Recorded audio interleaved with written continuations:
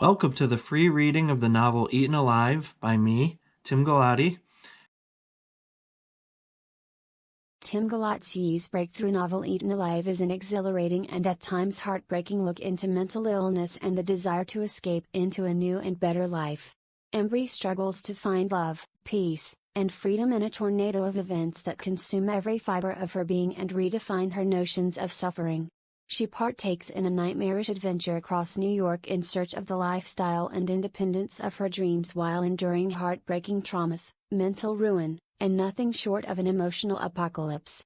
Embry worms her way through young adulthood one forced and uncertain step at a time, tasting heartbreak, suffering psychosis, drowned in mania, smothered by depression, trudging through homelessness, sickened with paranoia and delusions, craving life-threatening risks, stomaching bereavement, and crippled by the vast evil around her, finding friends and affection as well as foes and disgust along the way. Sunset gutted the slate clouds red, spilling, and the sun naturally fell for darkness, in the time when everything upstate was gowned in sepia and the northland effigy mushrooms eroded with the wind, when the crabapple leaned and brush wolves ran free, the first few stars would materialize in the east, which is something Embry never pondered until now, the upstate stars. The brush wolves would fight with fishers and run rabbits by scent, eating them alive, nature's vicious, unrelenting ebb and tide. The coyotes' pelts were thickening with the season, she thought, and their muzzles were many times over drowned in blood and viscera. Somehow, someway, she could see in the last arms of sunlight the semblance of a bridge to upstate and independence and the spirits of coyotes and coy dogs circling it, mute.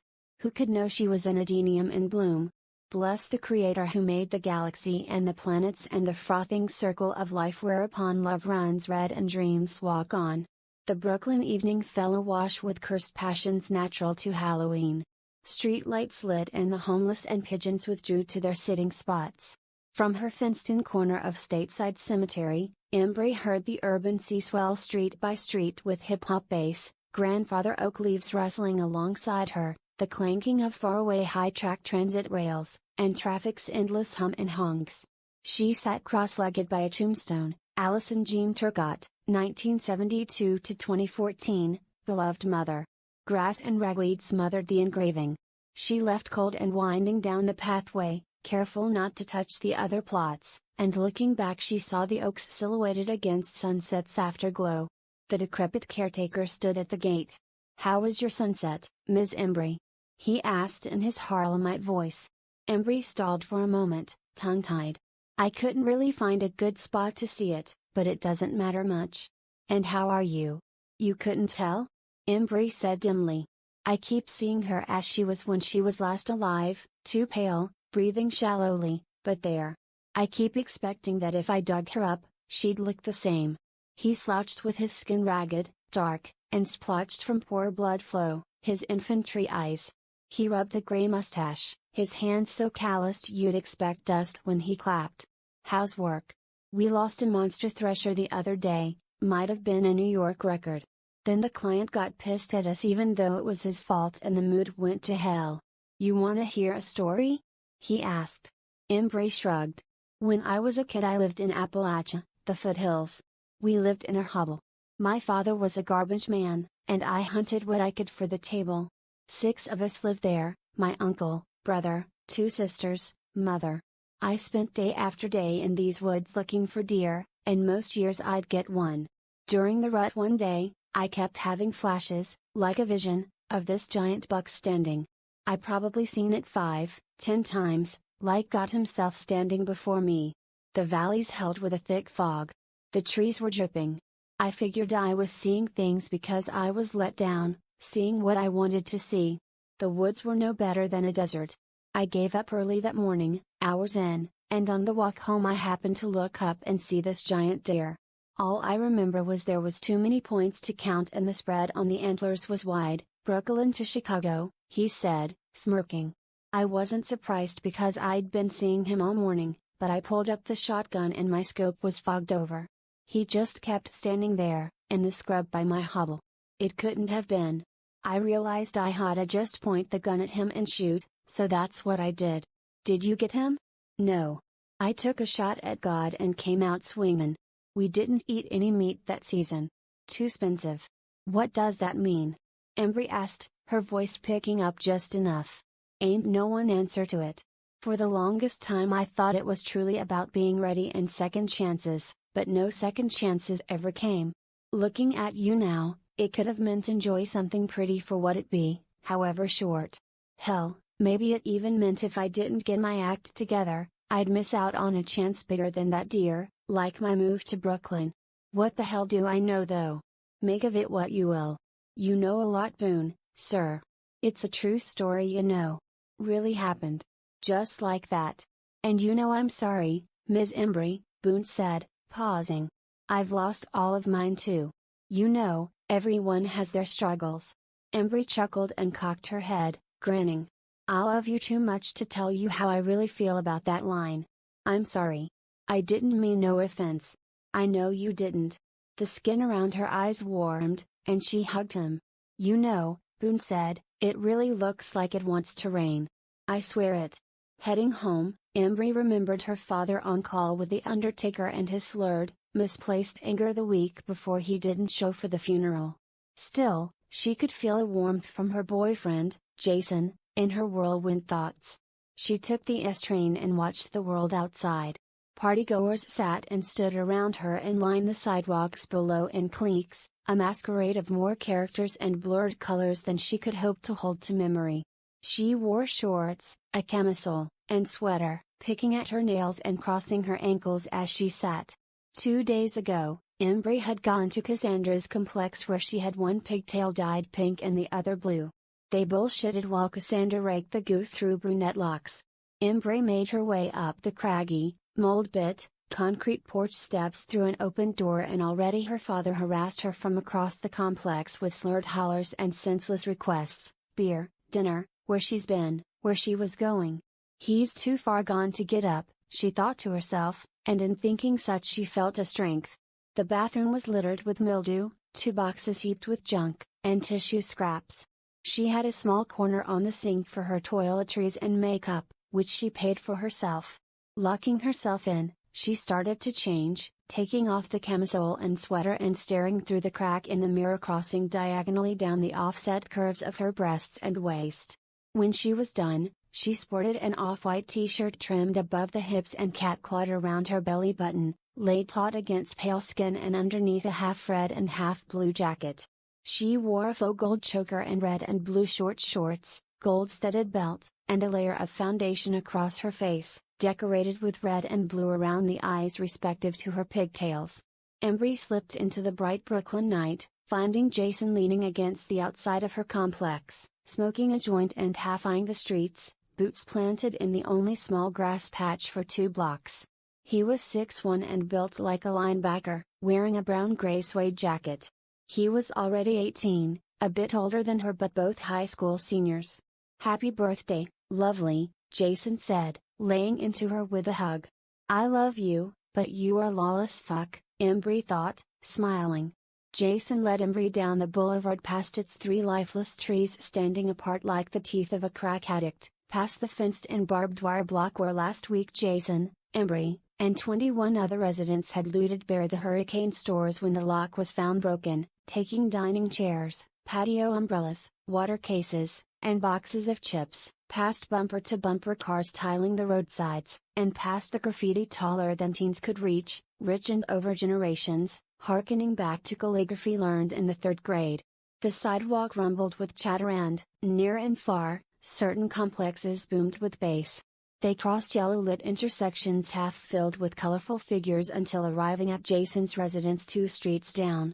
Inside the complex worked 6 others, 2 stringing silken cobwebs about a combined kitchen and living room, 1 pouring nerds and cut fruit and Kool-Aid and vodka into a bin, 1 stringing donuts from the ceiling, 1 lining whiskeys and tequila along the countertop, and 1 stashing ice and dozens of beer bottles in the sink. The room was quiet like no man's land days before battle. Embry recognized 2, Haley and Ryan, Jason's roommates. How'd you guys get all the booze?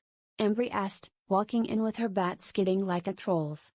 Nice to see you too, Embry, Ryan said. Two came from the side to introduce themselves to Embry. "Tim," he said, grinning. "I'm Nick," said the other, holding out his hand. They shook. "Hey," Jason said, gesturing at Embry. "We better eat some cake before the party blows up. Free bar's going to attract flies." "What do you mean?" "I invited some people on Facebook. 25 confirmed so far. But God knows who they're going to bring. You never know what to expect with these kinds of things." Days ago, Ryan and Jason had walked the sidewalks for what Ryan called street wood. They found a chipped slab of plywood, roughly 4 by 6, in a curb heap of rotten sofa cushions, a fat television, and boxes of soiled newspapers. They carried the wood by pinching it under their armpits down 3 streets and hardly got one sly look. They cleaned it with dish soap and set it up into a beer pong table opposite the kitchen sink by piling the stolen chip boxes and chairs slantways underneath it. The kitchen and living area consisted of a faux cobweb and Halloween light-covered staircase alongside the beer pong table, opposite the sink, which was just a small nook for such an open room. The large bin of jungle juice rested on the counter beside bouquets of liquor bottles. A sofa and miniature round dining table sat toward the front of the room, by the large paned window lined along its shelf with more whiskey and gin. The front door stood beside the window, in front of the staircase. Downstairs, 2 bedrooms and a bathroom connected to the main room, with 1 door by the staircase and 2 in back. Within the hour, the party blossomed. All but the Halloween strings of lights had been turned off. Pop music boomed. Costumed teens and young adults entered and exited freely through a front door always open, with at least 20 people packed in the main room at any one moment. Cliques stood shoulder to shoulder and their conversations deafened Embry, who played beer pong with Jason as others crowded in to watch. Tim was already 3 jungle juice deep by the time the party really started to catch. He never was much of a drinker. He sat, squinting and writing on paper towels along the one small open space of countertop. "Tim, what are you doing?" asked Ryan. "I'm writing a story about the party. I'm the only one who'll remember everything. I'm a genius." Ryan danced like jumping aborigines to the music, thrashing a trash bag after yet another vodka bottle fell and smashed. "It's not a story. There's like 10 words per page. And at least use a notepad. Come with me." Hours in, most of the floorboards were sticky. Spider-Man, Wonder Woman, and Nick had all signed Tim's book, exclaiming in their drunkenness that he was a famous writer. Tim was 5 jungle juices, 3 whiskeys, and 5 beers deep, on the edge of puking and unable to walk straight, so he just sat and continued to write about the party's absurdity, Wonder Woman nagging about chew, Nick spitting from the chew he packed, and then them falling together for a long kiss. The endless alcohol dwindled one kitchen goer at a time, and a karaoke dance circle fashioned in front of the sofa. Temporary couples formed, played bong, split, drank, reformed, talked, and danced by the hour. A cloud of ash and hash seeped from the back bedroom, and Embry, Jason, and Tim stumbled through one after the other, finding 12 smokers perched on every corner of furniture, from fold-up bed to heater vent to nightstand, passing 2 joints like clockwork. From the walls Embry could hear the subtle trill of clicky. Embry found the downstairs bathroom locked, so over 2 long minutes she chased upstairs for the other, staggering. In a blur, she saw a mostly open room upstairs with someone sleeping across one couch, a couple making out on another, and a projector casting a movie onto the wall where one man struggled to gouge another's eye out. She stumbled to the 3rd floor, where a hand reached from a bedroom doorway and whisked her away. Nick was talking about his favorite writers to Tim when he decided to wander, with Tim doing his best to follow in record. He was visiting every door downstairs and upstairs, swinging some open fast. "You're going to find something awful," Tim said. "What are you doing?" "That's the point," Nick said, and Tim kept just far enough behind. The oak stairs doubled back toward the 3rd floor, where they found a tight hallway and 2 bedrooms, one opened and one closed. Nick put his ear up to the closed door and motioned Tim over. "The fuck is going on in there?"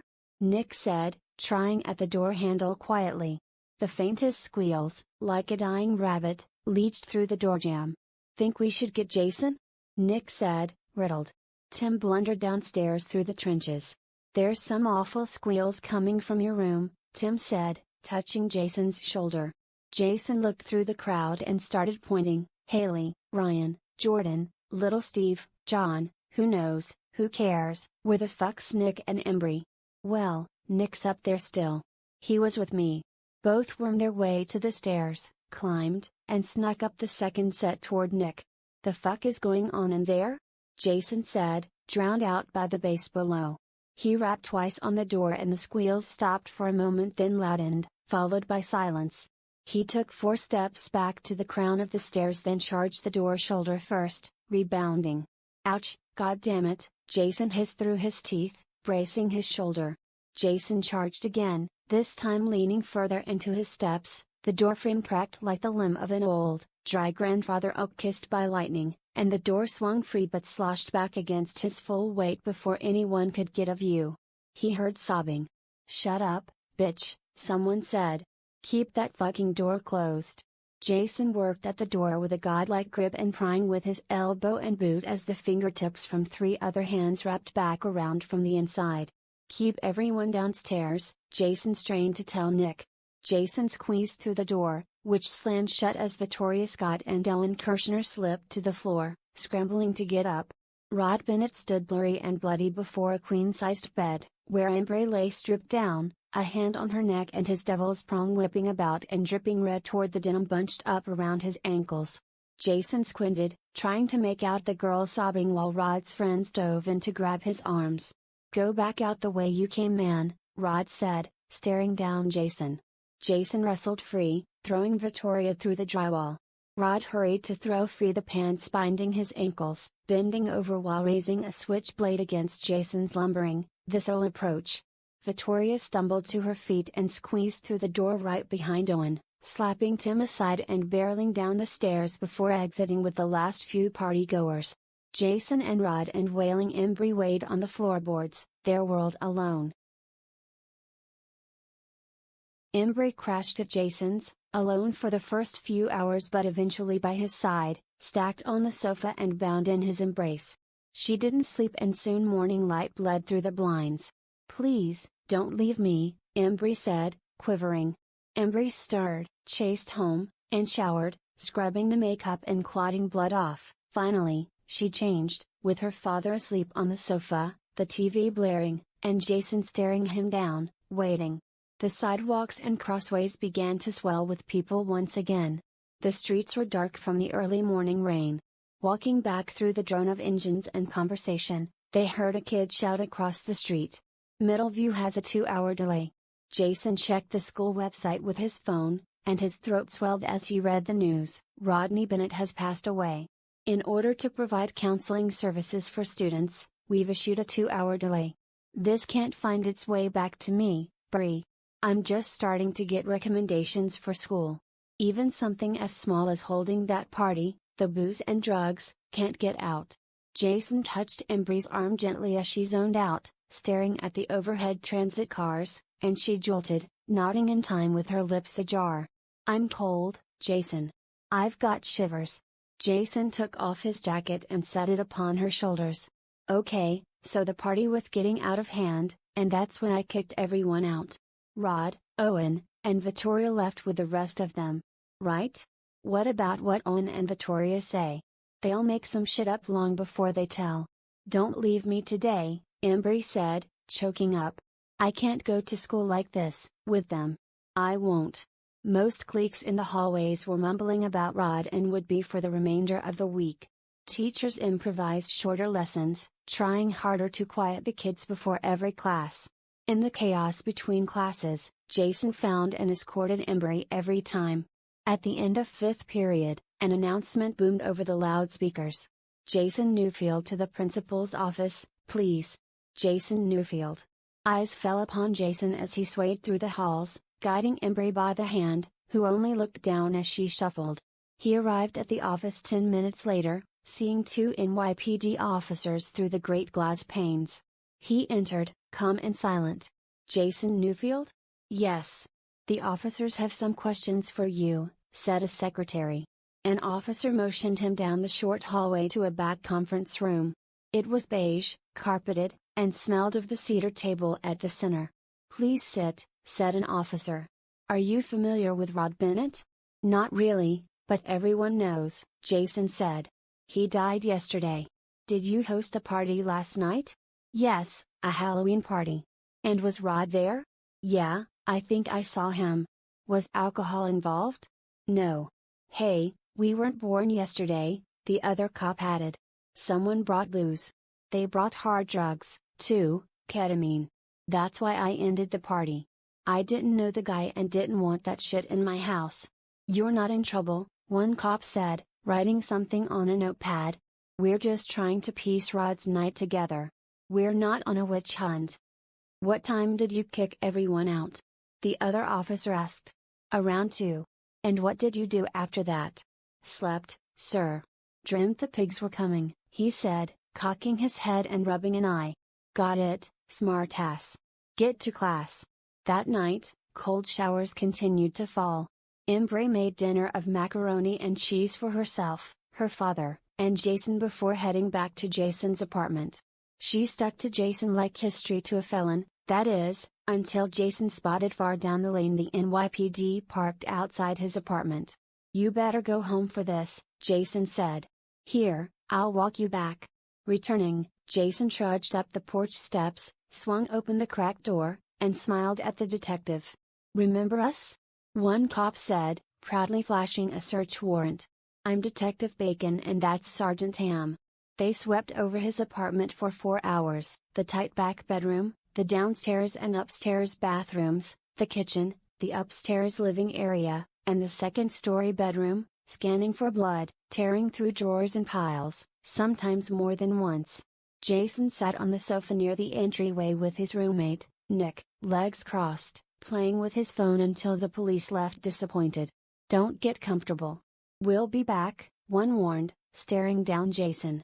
The night laid calmly into the streets.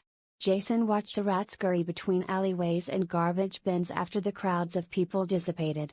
He met Embry at her apartment. She was eating macaroni and cheese again from a folded cardboard Chinese bowl, tucked into her shell and watching TV. You want to take a walk? Jason asked. Embry stared, rose, and nodded, taking Jason's hand and bringing what was left of the macaroni. The air was quiet and damp. They walked several blocks and found a homeless man wearing several ratty black coats on at once, grease-stained jeans, shoes with holes, and a dirty scowl. He stood on the corner of Grand Boulevard and Colley Street. She handed him what was left of the macaroni as he stared deathlessly back. Over and over again, the homeless man scooped some into his mouth, then some onto the sidewalk, even after Jason and Embry moved on. A week before Halloween, Embry worked under the table for Paul's charter boat. The sea churned, twisting, parting, and mending in great cerulean heaps and lashing itself ashore. Its whitecaps seemed to them a premonition of more than the forecasted clouds. Embry and Paul were accustomed to the sleeves of cool, salty mist drifting about, and they stood on the concrete landing, their shoes dampened from the rough sea kissing the edge and sloshing over. Paul's face had long been pitted and knotted from squinting, and he took one last drag from his cigarette before flicking it into the sea. He was 51. His down-east cruiser seesawed and creaked in the surf, stretching and slackening the mooring ropes. Piped and fishing poles towered from the cabin, unyielding. Maybe we shouldn't go out in these waves, Embry said. No way. It's already paid for. They're going to get sick. That's on them for picking today. We're going. It's the last trip of the season, goddammit. A minivan pulled into the lot nearest the opposite end of the landing and out tripped 3 kids and eventually their parents, long-legged metropolitan folk dressed too nicely for the occasion. Paul had run into the father, Dave, twice before in the last year at the marina, where he was gazing over the boats to satisfy his curiosity about casual inshore seafaring. The kids swarmed, weaving circles around one another, squawking and cheering. The parents chased for their hands and walked them down the dock, bent on tiptoeing over surging caps. Dave, Joan, how are you? Paul asked. We're great, but the waves are so high, said Joan. How do you think the fishing will be? It'll be a rough trip, no doubt. But the fishing should be fine as ever. Last week we slaughtered the gator blues. But it can be hit or miss. If we get into them, we'll fill the boat. Paul lit another cigarette and talked with it hanging from his teeth. "One thing you have to watch out for is the kids can't touch the fish. Embry will take care of all the touching," Paul said, stepping onto the rocking boat and lending a hand to Joan, the kids, and Dave, drawing them through a gateway along the left stern. "Bluefish will take their fingers off." Dave nodded. The kids stirred impatiently, fidgeting as Embry strapped them in miniature life vests and afterward tugging any straps they could reach. Embry pictured a man in accounting and a stay-at-home wife, two nautically naive folk. Paul slinked into the cabin, started the engine, and pushed hard and fast into the whitecaps, which smacked the hull again and again for each time the boat dipped and rose. The kids swayed and stumbled, holding their parents' hands. Soon, they were miles out, where gales replaced the steady wind and the whitecaps remained. Embry unholstered rod after rod, and reaching into a bin she untangled tin hook umbrella rigs that were dressed with gaudy colored tubing, and she clipped the rigs to a swivel at the end of each line and logged the rigs out and secured the poles in holes along the stern as Paul brought the boat to a steady crawl for trolling. The kids quieted and one grew expressionless and lost in the ice, finally puking rice-a-roni onto the stern and his dress shoes. Dave held the child by the shoulders. Embry dragged a hose from the starboard wall and used the flow to rake the puke to the stern, and she motioned the family back toward the cabin before opening the door and driving the pale slime overboard. 3 rods stood from the stern and began to buckle over, each following the next, as Paul coursed the first gentle U-turn. "Contact," Embry said loud enough for all to hear. "Who's first?" Joan crowded to the back with a kid in hand, and Embry nestled the stout, boat baitcaster into the kid's arms, which were girdled by his crouching mother's hands. The kid's smile stiffened and he struggled to crank the reel and pump. "It's so heavy," said the kid. "Here, do it like this," Embry said, coaching and taking the second bent rod, leaning back with it, and then whipping it forward while reeling in the slack. She handed the rod off to Dave and the sick child. Once the first rig neared the stern and the kid and mother were sweating at the brow in the midday air, Embry grabbed a gaff and stuck one of the bluefish in the gill plate, wrenching it over the stern as it thrashed along with 2 smaller bluefish snared on the same rig. The kid fell to his knees, reaching for the bluefish. "No," yelled Embry and Joan, stealing the kid's attention long enough for Embry to lift the umbrella rig. She heaved the wriggling tangle to a cooler alongside the cabin, carefully pried the hooks from their rows of scissor teeth, focusing, and dropped the fish one by one into the ice where they twitched, opening and shutting their jaws as if they were gasping. Time and again the rods buckled over. The family caught enough over an hour to fill 3 large coolers, an exhausting effort and too many Bajones and the kids figuring. Embry returned the rods to the pipes along the cabin roof and locked a custom cutting board into the rod holders along the stern and laid upon it a bluefish from the cooler, unsheathing a knife from her belt and cutting it behind the gill plate and along the back, peeling and slicing the meat from the ribcage in 3 quick strokes, parting it from the skin, flipping the fish and repeating, and finally lumping the fillets in a large transparent bag. She took pride in filleting bluefish, striped bass, and fluke faster and neater than anyone else in the marina. Reaching for another fish, Embry felt her mind fold into a hollow. The front of her brain seemed to itch and her thoughts fogged over. She stalled and massaged her forehead, confused and wobbling still in the surf. Paul steered towards shore for the trip back. "Paul, I can't do it. I'm lost," Embry said, feeling the anxiety welling up in her chest. "Again?" "Yes, sorry." "Take the wheel then," Paul groaned, throwing his hands in the air. They swapped spots and Embry laid into the throttle, hurtling over the waves. Paul cut the bluefish slower than Embry but with the same precision and neatness. A kid shrieked and started crying, followed by a shriek from Joan. "Oh God damn it," Paul said. "Radio EMS." The middle kid stood by the cooler with a laceration stretching across his palm, traveling to the bone, and gushing with blood that ran down his forearm in little rivers. Paul entered the cabin and cracked open an old first aid kit and tossed aside the contents until he ran across the gauze, which he used to mummify the sobbing kid's hand. When they reached shore, Paul had finished bagging their fillets, but Joan wouldn't accept them, holding the kid, flustered and staring back. An ambulance was waiting by the dock, and EMS workers whisked the kid onto a stretcher and into the back and let Joan take the passenger seat. Dave followed in the car with the two other pale-faced children. "That was a fucking disaster," Paul said. "I know it. You know the gig, 3 months until season heats back up. Use the time to straighten yourself out." Embry stumbled through 8 more school days. She took no notes and sat in class with an undying gaze, stoned by the world's cruelty. She lost 7 pounds and walked out on a test. Every night she laid her backbone into Jason's embrace. In moments apart she thought of him and his promise. Over the 4-day weekend, they'd travel upstate to his friend's cabin. Thursday dragged on until noon, when Jason was called to the office. He left class, crept down to the first floor, and snuck through the side entrance. He walked toward his apartment with his head down, wrapped in a hoodie, hands in his pockets, and from a distance he could see the yellow tape in NYPD skirting the front. He walked to the Hudson, flipped rocks and skipped rocks, pumped crabs and almost considered skipping them too. He thought about how often God thought of him. That evening Jason worked his way to Embry's apartment, sneaking around the side and through the postern, ducking and turning his phone off.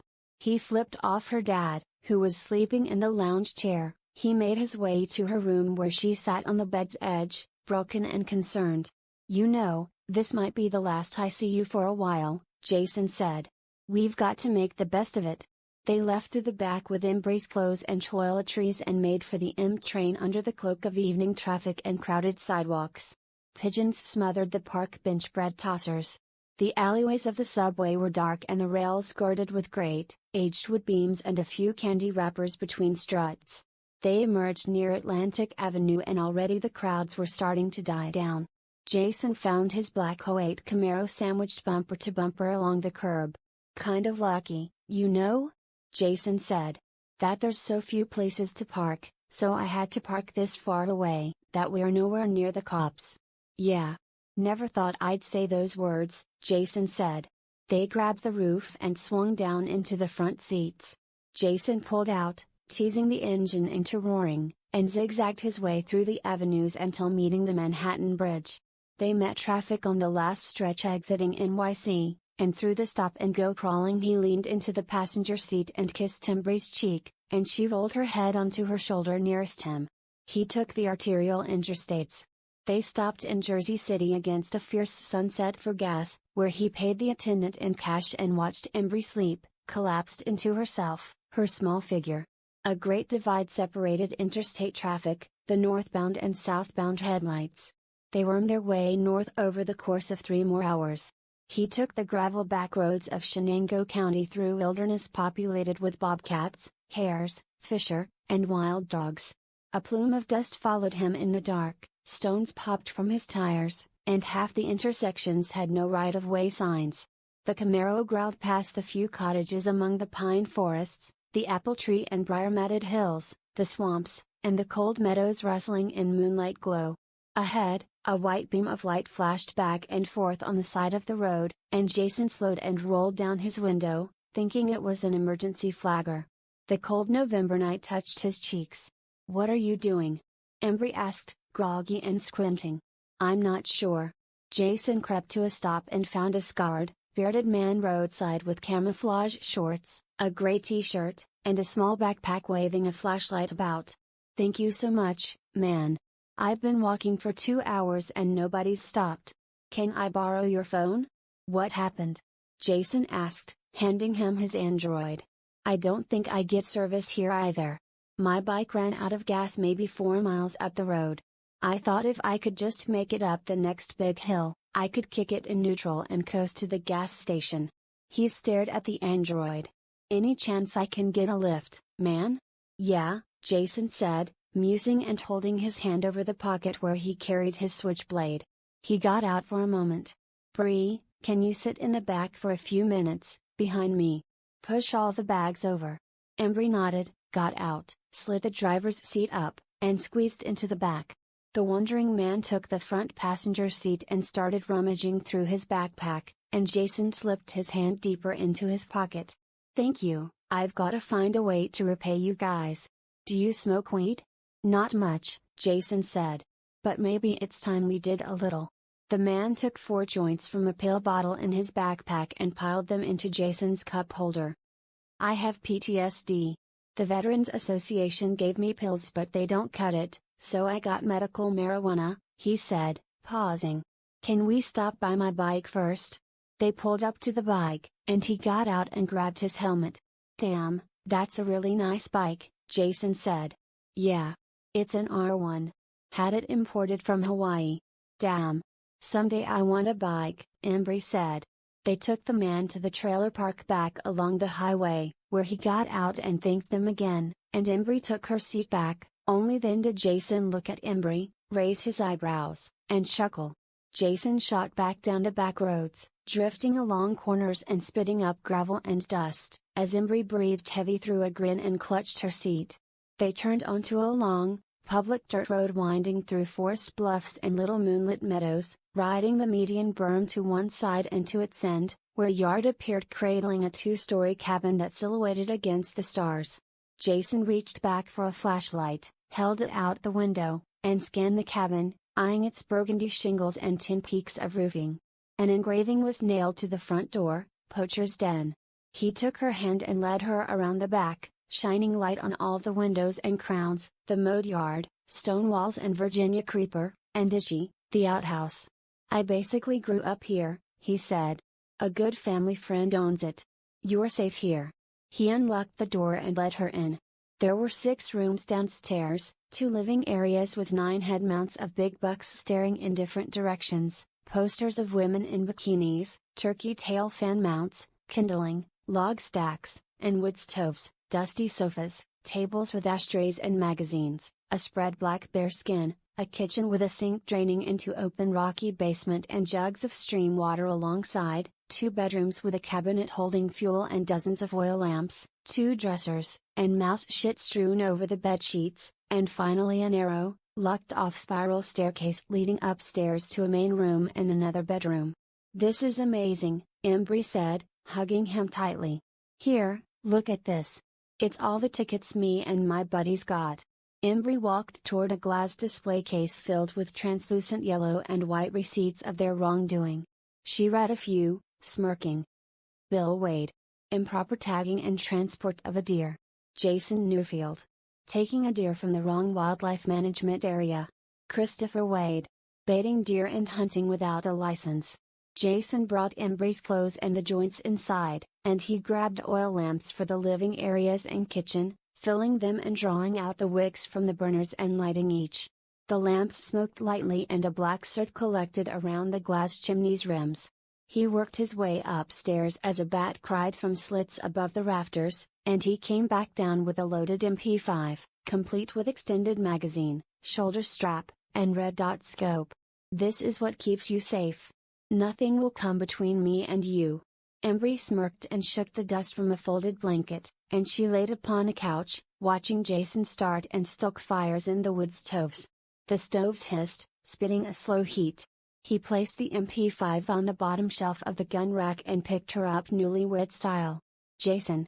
She squealed, laughing. Jason swung Embry over his shoulder and walked her to a bedroom.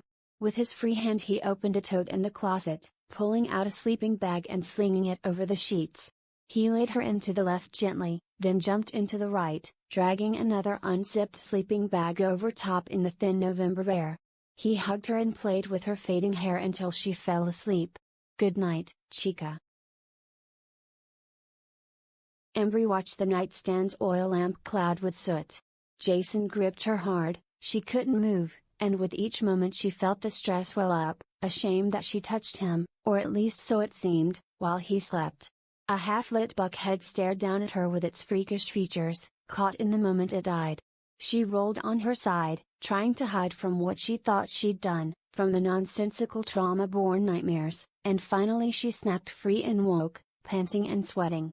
There was no deer mount in the room. 5 harsh raps came knocking from the door, but she couldn't turn her head to look. She had no control, they would find her and have their way. She woke again while rolling off the edge of the bed, flailing her arms and gasping before piling into the floorboards. Daylight gushed through the blinds, and gunfire in 3s and 4s wobbled the lamp chimney. Jason? She whispered. Embry rose, squinting and holding her forehead, stumbling, and she spied Jason shouldering his gun outside the living room window. She rushed out the side door. "Fucking thing was right there," Jason said, pointing at the porch. Looking through the kitchen window. A 300-pound black bear laid with a dozen oozing holes in its chest and 3 in its head. Jason leaned the gun against the picnic table. "We gotta get rid of this thing," Jason said. "But first, we ain't eating granola bars this morning. Time for a real breakfast." With all his strength, Jason pulled out a paw and rolled the beast onto its belly, and he broke out his switchblade, unzipping the skin along its spine and pulling it back to either side. "Backstraps," he said. "You know, the most tender cut." Over time Jason carved out 2 long loins of meat from either side of the bear's backbone, from its chest down to its pelvis. "I can't believe we got this thing," Jason said, smirking. "I mean, to be fair, Chris told me it's been milling around the cabin some days." He paused. "Hey, shouldn't you be doing the cutting?" Embry nodded and offered a smirk, still bothered by her layered nightmares as she sat on the picnic table bench. Loose hair fell on the loins, and Jason piled both cuts atop the picnic table after brushing the multicolored leaves off. "Can you help me drag this thing to the pit?" Jason asked. Embry took a paw and groaned, leaning her whole body into each pull, dragging the carcass with Jason half a foot at a time through the crispy oak and aspen leaf litter. The fire pit was a mound of ash circled by stone behind the cabin. "How many times have you done this?" Embry asked, panting. "Once, with a deer. It's a long story." Over an hour they built a roaring bonfire atop the bear carcass, heaps of newspaper, kindling, small logs, and finally a blanket of bigger logs from the log stacks on the porch. Jason rinsed off the back straps with jug water from inside and cut them into inch-thick medallions, and using a pan and fork from the cabinet he seared them right over bluish coals of the bonfire. Embry watched throughout. "You gotta cook those more," Embry said. "We'll get trichinosis." "Honestly and from the bottom of my heart, I don't give a fuck, but okay. Wanna do something different today?" Jason said, looking over his shoulder. "Something fun?" Embry nodded gently and her face reddened. "What's wrong, Bree? Come sit next to me. You have to let me go, Jason. I'm going to die. Life will get better, Bree. Somehow, it will, I know it, and I can feel it." Embry plopped herself Indian style along the bonfire's edge, leaning her face into his shoulder and beginning to cry. They ate hot bear steaks at the picnic table with paper plates, plastic forks, and plastic knives. When they went to throw away their garbage, they found the suicide mice that had jumped into the trash can but couldn't escape. Jason got heartburn but powered through it, smacking his chest. In time, Jason grabbed clothes from a dresser and Embry's from her suitcase. They passed the rundown barn, winding down along a stone wall and all the yellowing and rusty fall trees barely clinging to their vibrancy, heading deep into the yawning valley behind the cabin. Chanterelles and black trumpets peppered the soggy trail, and the woods changed to a tapestry of oak, hickory, and old pines. At the trail's end, they approached a waterfall where the stream plunged over an 8-foot shale cliff. Wisps of cold, damp air reached out to touch them, and moss, stone, and saplings met the water's edge. "I just wanted to clean up for later. You can join if you want, but don't feel like you have to." Jason stripped down to his boxers and smiled at Embry, who backed into a mossy stump and sat. He had a 4-pack and a little more chest hair on one side than the other. He rinsed and scrubbed his head, chest, and armpits in the shotgun flow of the falls, twisting and squinting as he went. "Oh my God, that's cold," Jason said, gasping.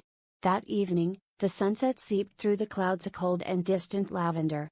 Jason had stoked the bonfire again and again that afternoon with dry logs, smelling the rot of bear guts, until all that laid was ash-encrusted bone.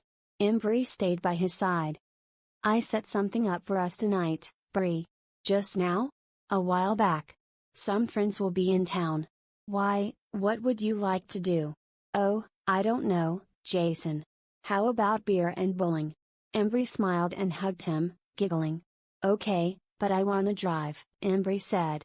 "Anything, babe," Jason said, smirking. They swung low into the belly of the Camaro in the early starlight and faint glow of the coals. Embry started and revved the purring engine playfully, turning on the high beams and rolling down the windows. She peeled out onto the dirt road leading in, tearing ruts into the lawn, and whisked up and down the hills, threading herself between trees, roadside cliffs, and an ungraded median at 50. "We gotta visit their house first, Bree. I have a surprise for you. Left here." She drifted from one road to another, through the packed stone, Hickshenango intersections with no traffic signs, until she met the highway. "Watch out," Jason joked. "NYC driver on your ass." "I'm dying to pass him," Embry said, and she laughed in a frenzied way that Jason had never seen from anyone before. He smiled and shrugged. They were stuck behind a small train of cars on a stretch of narrow highway. The second car of 5 swerved over the double yellow lines, swerving back before pulling out completely and gradually passing the first. "Oh my god, they didn't," Embry said, huffing. "Now I gotta." Embry floored it, burning out at 50 and passing all 5 cars through a no-pass zone and over a blind hill, including the car that illegally passed the first, and she was laughing hysterically and felt her forearms hot and radiating, beating on the steering wheel with her palms. The parade's front driver wailed on the horn as they sped past on the calico, half-lit highway, but she was laughing, still laughing, until she tilted her head back and breathed off the spell. "Holy shit, Bree," Jason said, gasping and smooshed into the leather and breathing deep. They burned back onto the gravel side roads, dark corridors of pine limb archways, with a dust plume following, and they rode until they met a wooded switchback leading to a lit farmhouse on the hill. "I swear, babe, I must have ADHD," Embry said, parking. "I can't focus when I need to and keep having times where I get really hyper. I can't stand it. I can't go to class. I can't work. I'm a wreck. We'll get it figured out when we go back. I promise. Just relax while we're out here. This is our weekend. An old best friend lives here." Jason knocked at the flaking paint of the front door, and he was met through the cracked door with a stare. "Jason? One and only. Come in, brother."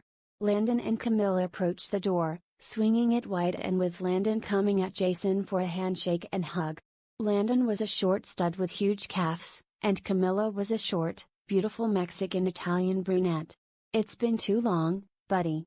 This is my girl, Embry. What have you been up to? What's good in the city?" "Bartending, bro, under the table at a godforsaken stripper joint. It pays damn good down there, too." "So, bowling guys?" "Yeah," Camilla said, turning away. "Let's talk when we get down there. It's fucking cold out here." They took 2 cars to the Binghamton bowling alley, Alley Cats, and pulled into the lit lot by the back entrance and inside purchased 2 games and 2 pitchers of beer for table 3, and all besides Embry changed out their shoes. Embry sat on Jason's lap while Landon and Camilla smiled back from across the table. "So, how's Brooklyn holding up?" Jason asked. "Good as ever, man," Landon said. "Just drove her the other day." "What's Brooklyn?" Embry asked. "You'll see," Jason said. "She's your birthday gift." They took turns bowling spares as they talked and poured glasses for one another. "So, Camilla, what do you do?" Jason asked. "I'm finishing up school and actually working right now as an RN in training." "Wait," Embry said. "If I can't focus and get hyper, doesn't that mean I have ADHD? Were you like this your whole life?" Camilla asked. No. Then it's probably something else." "Cam, tell them about the other day," Landon said, winding up for a strike. "Oh, so, long story short, there was a doctor harassing the nurses, like, sexually, and all these people were coming forward, and I was just standing there like, I wanna be sexually harassed. Like, what's wrong with me?" Embry immediately popped up and booked for the bathroom. "What's wrong with Embry?" Camilla asked. "She's been having a rough time lately," Jason said, getting up to follow her. "Life's traumas. Shit, that might be part of why she can't focus," Camilla said. "I mean, if she has PTSD. Yeah, let's drop it please." Embry came back red-faced, holding her head down and holding Jason's hand. Camilla loosened up, embarrassed. "I'm so sorry, Embry," she said. "Take my turn, please. I'm alright. I don't even have the right shoes on." "You'll be okay," Jason said. Just don't walk on the waxed part of the lane. She stood and threw the fastest gutter ball any one of them had ever seen. Jason raised his eyebrows. Forearms, Embry said, flexing one. Years of reeling and filleting on the charter. Just before 2 in the morning, the alley was threatening to close, the pitchers were empty, and crowds around each table were trickling away. They exchanged their shoes at the front desk and around the corner found a claw machine packed with stuffed animals. "Oh, I'm really good at these," Landon said, breaking out his wallet. "You've got to look for a loose one." Everyone chuckled and hollered as Landon pulled a teddy lion up from the others, but it slipped from the claw and fell back to its compatriot prison. Several dollars later, he was no closer, and they moved on, finding another claw machine near the exit, this one full of rubber softballs. "Remind you of something, Landon?" Camilla said, smirking. "What? No way your balls are that big, are they?" Jason asked. "Just about," Camilla said, raising her penciled eyebrows as Landon laughed. "Like a cashew and 2 baseballs." "No fucking way. I mean, I have," Jason said, interrupting himself and stopping for the sake of Embry, pausing.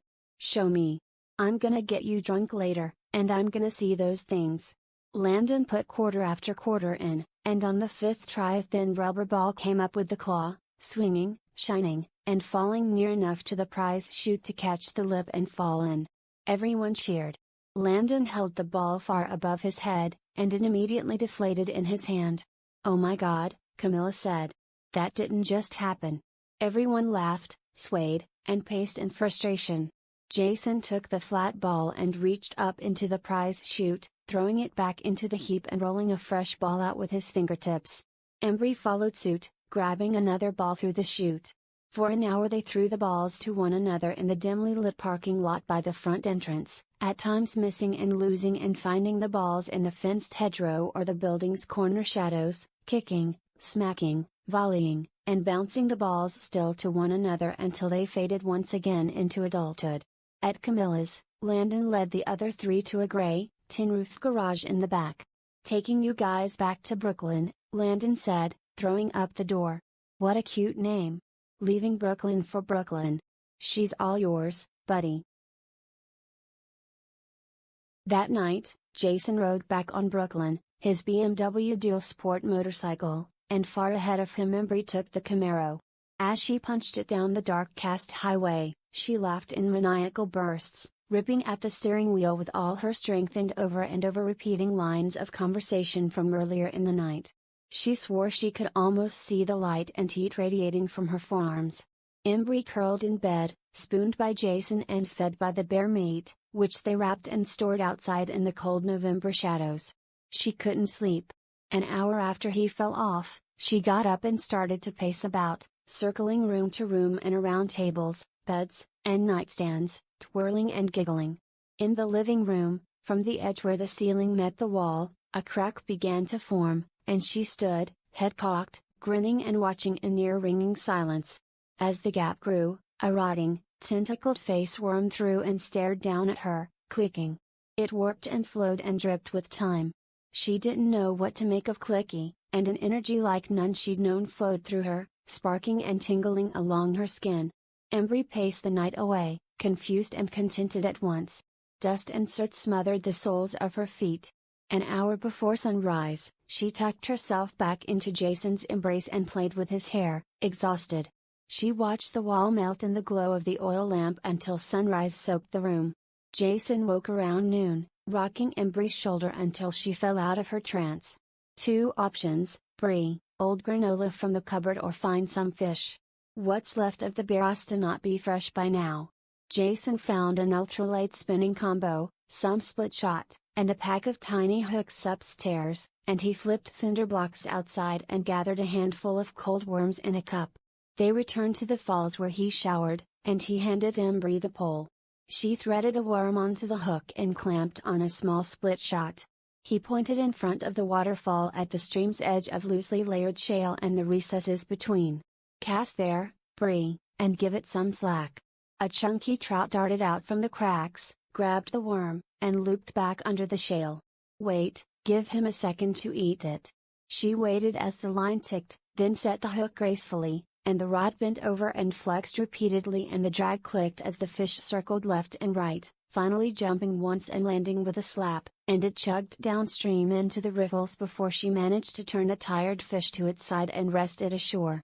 "Oh my god, it's a nice one," Embry laughed. They burned time with a few more casts, and then they walked back with their massive small stream brown trout, a 20-inch beauty, and gutted it, coated it with cooking spray, and wrapped it in tin foil from the cabinet before letting it simmer atop the flat of the Roaring Woods stove.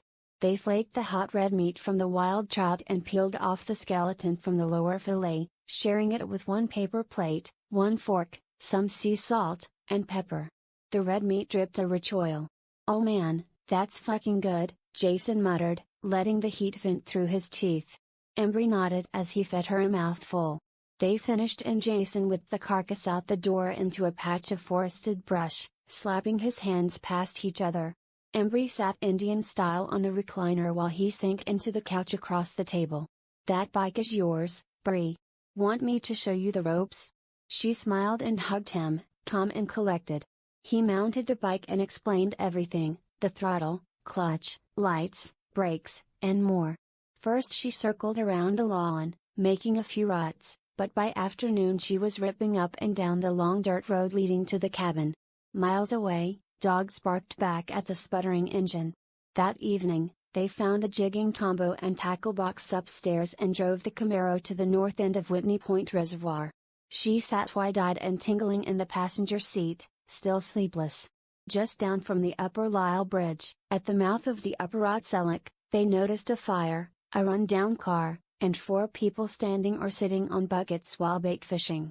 "Good news, we made it through WP, the Northeast's tourist trap and trooper hive," Jason said. "Bad news, I think I know these guys. You wanna meet some fucking losers? 2 of them live in that car and have fished most every night for one keeper walleye for 20 years. I used to get hundreds of walleye a year, back when I lived around here, that is.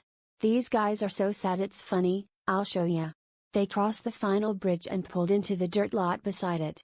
The cold wind blew briskly to the north. The sunset was a treasure of cold hues and thick cumulus mountains all reflecting over the waving water.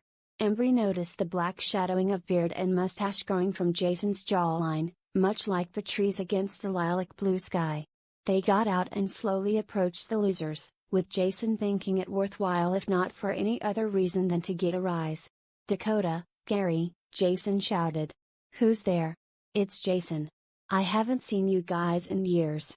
In the firelight, Jason saw an obese man and woman both in tattered flannel and loose jeans, a younger hunchbacked man standing with his rod and fighting a big fish the most backward, odd way, and beside him the ugliest lady Jason had ever seen, a true sight to see, who was looming over the hunchback man with her scrunched face and witch's nose. "Holy shit, Jason. Well, this is Eugene and his girlfriend, Candy." Eugene was reeling relentlessly instead of pumping his rod, making no ground and swearing incessantly. Candy stood next to him, hollering. The fish moved into a snag and only Jason and Embry could see they were shouting and swearing over a lost cause. "What are you catching?" "Bullhead," Gary said hoarsely. "But we're trying for walleye. Look what Dakota got here last week." He fumbled with his flip phone then held it out. "A sturgeon, you got that here on a dead piece of worm?" Jason said, shocked. "Wow," Embry added. "Yeah, it was this long," Gary said, holding out his arms. "We had no idea what it was, so we called the deck, and a guy came down and ID'd it, told us it's illegal to take and handled them out of the water." "Well, we're gonna try up the way," Jason said. "Nice seeing you guys." Embry and Jason followed a trail along the inflowing river to a bend 200 yards up the way, crossing marsh, thick willows, and down trees. He gave her the only pole they brought, a stout walleye rod, and to its line he tied an electric chicken hair jig. She cast it over and over, jigging the lure back to her, and every few casts she felt a tap. "They're stacked here," Embry said. "I can feel them." "Good, then catch one, Bree." Embry pulled out a limit of walleye plus some shorts in the dark night with no lights, knots were tied by feel, hooks removed by starlight, and casts made through muscle memory. They could see the fire on the flat in the distance and the arms of light reaching underside the bridge, and they were about to chase back to the car when they heard a deafening explosion. They both jumped and they could hear Gary down the way, laughing. "The fuck was that?" Embry whispered. "That was the loudest fucking thing I've heard in my life." Jason crouched and guided Embry behind him with his hand, not certain of what happened yet not trusting the losers one iota, especially after some beers. He could hear Gary's and Dakota's voices getting closer until they were just on the other side of the willows, following the river around in a loop. Jason and Embry snuck back to the Camaro with their 3-keeper walleye in pull and tackle while Gary and Dakota were looking for them, burning out as they left. At the cabin, Embry filleted the walleye a minute apiece, despite not having filleted freshwater fish in years. "Just like a little striper," Embry said. They ate crisped walleye like royalty under the dying moonlight glinting on webs in the windows. "What do you think that noise was back there?" Embry asked. "Maybe Gary shot a gun, like one hell of a pistol? At someone? Hell if I know. Was Eugene retarded? I don't know. Something was seriously wrong with him." They sat side by side on the couch, Embry's head resting on Jason's shoulder, awake as ever. Fires hissed from the 2 wood stoves, and a light, cold draft wandered from the closed door beside them. "How about a game?" Embry winked. "Like what? Truth or dare? All right, you're on." Jason chuckled. "I dare you to take a fucking shower already. In the dark? Yes, I'll protect you if you want. And I won't look. Oh boy, okay." Jason led Embry down the winding path, gun in one hand and flashlight in the other, as snow flurries fell past the last of the rattling canopies. They both wore hoodies and she carried a small heap of clothes and a towel. At the stream, Jason turned around and crossed his arms after giving her the flashlight. Embry stripped down and tiptoed into the frigid falls. "Ah!" she screeched, laughing. Embry propped the flashlight on the shale and scrubbed her hair and body for a minute and a half, her lucidity and reservations diving into non-existence as her thoughts became like lone cards during a dovetail shuffle, before running back toward Jason and jumping naked onto his back, wrapping and locking her arms and legs around his body. "You're so warm," Embry said. "Come on, Bree. Now I'm all wet. Shouldn't have dared me then." Embry's body numbed fast. She dried off and clothed herself, and they headed back, shivering. Wind howled through the valley as they left. Jason found a blanket in the closet and laid it across the floor beside the wood stove. They sat side by side and wrapped the edges up over themselves. He played with Embry's moist, tousled hair. "So," Embry said, "truth or dare?" "Truth." "What happened to Rod that night? You sure you want to know?" "Yes. I didn't kill him, Bree." She raised her eyebrows, still shaking despite the billowing heat. "Okay, fine then," Embry said, staring and smirking. "Dare, light the joints and kiss me." They laid and twisted, searching for places to grab, chained at the chest with Embry on top and breathing deep and slow. Jason reached to the low table and struggled to fetch a joint, smiling, and he pulled a black lighter from his pocket and sparked the joint alight. They took turns toking and kissed between each pass.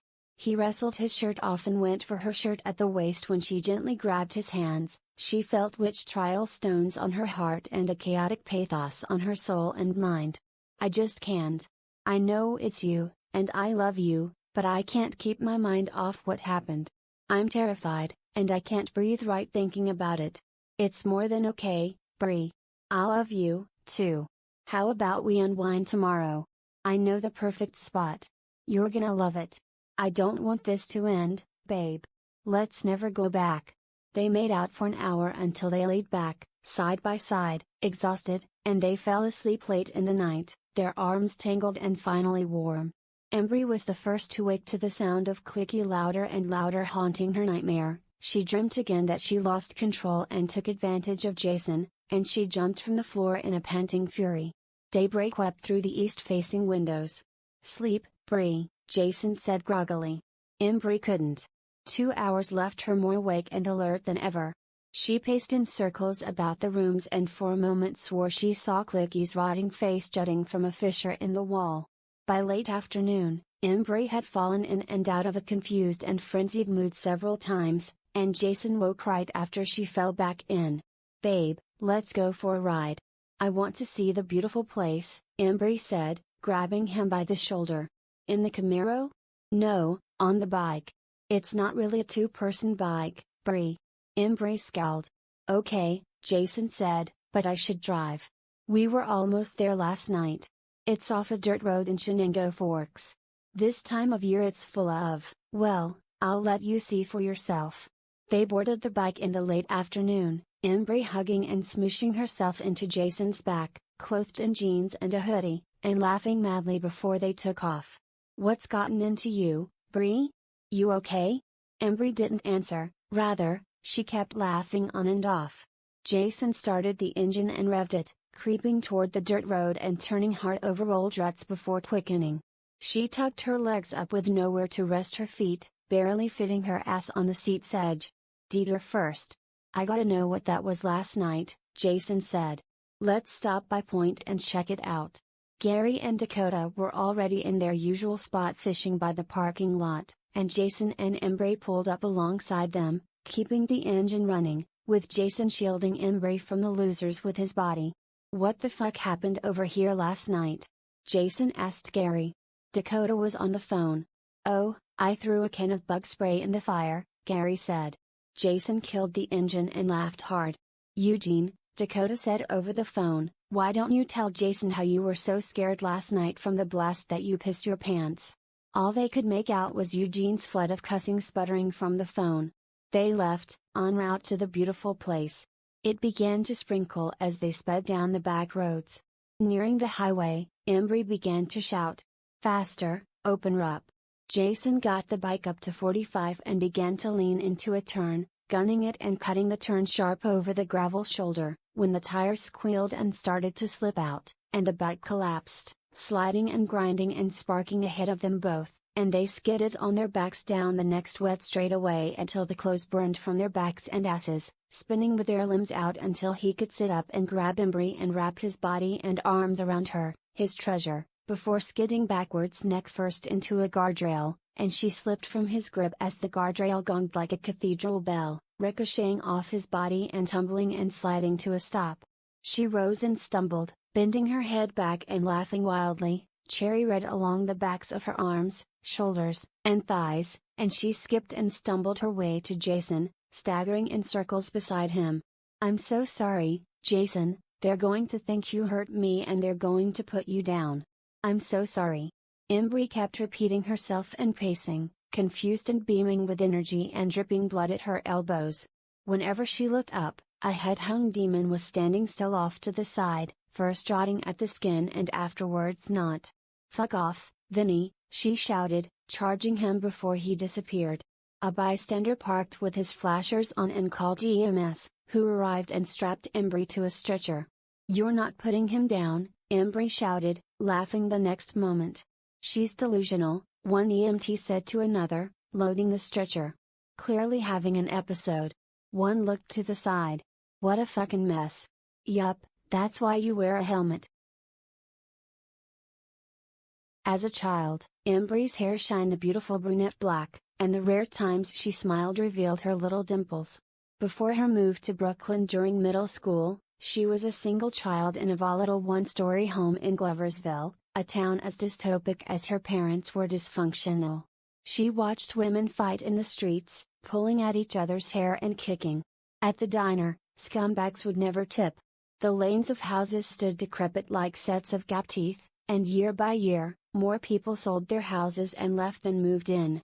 The town was a tick on a dying carcass, the town was rotting away. Embry's mother had been on dialysis for years. Some people are fortunate and others fall through the cracks. The dialysis boxes towered against the living room wall, straight to the ceiling, in neat stacks surrounding an old television stand and a recliner ripping at the seams. This was her favorite place to rest. The kitchen was a heartache of dirty pots, pans, and silverware strewn about the countertop, fruit flies hatching from the drainage pipe, schooling over loose sugar grains near the coffee, and together waltzing, maggots in the sink bin, all inching along where old scraps of food lay, and clutter everywhere, from overflowing garbage bins to boxes of knickknacks to unused fold-up chairs to a moldy fridge. One stormy day, Embry was age 10 and her parents rubbed against each other until they were hollering, both upstairs. She heard her father close a door so hard that the door frame cracked. They followed each other to the kitchen when Embry interjected. "Can you two, fuck off? I can't hear the TV." Embry's father walked over and slapped her across the face, inspiring her mother to scream back. "Don't you dare do that to her. If you talk to me like that again, there won't be a fucking TV." Embry squinted back and ran out the paint-chipped front door, gathering a flashlight and 5-gallon bucket from the sun porch as she went. The sky pissed on her in cold, uncomfortable sheets, blowing crossways, first smothering her hair and shoulders, then in minutes her whole body, weighing down her jeans and t-shirt. A middle-aged man limped in small steps along the curb, cane in hand and wearing a trash bag, sporting a determined scowl as if he had somewhere to go well beyond the maw of the farthest thunderhead. She worked her way past the man by scuffing down the street's median. Embry passed a mile or more beyond the neglected yards and rusty curb-parked pickup trucks, making her way to a park where one swing chain was broken and the tennis court edges and baseball field were wild and choked with purslane and bull thistle. A concession stand stood graffitied by the baseball pit. Soaked, she loosened up knowing she couldn't get any wetter, softening her stare. She got on her knees at the park's center, posing in curtains of rain, her bucket beside her, and she began to sift through the hay, dandelions, and broadleaf plantain. One by one, she plucked and bucketed the evening night crawlers peeking and creeping from their flooded holes, her arms fast and hovering like that of a praying mantis. They were everywhere. She took breaks from picking, leaning back with her eyes close to the great dark sheet of clouds, letting the cramps work out of her forearms. She inched forward, one knee at a time, dragging the tops of her toes through the little jungle as they reached out from her sandals. Embry had crawled 100 yards when she met the blacktop pathway looping through the edge of the park, and there on the path she found a migration of worms, too many to count. She dragged her bucket along, grating by the bottom, half full, and bending by its handle, and continued to fill her bucket, flashlight in hand, the great sheet of gray above reddening to the west and blackening, until the handle sunk painfully into her palms.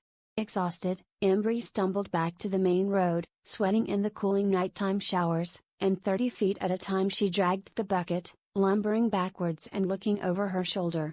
She nearly retched from the hours of wafting worm slime. By the time Embry arrived on Hober Street, her palms were bruised, she was dazed and drowned in loneliness and determined in her want for freedom. She dragged her bucket to the townhouse where Hank's family lived, continued into his backyard, and rang the doorbell of what struck her as a garage. Light suddenly escaped from the door jamb. "Come in," Hank shouted. Inside, the walls were plastered with racks of bagged jigs and jig heads, stick baits, floats, hooks, crankbaits, fading photos of catches, fish mounts, multicolored bucktails, leaders, and so much more that she was working to recognize. A wood stove, a computer, and a recliner with a blanket laid beyond the jutting glass countertop, which displayed antique reels by the register. "What's happening, little girl?"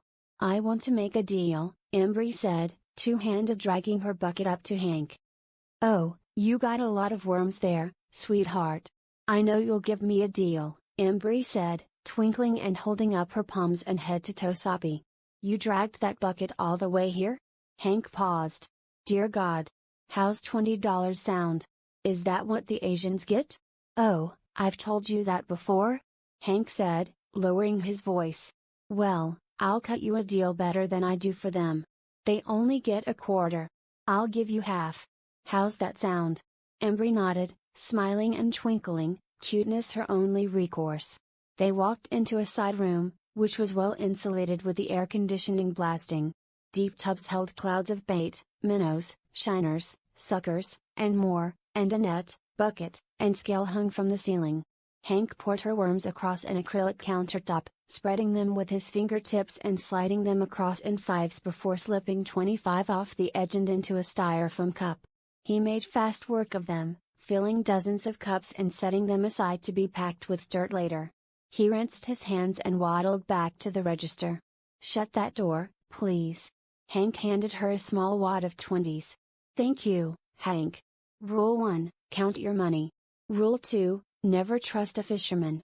Hank reached into the register and handed over $10 more. That's half, 70 clams. Embry turned for the door. You know, Hank said, you best be careful with them nigger gangs out there. Huh? Don't flash that money in the streets. Embry pocketed the money, leaving with her empty bucket. Thunder roared across the mountains. Another 3 miles brought her to Walmart, where her soppy shoes squeaked with every step, and most everyone looked at her as she passed. Toward the back, she found a boxed $60 2-person tent, loaded it into her bucket, and made for the cashier, grabbing the biggest pack of M&Ms they had along the way. She hoisted the bucket onto the conveyor and slapped the wad of money next to it, smiling. The cashier glared back through her. Paper or plastic? Bucket, please. Have a good one, the cashier muttered, letting change and receipt slip into the bucket. 5 winding miles, wet trails in people's yards from the dragging bucket, trails that wouldn't live long in such heavy rain, led Embry back home. She strained to connect tent poles and slide them through the material moorings of the tent as rain turned to small hail and again the thunder rained. She barged back into the house. Where the fuck have you been? The father asked. Embry flipped him off, grinning and swinging her hips, and then climbed upstairs to her room and grabbed a pillow, blanket, iPod, fresh clothes, and several books. She escaped back outside and packed her tent like a rat, piling soaked clothes beside a crumpled blanket and pillow, the rain and hail still pelting the tent and the wind threatening to tear it from its anchor pins. She stayed in her tent anytime her parents fought that summer, reading the few freshwater fishing and survival books her mother had got her for her past birthday and missing the few times they fished together long past, before illness beset them both. Her mom brought out food regularly, trying her best to respect Embry's distance while taking special care of her. Struggle, what everything in Embry's life amounted to, or so she thought, struggle and control. She thrashed against leather 4-point restraints, an eruption of disorganized thought, anger, elated confusion, and crying. She felt held by a tightness like she hadn't since the party, a tightness which pushed her to shrieking and laughing as the metal gurney scissored open, expanding and rattling when the EMTs brought the gurney from ambulance to sidewalk, through cold sleet, and past the automatic sliding hospital doors. Jason, Embry spat, wide-eyed. I don't want to be touched. They carted Embry around the attendant's desk past staring nurses to a series of tin curtain cubicles, backing her into the final one. She heard the ailing, aching, and talking of her people in the sections down the line. A nurse came by in the first few minutes. Honey, can I take a look at you? She hissed back, but the nurse insisted, lifting her red-burned arms and calves as well as her head. Half an hour passed before the doctor approached her. Where's Jason? Embry laughed. Embry, that is your name, right? Mild whiplash, road burn, from what I heard, you made out way better than you should have. Except your mind, you seem to be having some kind of episode, manic or psychotic or both, and we can't treat that here. We'll move you upstairs. The doctor whispered to 2 nurses, and Embry went back to flexing and trying to rip her arms from the leathers. The ambulance crew had set up an 4 in her forearm, and through that the doctor injected a slug of lorazepam, and she faded quickly. They wrapped her road-burned areas in bandages, with blood seeping through along her calves, and they worked to move her out and upstairs via the stretcher. In the elevator, she started to doze off, entering some delirious state where she thought she was talking to Jason beside the nurses. Jason, my neck hurts. We forgot to give the mailman his peanut butter, she mumbled. Embry was out cold by the time she arrived at her room upstairs, in the higher-level psychiatric ward. She remained strapped in. Every so often a nurse would peer through the door's reinforced window into the empty off-white room. Later that night, when Embry started to wake, she found a doctor at her side, and it pained her to twist her neck and stare back. She felt a cold compress cradling her neck, and she found the bandages wrapping along stretches of her legs and arms. What happened? Where the fuck am I? Embry said. Where's Jason? You were in an accident along the highway. The guardrail, well, to put it frankly, the accident, well, he isn't with us anymore. I'm so sorry. Embry's face and fists flexed taut, and she huffed through her nostrils before beginning to cry. The doctor waited with her, a hand on her bandaged arm, until her crying broke into spurts. Tell me, in the past week have you been irritable or aggressive, overjoyed or hyper, sad or apathetic? I guess so. Which? All of them. I thought I had ADHD, she said, sniffling. I can't focus in school or anywhere really. When did this start? A couple months ago, and sometimes, yes, I'd get really hyper and overwhelmed with energy. How was your sleep? All over the place.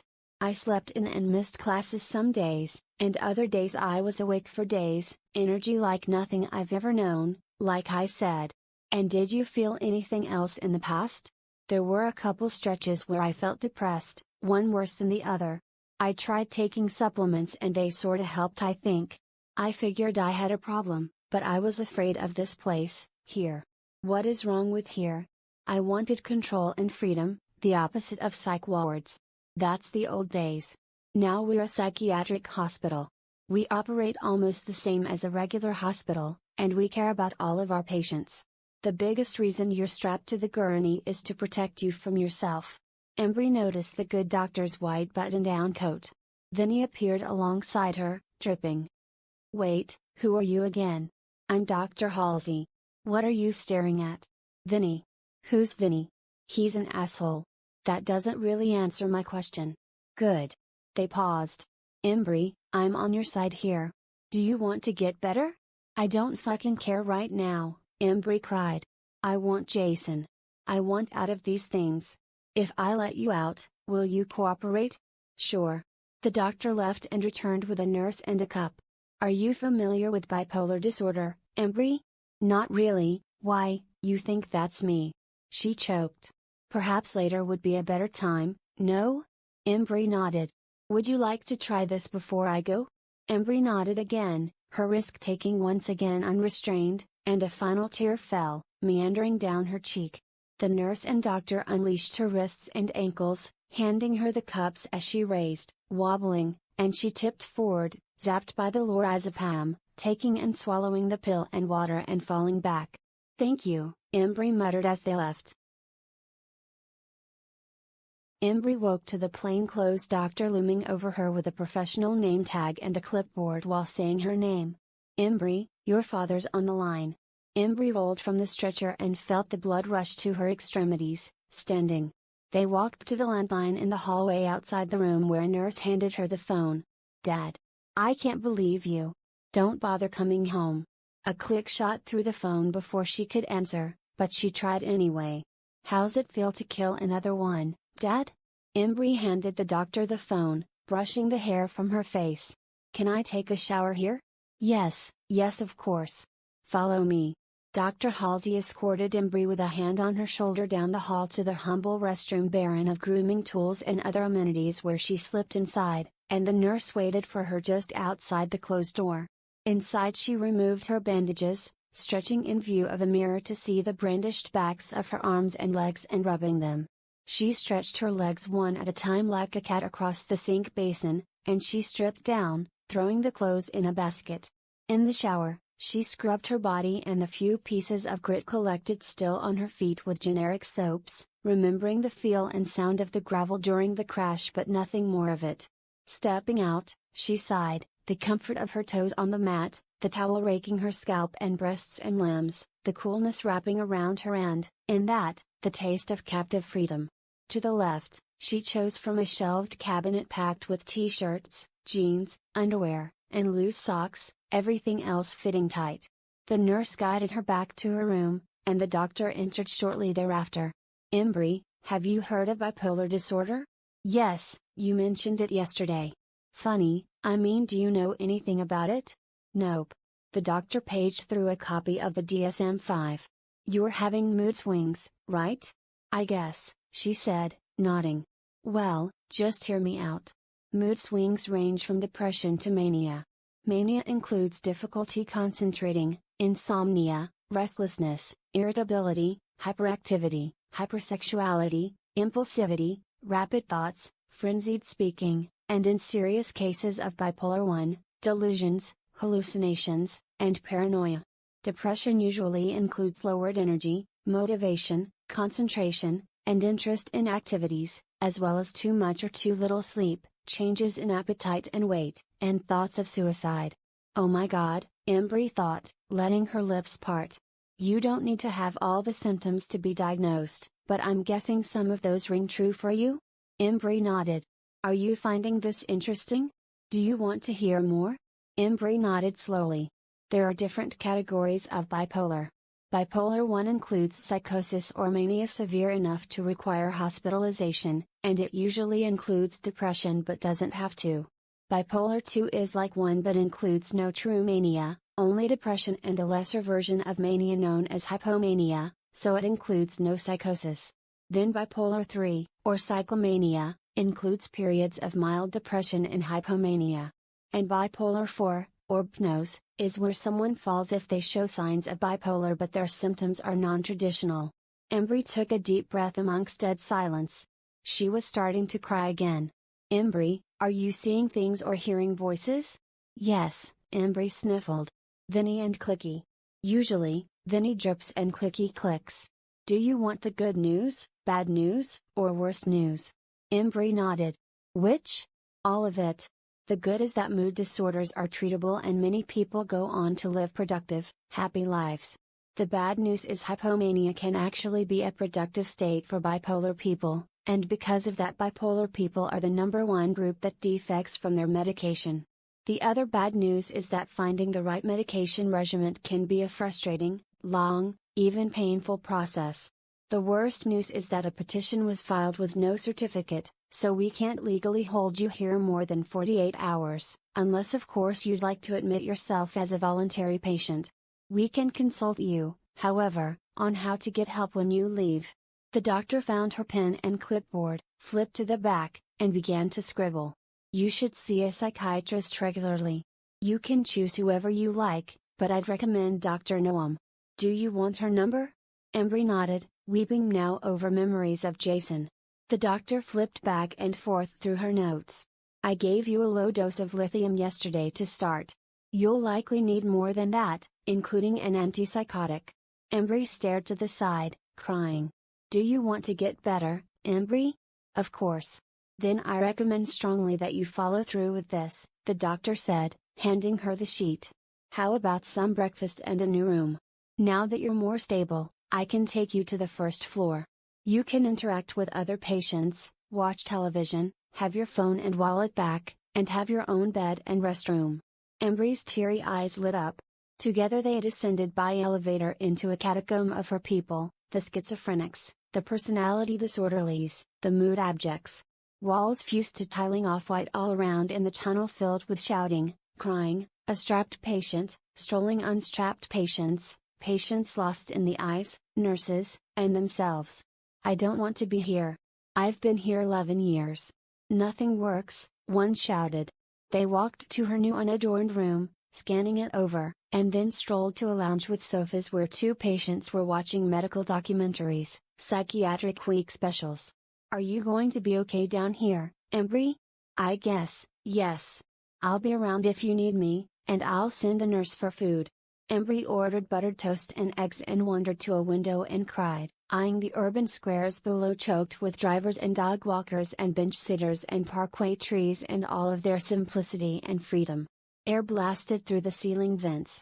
A hand touched her shoulder and she jumped and shrieked. I don't want to be touched. Honey, here's your food and phone. Are you doing okay? Embry nodded unconsciously. That evening, in the hallway, Embry met an elderly woman dressed in a patient's gown while wheeling through the halls aimlessly. From the nurse's hub, her doctor smiled at her, so she decided to follow the old woman to the lounge. What are you here for? Embry asked. Schizophrenia. How's that work? They tell me to do bad things, the old woman said. I like you. I think this is the end of my world, she said, wheeling away. Embry moved to her room for most of the next morning after a stocky, autistic man hit on her several times during breakfast. By afternoon, Embry ended up making a call to Camilla, who picked up the phone immediately. Embry? What's up? Jason and I crashed, Embry wept. He died. I have nobody to help me. Oh my God, no. I'm lost. Embry welled up in the silence. We don't have much but we'll take you in, honey. Thank you. I'm at the Binghamton Hospital for Crazies. I get out soon. On the sidewalk, beside the rustling black locust plots with their late brown leaves, stood Embry, waiting. She reached toward a cigarette disposal stand, folding the notes of the psychiatrist referral into a thin stalk and shoving it down the gap. Of course, she said. The lights were off and Embry tried at the light switch, but the bulb was out and nothing would work, and a panic settled in as she roamed across the dark room through the doorway to the dim-lit next. She kept working her way across the flat until she visited all the rooms, searching for light, unsettled and tousled at the hair and holding herself for protection from the monsters within that she knew were ready to pounce on and restrain and grope her. In time she realized she was asleep and became more daring in charging into the dark rooms, but she knew it would be dark where she woke, and in such she was afraid to wake up, too. It took her many rooms to develop the courage to rise, and she found herself sitting and leaning her back into a pillar that held up the hospital entrance awning. A film of snow had developed on the sidewalks by the time Camilla arrived, which left Embry shivering. Winter's teeth were settling in. "Are you all right, sweetheart?" Camilla asked through the open passenger window. Embry lent her a desperate gaze while wearing the sagging, hand-me-down, red and blue hospital sweater and pants. "You pull it off, you know," Camilla said. The ride home would be a litany of lit side streets and unlit back roads and snowflakes coming at them like stars at warp speed. Embry palmed the cold window and let her hand slide down, squealing. She began to cry. "Bree, how are you holding up?" "I can't even remember the accident. All I know is I lost my best friend." Camilla was naturally a peppy speaker, but she lowered her voice to its softest, saying, "Let's celebrate his life tonight, Bree," to Jason, while raising a cupped hand. "Landon's out on call, thank God. We pretty much have the place to ourselves." In the outskirts of the town of Triangle, Camilla stopped at a liquor store, ran in, and from its unadorned warehouse-style shelves selected a bottle of vodka and paid up front, where they handed it to her in a brown paper bag and slid to her the change, all as Embry waited in the passenger seat of the pickup, with the engine still running. Before heading home, they stopped at the Triangle Diner, one of two trucks in the small parking lot. Inside the diner stood a pool table, a few circular dining tables and chairs to the side, and a row of bar stools along countertop stretching for almost the length of the room. One fat man stooped over a sandwich at the far end. Camilla and Embry perched side by side, and a young Irish-looking woman, pale, freckled, and light-haired in the dim diner lighting, approached them from the other side with a faux smile that Embry could tell was for show. "Hi. Can I start you guys off with something to drink?" she asked, sliding them menus. "Water, please," Embry choked as the waitress listened and watched, unflinching. "I'll take a Labatt tall," Camilla declared, swirling her hand through the air to take the attention off Embry. The waitress walked to the back. "Got a pregame," Camilla whispered, leaning into Embry. The waitress walked back with a bottle, popped the cap, took a glass mug from underneath the counter, stretched out a long hose and pulled the trigger over it until cool water almost kissed the lip, added a straw and lemon wedge, and somehow without spilling slid them both to Embry and Camilla. "Are we ready to order?" "I'll take the taco salad special. I'd like, Embry stalled, "a fried fish sandwich, extra tomato and tartar, please," and she took a deep breath, soaking in the relief of freedom from that terrible, confining place. "I'll be back with you in a few minutes," the waitress said, again walking back. "Jason was a wonderful person," Camilla muttered, leading Embry to sigh. 15 minutes passed and in both hands the waitress came out balancing two oval plates of food, the smell of which drove Embry wild. They dined in near silence amid the beauty of the fish mounts and all-seeing deer mount on the wall. "Let me pay, Camilla, after all this you've offered me," Embry said, insisting and handing the waitress a debit card, signing and writing a 30% tip on the receipt, and handing that copy of the receipt back. They left, packed, and on their way out the cold was jarring but also seemed so much less awful.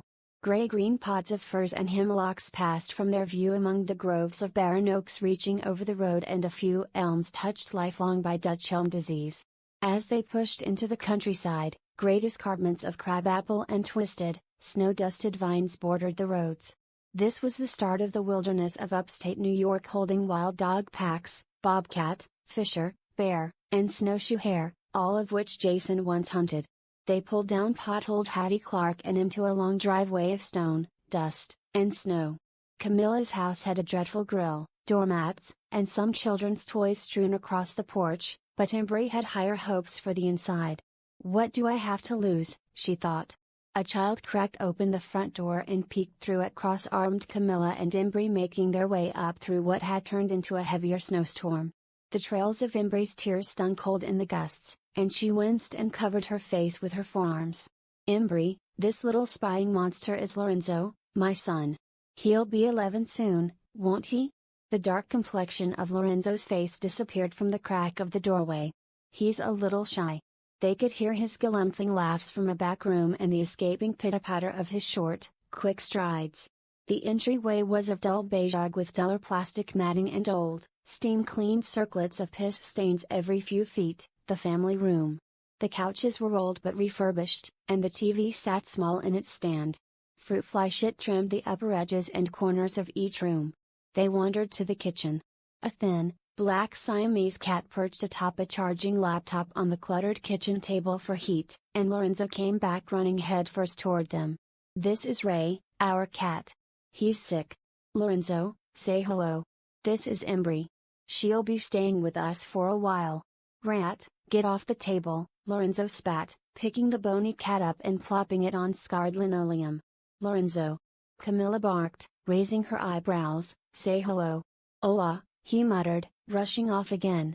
Fruit flies burst from the greasy stove burners and the kitchen sink drain as Embry paced about the room, holding her rebandaged arms out and spiraling about a center island loaded with cat treats, painting supplies, and a garbage can. The countertop had a microwave, ancient toaster oven, and stacks of pots. I can't wait for him to become a teenager, Camilla said, droning on. Anyway, this is the bathroom, she said, holding out a hand, and over here is our spare bedroom. An undressed twin bed lived among strewn weightlifting equipment, a toppled bookshelf, and piles of sweaters, shirts, and pants. Thank you. Is Landon okay with me staying? I don't give a shit what he thinks. It's my house. The squall outside melted and stuck into the mesh screening of the windows, within which many houseflies and squash bugs had been trapped and starved and piled near the edges. It's a dirty house, needless to say, Embry thought, but it was awfully kind of Camilla to take me in, and she smiled for the first time in a while. Camilla motioned her back into the family room and to a couch where they sat together with the vodka.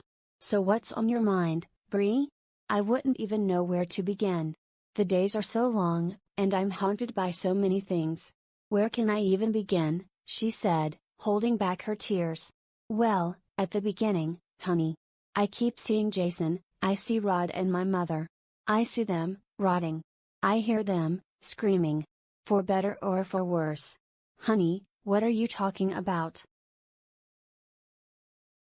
Embry woke upon her mattress from a honeycomb of complex nightmares, shuddering, to the clack and grind of a key being jammed into the front door. Cam, I'm back, Landon shouted through the opening, dragging a loaded cooler behind him. Take a look at these puppies. Camilla sauntered in disheveled from bad sleep as well and pouted, licking her teeth, laying into him with her words. Shut your fat mouth. We have a guest. Let her sleep.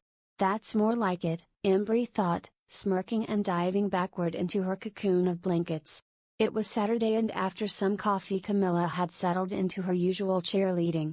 By afternoon Embry had finally risen. Landon had cleaned off the center island and was slowly filleting steelhead and the piebald, almost rotten carcass of a snagged king salmon. He had Camilla fooled in his manliness, but Embry could tell by the strokes of his knife that he was a fair-weather fisherman at best. She made no comment, however, simply looming and observing, poker-faced, and eventually she walked away. By mid-afternoon Camilla and Landon had decided off to the side to have a grand bonfire to welcome Embry. Bree, how about we have a bonfire and finish the vodka tonight? Camilla proposed. How about you finish the vodka, and I take as many Tylenol as you'll give me, Embry whispered back, palming her head. 2. I'm a nurse in training. You get 2. Outside, The fence rows of old barbed wire stretched long into the hills, straddling and then distancing themselves from a woodlot that almost butted up to the house and a small, cattail-choked pond. Only a few young aspen clung to their brown leaves, rustling in the breeze. Camilla, Lorenzo, Landon, and Embry walked together to a fire pit alongside the pond with its ash and gray nuggets of charred log reaching out from the middle. "Lorenzo, go collect some kindling, buddy," Landon instructed. Landon with his bulky arms hauled split logs in 7s and 8s from a pile skirting the house to the fire pit as Lorenzo came back with 3 twigs and chuckled. "Lorenzo, you got to put in your part here. You can't tell me what to do." I've been your stepdad for 3 years, absolutely I can," Landon said, raising his eyebrows and staring the child down. Camilla nodded, agreeing reluctantly. I want a mushroom hunt," Lorenzo exploded. "Not by yourself, honey," Camilla said. "I'll go," Embry added, seeing Landon's sly look. "What? That sounds interesting. And we can get some more sticks for the fire." "Mushrooms are fucking disgusting," Landon said. Embry and Lorenzo wandered into a narrow forest of mystery with its crunchy beds of dead leaves dusted with the last shadowed sleeves of snow from the night before. Logs crisscrossed through the firs where some had toppled during high winds, and a grove of heavy oaks lived to their left, where they headed. "Do you find them often?" Embry asked. "And what do you do with these mushrooms, Lorenzo?" Lorenzo cried out again. "Eat them, I guess. That's what the guy on TV did. Do you know some are poisonous?" "No," Lorenzo said softly. "Here, cross here," he said, pointing at a lattice of sticks over a small soupy creek that wound down through the forest from a pipe where the pond overflowed. "Mister yells at me when I fart," Lorenzo added out of the blue, "but a lot of times I do it and they don't notice, And Embry laughed at his honesty with nothing to add but a smile. "How?" Lorenzo said as the sticks cracked under Embry's weight, yet she chuckled and continued to hop across.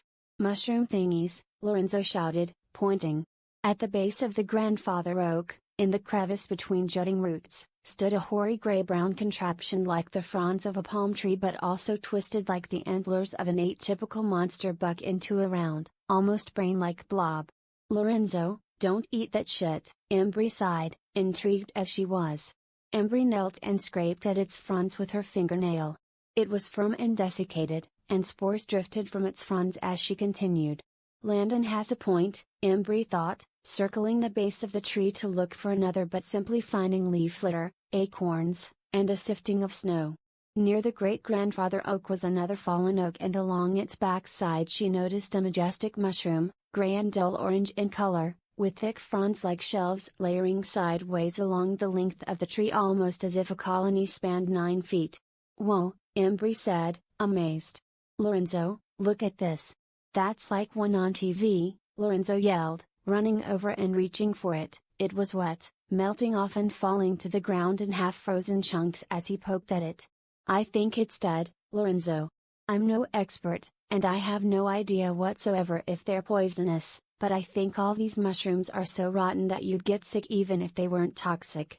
They knelt and, finding pockets without snow, collected a bushel of moist kindling between them and returned to Camilla and Landon, who were sitting in 2 of several lawn chairs bickering amongst themselves.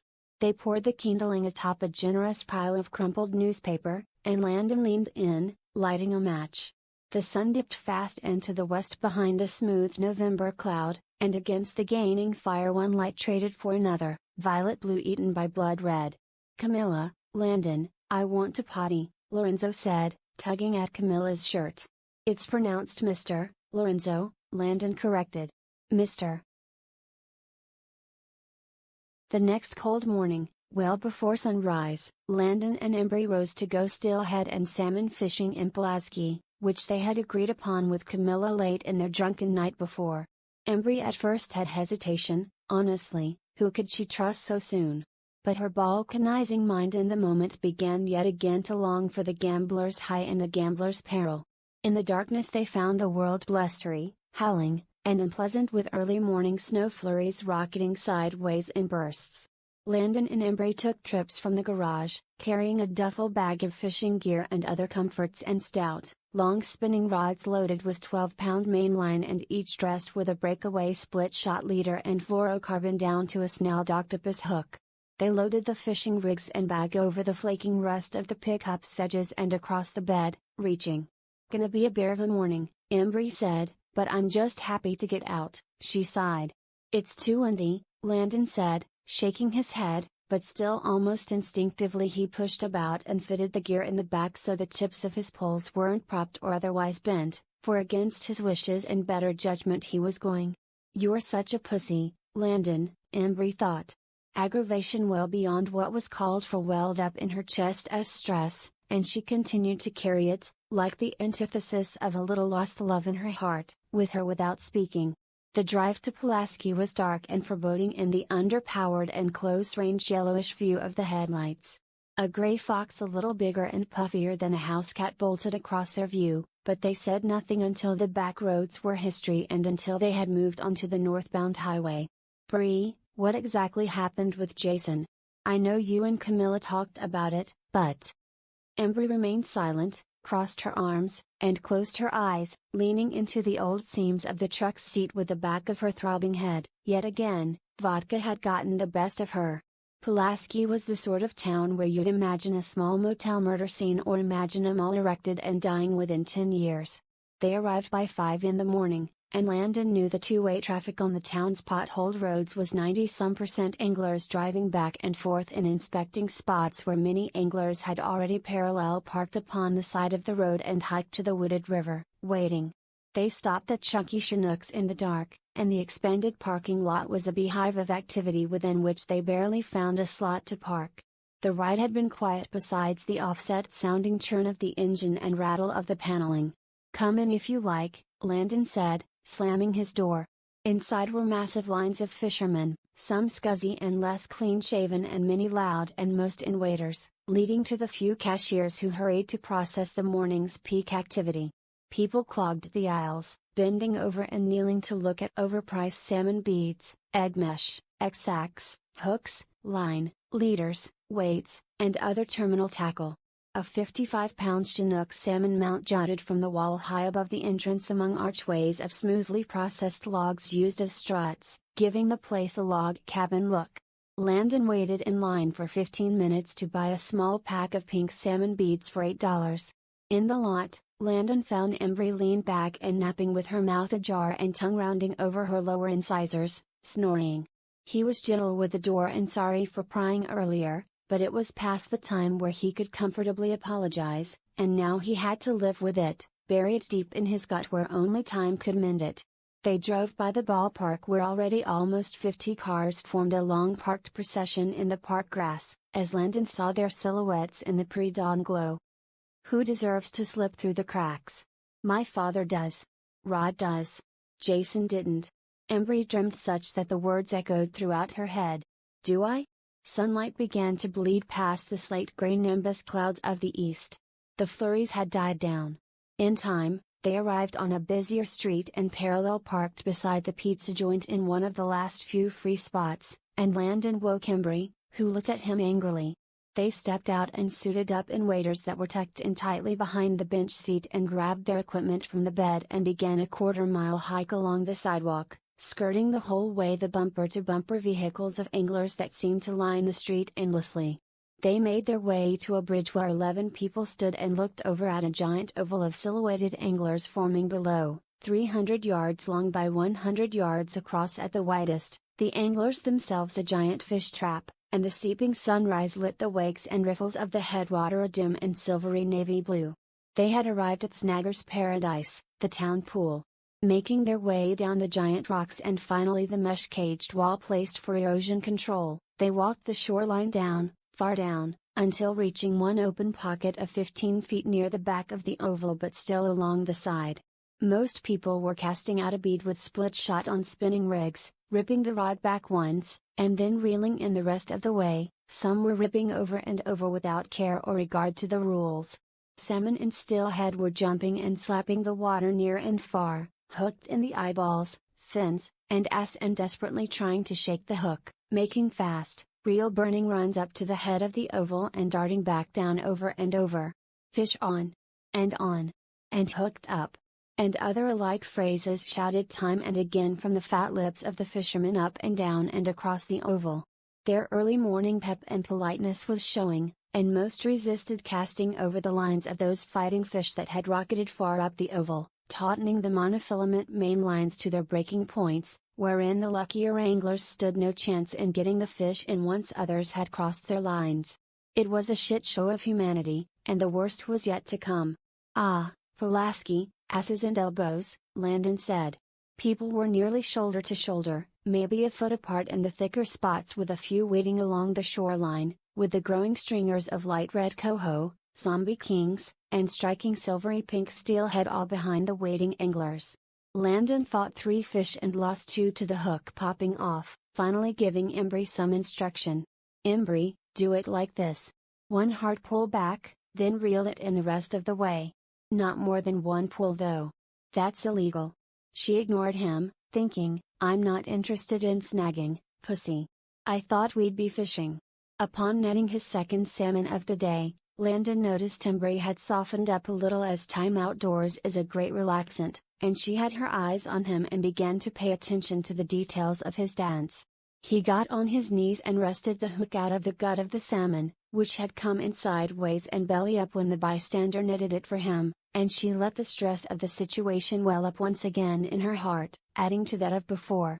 "That salmon's got hooked," Embry said dimly, looming. "Nothing about any of this is legal. That's why you have to take it out fast," Landon said, referring to the hook. "Deck on the bridge," someone yelled from across the river amongst the other shouts and clamor, but Landon was too far down from the bridge to be concerned, concealed in his unhooking by the crowd. By afternoon, Embry and Landon had broken into their duffel bag for snacks and water, and still they didn't speak. She felt as if she had a hot coal beneath her sternum from the aggravation. One angler with a center pin waded further and further past the contour of the oval, 20 feet past, to the point where he was standing where a young boy at the bend of the contour had been casting. "Hey, asshole, move the fuck back, my son's been casting there all morning." The burly, curt father hollered. "I can't reach out that far," the old man said back. "I'm using a center pin." He whipped the rod back and forth as if he was fly fishing. "I don't care what you're using. My son was here first." The old man backed up and sloshed ashore and laid his shoulders into the caged stone wall well behind Embry and Landon, waiting, but what for? He struck a match and lit a cigar. Embry finally felt a tap while reeling and wailed up into the fish, snapping back her rod, and she let out a woohoo, taking a deep breath. It jumped, a fresh, gorgeous steelhead more rebellious than her or Jason or both of us combined, she thought in so many words. Across the way and down the line fat-mouthed fishermen began to holler at her. "Hottie's got a fish!" they cat-called. "Whore's got a fish!" Instantly her demeanor lost its last spark of excitement and hope, and she leaned back her head with the reel zinging and heating up in the brisk November breeze and let them all know with a shout, "Fuck off!" "Oh, we got a feisty one!" another angler shouted back. The catcalls continued. The steelhead with a speed and ferocity she's seen in few saltwater fish and none freshwater shot up the way past 40 anglers waiting, jumped again, and slapped the water directly in front of a distant man who recoiled and brought his forearm to his face.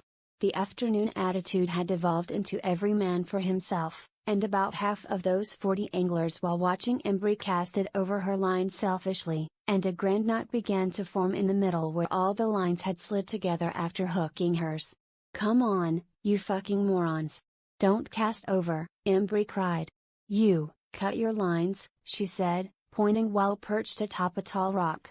"Show us your tits." Embry heard from the rowdier group across the river. "Yeah, cast another one over it, fuck it," Embry said. Embry flipped all of them off and began heaving, reeling, and pulling until the grand knot had met her top eyelid and jammed into it. Nobody had cut their line and all that had snagged her continued to pull, too. She felt a smack against her ass, and, twisting back harshly, gasping, and hopping down from her perch, she saw a teenage boy among friends backing up from her and laughing. She turned back quickly and threw the pole ahead into the deep blue of the hole where it dipped and skipped across the surface before sinking reel first, pulled by the fish and all the connected lines webbing out from the knot at its tip, and she turned back and screamed so loudly her voice cracked, "Do not fucking touch me." She charged forward as the jock kid backed up, his hands in the air, smiling, and she lurched forward and swung at his face with a right hook and all her strength, adrenaline coursing. After she connected like lightning with his jaw, she shook her hand and screamed. He continued to back up, blinking and opening and closing his jaw again and again, reddening at the left of his face where his trimmed beard ended and bringing his palm up to hold it. His friends and Landon and Embry became tangled in a war for one another's arms, trying to restrain each other as they grunted and she screamed, until all five found a standard issue Glock pointed at the middle of the group, and they settled and stared. "Deck, break it up," the plainclothes officer said. "Where do you get off slapping a girl's ass like that?" he asked the one. The kid took a short breath and, trembling, he shrugged. "Shit," his one friend said. "Were those salmon snagged?" he asked, pointing to Landon Stringer. "Of course they were," the ass slapper said. "I didn't ask you, kid." "No," Landon said. "Well, I didn't see you catch them one way or another," the officer said, eyeing him up and down. You, and you, come with me," he said, pointing at the teenagers and gesturing up and away from the river with his weapon. Embry's pole was long gone. The grand knot had snapped several times over, and those who were connected were now on their knees rummaging or standing and retying their rigs. Nobody had landed that steelhead, too many cooks. "You lost my fucking pole?" Landon said through his teeth, head down and eyes raised such that his pupils tucked under the crest of his brow. "We're leaving," Embry said, staring back, expired by the eyes. Embry grabbed the stringer with its two salmon and heaved it over her shoulder, feeling the strain of the taut rope and wetting what little of her shirt was exposed over the chest waders. She climbed a set of washed-out roots, rising to a forested dirt trail, which wound its way back to the main road. Landon followed reluctantly with the duffel bag and his rod, his stout figure like a gnome beating back the branches. In a private parking lot, Embry found a scraggy, unshowered man leaning into the guardrail.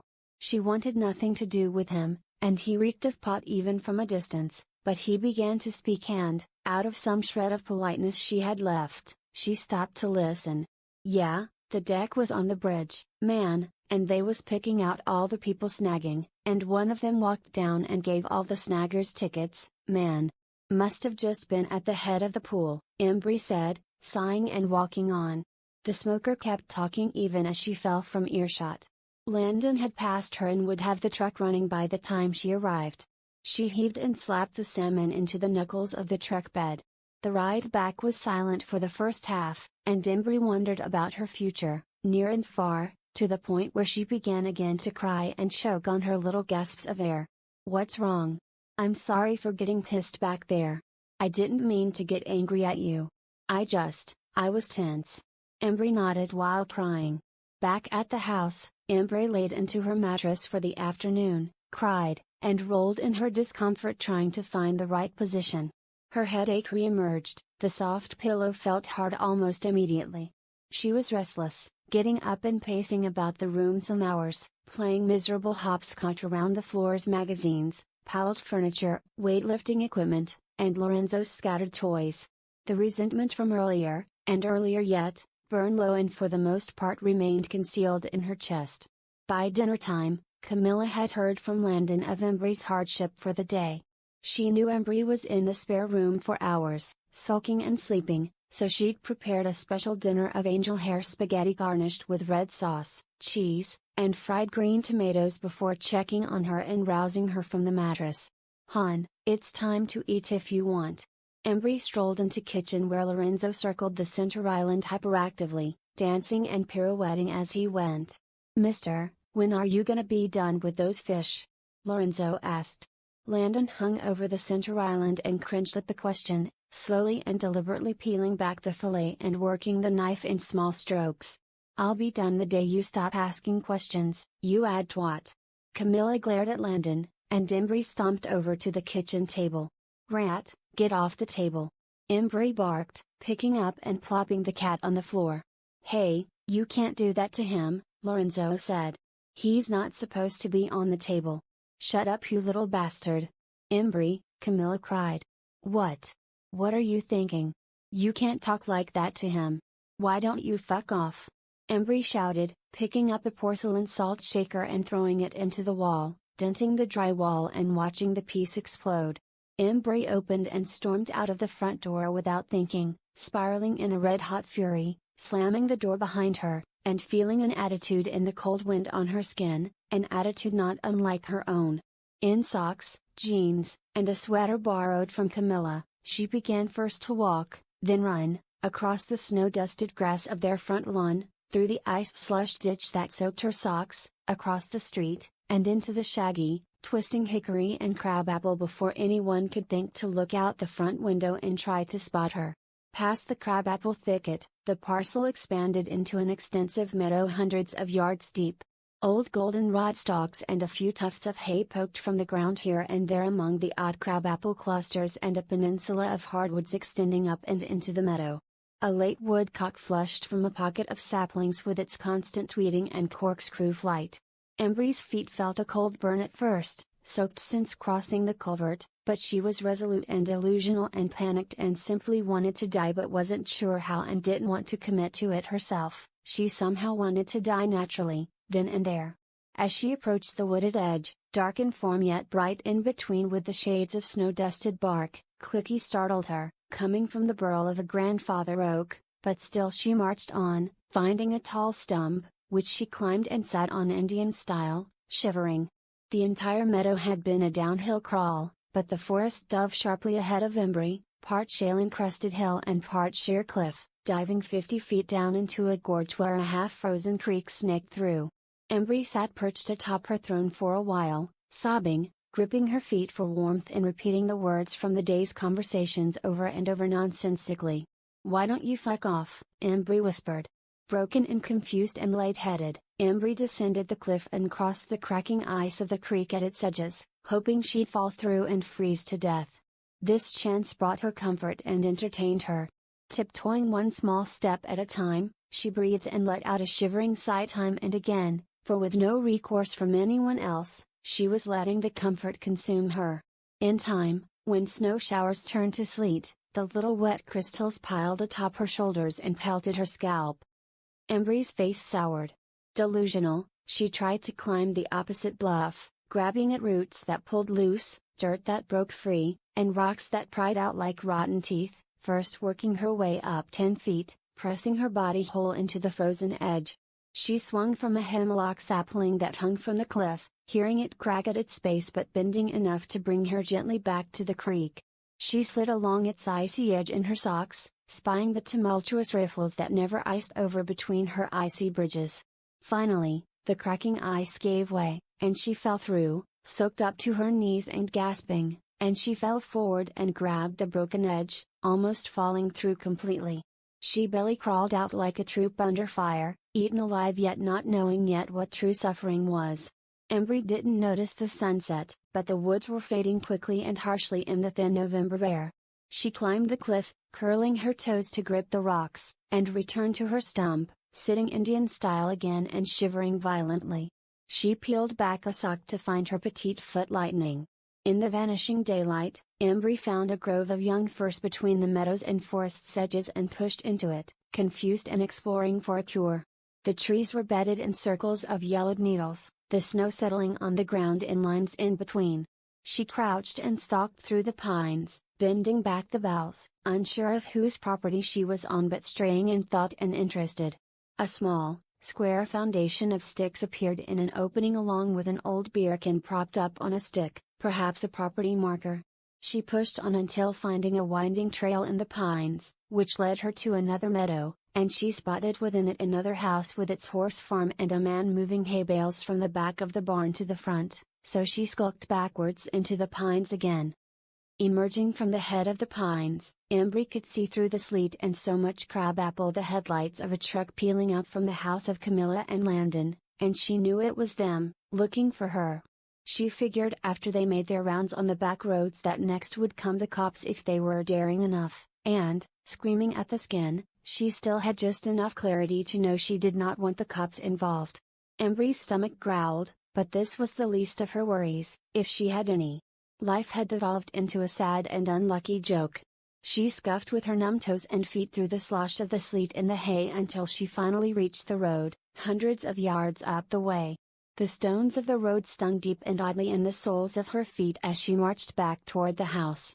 It was dark and she found two trash bins at the base of their driveway, where it met the road, and she pushed them together and laid across their tops, calm and collected and thinking she was trash. Landon hit the brakes hard as he approached the driveway, turning in and parking. Lorenzo was in the passenger seat, without Camilla. "Embry," Landon said tenderly, holding out his hand, "can I touch you?" "No, never," Embry sighed.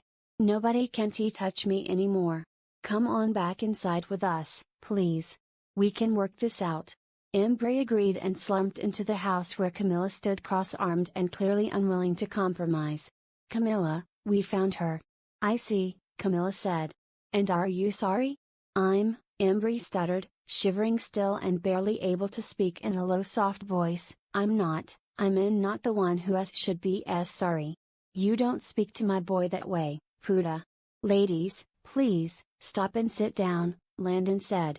They collected in a tight powwow in the kitchen, the chairs facing inward in a circlet, and breathed themselves calm, Lorenzo with his hands folded, until Embry restarted. "I need a fucking blanket, PPP please." "Stop swearing," Camilla shouted. "Camilla, what has gotten into you?" Landon added, "Settle down." "Yeah, Mila." "Stop it, Embry," Landon said, standing up and letting the chair squeal back and tip over. "What are you gonna do, Land? Why? There's nothing you can do to hurt me, absolutely nothing, even with all of your strength." "Fucking shut up," Landon said, trying to assert his dominance. Embry laughed hysterically, loudly, and without a care for anything whatsoever. Moments in, she switched, and holding up her hands she began to weep, and the tears streamed down her frosty face. Nobody knew how to react to Embry. Landon, and even Camilla, began to feel a pity for her like nothing they'd ever felt for anyone, and, beginning to understand her irrationality, they tried to soothe her with their words. "Okay, Bree," Camilla said, "why don't you have some of this special dinner I made you, get some sleep, and we'll sort this out in the morning." "Yeah," Landon insisted, finding a blanket and laying it over Embry. "Are your feet okay?" Camilla asked. Can't feel them," Embry muttered. "Let me take a look." "No, I don't want anyone to touch me ever again," Embry said, putting her hands to her face. "I fucking don't. I don't. I do not." "Okay, honey." Embry ate the cheesy spaghetti first by picking under the topping of fried green tomatoes and, fork in hand and trembling each time she brought it to her lips, saved the treat of fried tomatoes for last. She crashed on her mattress after changing into warm, fresh clothes, still shivering and deep red now at the hands, heels, and toes. In the middle of the night, Embry threaded on triple socks, double pants, triple sweatshirts, and she up and left with a duffel bag she found in the spare room that she had filled with more clothes. She was quiet in her escape, closing the front door so gently that the latch wouldn't startle even a watchdog. "Soy la puta reina," she whispered back at the door. As Embry marched the back roads, and despite the layering of socks and her shoes, her feet were raw and red and sore from narrowly dodging frostbite earlier in the evening. The night was colder and darker and gustier than she expected, although she asked God for no favors, and her head was empty of hope and wanting. She marched out of habit of strength and working through the tougher times, she marched to escape, and she marched for she had nothing better to do. "Jason, why'd you leave me, where'd you go to?" "I needed you," Embry thought, mouthing the words over and over. Embry had a vague idea of where she was going. The moon was a thin sliver floating over the southern horizon, or so it seemed to her, and starlight lit the first few feet of crystallized mud in front of her scuffing shoes. She kept her hands buried in her pockets. Embry walked Hattie Clark for 40 minutes before reaching that smooth pavement of Route 12. She remembered a few pertinent things about the area from long ago conversations with Jason: a little river, the Tioughnioga, or was it the Tioughnio, she thought, flowed through Whitney Point and was fed in part by the lower Otselic River, which flowed from the reservoir, a deep, winding, oxbow-loaded river, the Shenango, swallowed the Tigarnio and lazily ran south where it met at Confluence Park with the Susquehanna River, and, finally, around that junction was the large, hell-frozen-over city of Binghamton, from which she figured she could travel almost anywhere. She remembered from the recent coming and going that Route 12 roughly followed the Shenango River down, and, even if not straightly and directly, it at least eventually led to Binghamton and its surrounding cities. The pavement was kinder on Embry's feet, and she walked the highway's shoulder, crying again. Route 12 was long and unforgiving, she knew, and an orange and black dump truck with double-bladed plow grating the pavement loudly and its circling yellow caution lights blew past her, spraying her with an arc of icy slush from the plow and then its spray of salt from the rear. A slow train of cars followed the plow truck, one beeping at her. She spat the gritty salt from her mouth. Patches of her left side sweatshirt layering were moist now to the touch, and she knew in time the wetness would wick down to her skin. Route 12 is too long to hike, Embry thought. No doubt Camilla will call the cops, and the cops will find me after sunrise. Still, Embry trudged on, too alienated by the world and its people to hold her thumb out for a ride. She thought about it, however, but what would she say, that she's on the run? How would that blow over, and would the driver use it to try to take advantage of her like the others? She feared the soft touch of any hand, like that of her piano teacher back in Gloversville where she sat on his lap as a child and learned to fear. Northbound and southbound headlights of cars and trucks sped past her by the minute, their tires splattering through the salty mix. Within the hour, Embry saw the tall yellow and orange lights lining a Mack truck, and she heard the whine of its brakes and growl of its J-brake, watching it slow in stages until by her side, hissing. The driver rolled down the passenger window. "Whatcha out here for, boy?" the man said, trying for a tart-voiced quip. Embry lowered the hood of her sweatshirt and shook out her long brunette locks from the collar. Her face was a gray-yellow silhouette in the dimness of the caution lights. "Goddamn, oh, sorry miss, and curse my mouth," he stammered. "Doja need a ride? You can't be out walking in this." Embry said nothing and stalled for a moment, collecting her thoughts and breathing in short huffs.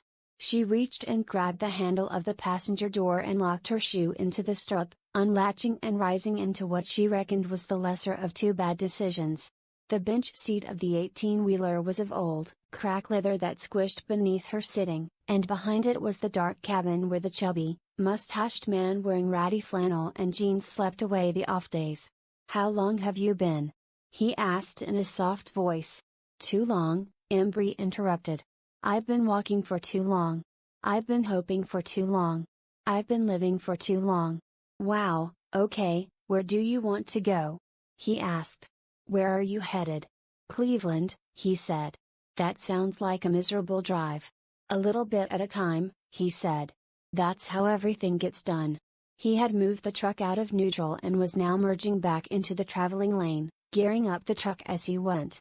The soot of the street lit dull and yellowish in the headlights, beyond the brow of a dusty dashboard with its inset speedometer and other white, red, and orange-lit meters. "So you're headed to Binghamton then?" "Through there, yes ma'am," he said. To Embry, the drive felt long and monotonous and confining as she sat trapped at speed with such a strange man. Cars whizzed by in the dark passing lane, sometimes putting on their turn signals and shifting in front of the truck after going by. "What's your name, mister?" "Rod," he said softly, his eyes dead set ahead. Embry scrunched her face and sighed and suffered goosebumps for a moment, and for a while it was the time of greatest quiet and reflection for her. Heat billowed from the vents of the dashboard. "Well," Embry said, "thank you for caring about me enough to stop."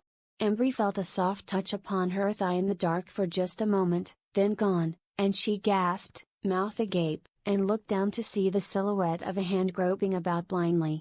"Beer, I need my beer," he said. Embry found him his beer from a cup holder and thrust it toward his portly, balding head, where after a few seconds he saw and grabbed it. "Thanks," he said, "honey." "Out," Embry said, holding up a hand. "I'm out. Stop the fucking truck." "Geez, alright, I take it you don't want a beer then?" "No, fuck you," Embry spat, jumping down and slamming the door behind. "I'm not going to be your roadside date rape." The truck started off again in slow huffs between gear changes, with 2 blasts of its horn signifying something to Rod, Embry thought. Why does this keep happening? Embry thought. How many motherfucking times do I have to say I don't want to be touched before the world stops touching me? Did you hear that, everyone? Embry shouted into the dark ridge of carved stone alongside the highway. I know you can hear me, fuck. Turning, she saw the endless lights of Binghamton and Johnson City in all of their glory, and she became giddy, smiling and laughing and skipping down the highway's shoulder for a quarter mile, following the bluff until it faded back and an exit appeared, taking that down to a junction of thoroughfares and expressways circling into one another and the arterial streets with their streetlights by a closed gas station and down the way so many tenant houses. 4 streetlights down, and already once again cold, Embry saw what she eyed from standing by the bluff above, the night-long lights of a Walmart. She wandered the crisscrossed roads, brushing past the little raised wood-chipped plots of planted firs used as medians to divide the roads from the parking lot, and on her way to the sliding doors with their great swell of heat she passed a homeless man dressed in black and crouching by a shopping cart, head against knees. She took his cart as she walked, unflinching when his head rose. Inside, first she passed the greeters, deadpan staring them back. Then, she passed the registers, the pharmaceutical aisles, the children's toys and bikes, passing so many degenerates and their twisting, crying, out-of-hand children, and finally turned into the outdoors section where stood an island register station with its state-issued hunting and fishing pamphlets and its lower glass cabinet of knives and its upper cabinet of guns.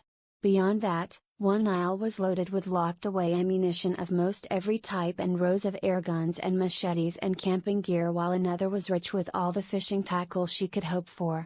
She grabbed a flint and striker, a grill lighter, a sleeping bag, tarp, cording, a machete, 1 fillet knife and 1 pocket knife, knife sharpening stones, a tent, 2 light fishing combos, 2 spools of monofilament, hooks, weights, split shot, bucktail, curly tail, and swimbait jigs, other expensive hardbaits, and, from the kitchenware aisle, a few pots and pans and some cardboard cans of salt, tossing and piling them all into the cart.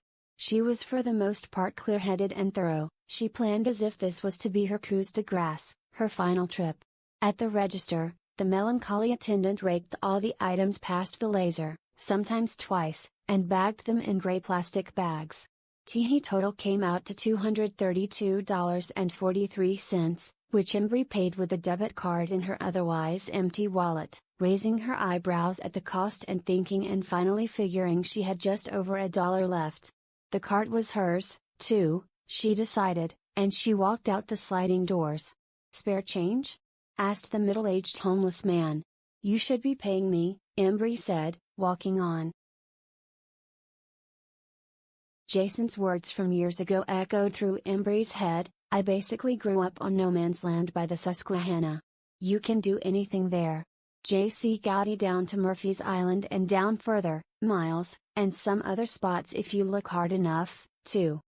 It was almost midnight and the traffic slowed around Embry, who walked the street with her cart through the slosh of the salty ice and past street lights sturdied from summer insects and spiders. Still, nobody fully stopped for her. She took a break, leaning into a guardrail, using the last of her phone's battery to open a map application and zoom in on Johnson City and Westover, studying the grid of city streets.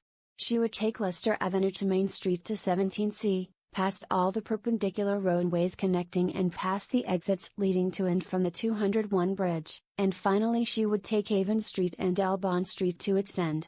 She was 2 miles to freedom, and she grew lightheaded and wild in the eyes, skipping again as she pushed her cart with all its stores in the duffel bag.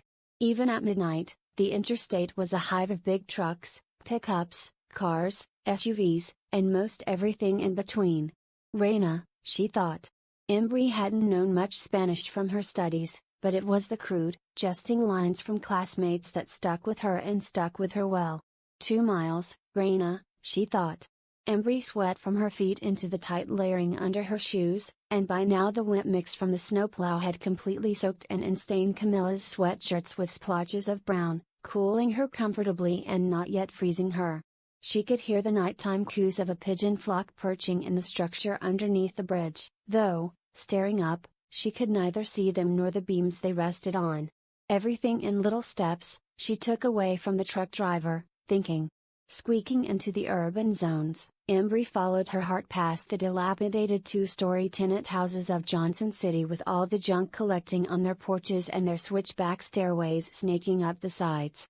She could see the silhouette of the great smokestack of the retired Galati station power plant reaching toward the stars, and at the end of Elbron Street was the fencing with barbed wire were still in the days, only God knows why, workers with their government pickup trucks would enter the power plant and chain and lock themselves in.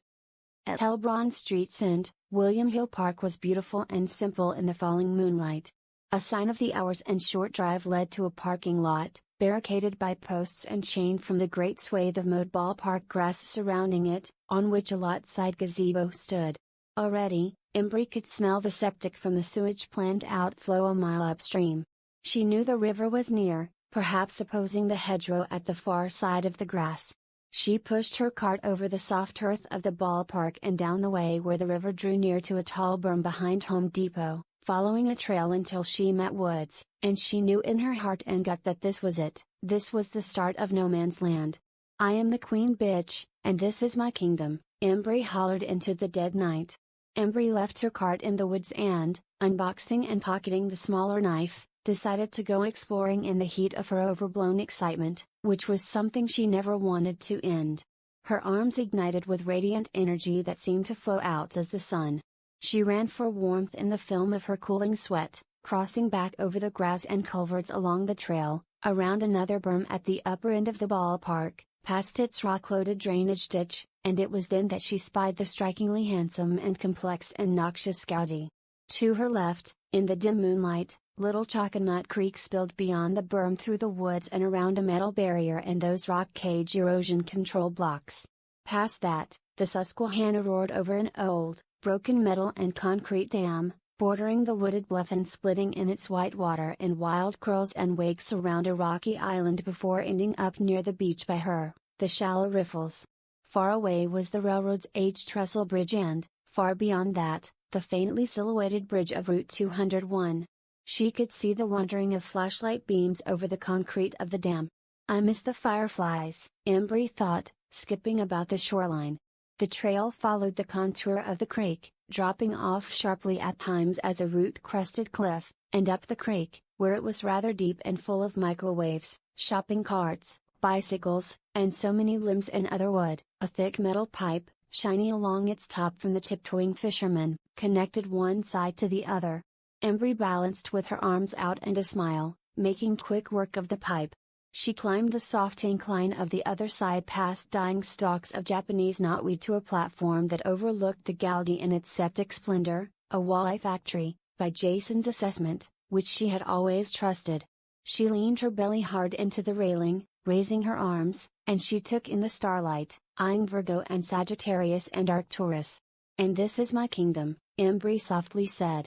Coyotes howled and whooped along the river's other side, 200 yards across to the opposite shoreline and down quite far, almost to Murphy's Island. Still, it sounded to Embry like they were much closer. She crouched through the archway trail of knotweed surrounding her like a dense, browning jungle without steady form, some parts thicker than others, and crossed down a shale bluff bordering a great graffitied metal wall that ran alongside the dam. She hopscotched around the shoreline rocks until climbing the gentle concrete incline of the dam, and suddenly the flashlights were on her. "Damn, you snuck up on us," what seemed to be a man said. "Who are you?" asked a woman. "That's what I do best," Embry smirked, gripping the knife down in her pocket. They turned off their flashlights before Embry could make out their clothes or faces, spying only their outlines in the starlit night. The man sounded as if he was mid-20s in age, and so did the woman. "We're Dan, Sandy," the man said. "Embry," she cheered back. "And I really don't care who you are," Embry thought. "We're fishing for catfish," Dan said. Embry knew already what they were trying to do by the starlit propped poles buried into the gaps between where the steel met the concrete of the dam, and she guessed by the coldness of the season and the look of the pool and current ahead of them before the island that they were failing. The catfish simply were not there. "See, we got a system," Dan said. "Sandy, show her the system." Dan takes his empties and takes some line off the spool and sets them on top of the line. "Here, like this," Sandy said, pointing toward the shadows. "That way, when a fish takes line out, we hear the beer can fall over." "Oh, neat," Embry said. "When's the last time you guys caught a catfish?" "About a month ago we got 15 on chicken liver and hot dogs," Dan said. "We've got nothing yet tonight, but you never know when they're gonna come by." Figured as much, Embry thought. Embry walked the dam back and forth for a while, straining to climb over the roots of a grandfather oak that had fallen into the river in the last storm and settled over the concrete. On the other side, she found the concrete craggier and metal rustier until the walkway ended abruptly at a manhole, the water flowing in a trickle over it, before the dam veered left and then straight again, and the water thundered over its edge. In the curve of the waterfall's flow, the remnants of green algae swayed underneath like mermaid's hair with its phosphorescence. Eventually, Embry climbed back over the oak where she found the couple chatting quietly and drinking, crushing the empties, and trying to skip them across the river. Dan turned a flashlight on again, and first Embry could see their army backpack with all their possessions, and then Dan aimed the light at Sandy's face, then his own briefly. Embry was perplexed and slackened at the jaw at the sight of their faces, which seemed to her old, rough, and pitted. They appeared 15 years older than they sounded, at least. After a minute of confusion and after they had stowed the flashlights away and continued chatting, she had realized they must be addicts and stood in that thought for another minute before approaching them again. "That bridge, up there," Dan said. "I ran across the top of it one day." "He did, too," Sandy howled. The crisscross silhouette of the steel trestle bridge caught Embry's eye in an entirely new light, and she spoke with the giddiness of a toddler. "I'm gonna go do that. Watch me." "No, don't," Sandy said. "If you fall in, you'll freeze to death." "Oh," Embry said, smiling. "You don't know the first thing about me. I am death." Embry ran off and jumped across the rocks jutting from the rippling shore and climbed the bluff like a spider monkey, twirling her way through the knotweed jungle this time up and away from the dam, breaking the few late cobweb strands that haven't been touched in so long, threading her way up through the brown stalks and avoiding the sinkhole that once was a groundhog burrow along the narrowing trail, rounding the corner of the power plant's barbed wire fence, and finally seeing in full the great outline of the trestle bridge. Embry climbed the large rectangular foundation stones like those of the pyramids and tore at their browning vines to reach the base of the bridge, which was a railroad bridge and accordingly was laid with wooden slats and gaps in between carrying the girding of the rails along its length and off forever into the knotweed thicket. She walked half the bridge, and the cold breeze made an appearance, whipping past the hood of her sweatshirt. She tried at the beams angling into the night sky as the sides of great supporting trapezoids, hugging and inching her way up the frosty steel and flaking rust until she was 20 feet higher, slipping up recklessly to the top, where she stood and waved at whoever in the night might be watching through the starlight or maybe from far up above. She tiptoed across the beam, holding out her arms. On her way back down the trail, Embry found drunken Dan and sickened Sandy stumbling and slipping up the bluff with their rods and all their belongings strapped to Dan's back. She took their rods for a moment and offered them a hand, and Dan showed how often he shut his mouth.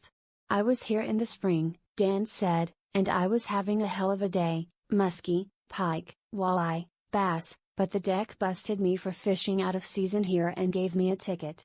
I guess you can't fish before walleye season opens here, bunch of bullshit. I'm the king of the Galati. I can do what I want." Embry could feel the heat of contention rising in her heart and pumping through. "Well, you better move over," Embry said, and with that note, she turned back, crouched, and disappeared into the knotweed abyss. The following morning was unseasonably warm, and Embry had worked her way along with her shopping cart, forcing its wheels through the wet earth in tangles of scrub, traveling farther down no man's land, passing the deep trenches of river behind Home Depot and beyond the clay banks where the river split around several islands in rushes and riffles, reaching down past where the forest broke into a scrubby meadow opening between the river and an elevated highway that ran along no man's land handsomely. By mid-morning, she had stripped down to a t-shirt and jeans and bare shoes, hanging the sweatshirts and socks on the lowest limb of one lone silver maple in the brush. She found the sunshine warm and the breeze cool and refreshing. She hadn't slept, but still she felt rested and eager, her soul afire. Embry laid out all her purchases in the morning's melting frost atop the matted hay. She began to unbox and assemble her tent, her kingdom's castle centerpiece, and fit the tent poles together with the tug of the elastic cording connecting them and wrestling to jam the tent poles through the slits of the tent's fabric, finally with base poles in and upper poles crossed, realizing the blue round-top tent in its freshness and splendor. She entered and rolled around about the floor in excitement and ran her palms along its smooth sides. The trail leading to Embry's camp was forged by deer and summer fishermen. Virtually nobody walked it in late fall or winter or even early spring. She could hear the vehicles from the highway, herself urban yet rural, almost in sight yet truly alone, and in that she found comfort. It's not that she wanted to be alone, but her hand was forced. Who could she trust? Fire, food, shelter, water, Embry said. Or is it water, food, and then shelter? Yeah, it's gotta be that one. Embry thought back to the few televised survival specials she'd seen as a child as well as her book, but they were of little help now. Her memory was failing her and so was her ability to concentrate. She paced in circles about her tent, restless, until remembering minutes later what she was doing, and she strolled through hay, dying dandelion, desiccated thistle, briars, and willow saplings, pushing back the branches past where the trail had ended, before she found where the forest of mostly great silver maple regained its prominence down the way. She picked at the leaf litter upon the still frosted knoll, finding and bundling twigs and mid-sized branches against her chest that had fallen in the last storm. Beside the knoll, a small, cold, maple leaf-covered swamp basted and rotted any wood that fell into it. Embry made trips back and forth, trailblazing and collecting a mound of frosty sticks and leaf-litter tinder that she was proud of before unpacking her machete and working it with the sharpener until it could shave the hair from her forearm. She found herself back in the forest hacking away at a small fallen beech tree, swinging left and then right to cut chips from the slit she had dug into the wood, and by the time she was sweating, the log had split and collapsed into itself. She chopped half the tree into manageable pieces, carrying them out and back to base camp and piling them neatly beside the tent, each time wiping the sweat from her brow. Embry slid through the thistle of the clay banks on her ass, scooting like a crab, pot in hand, and at the bottom, on a narrow level path of wet clay with its raccoon and opossum prints, she knelt and filled the pot with the rushing river water.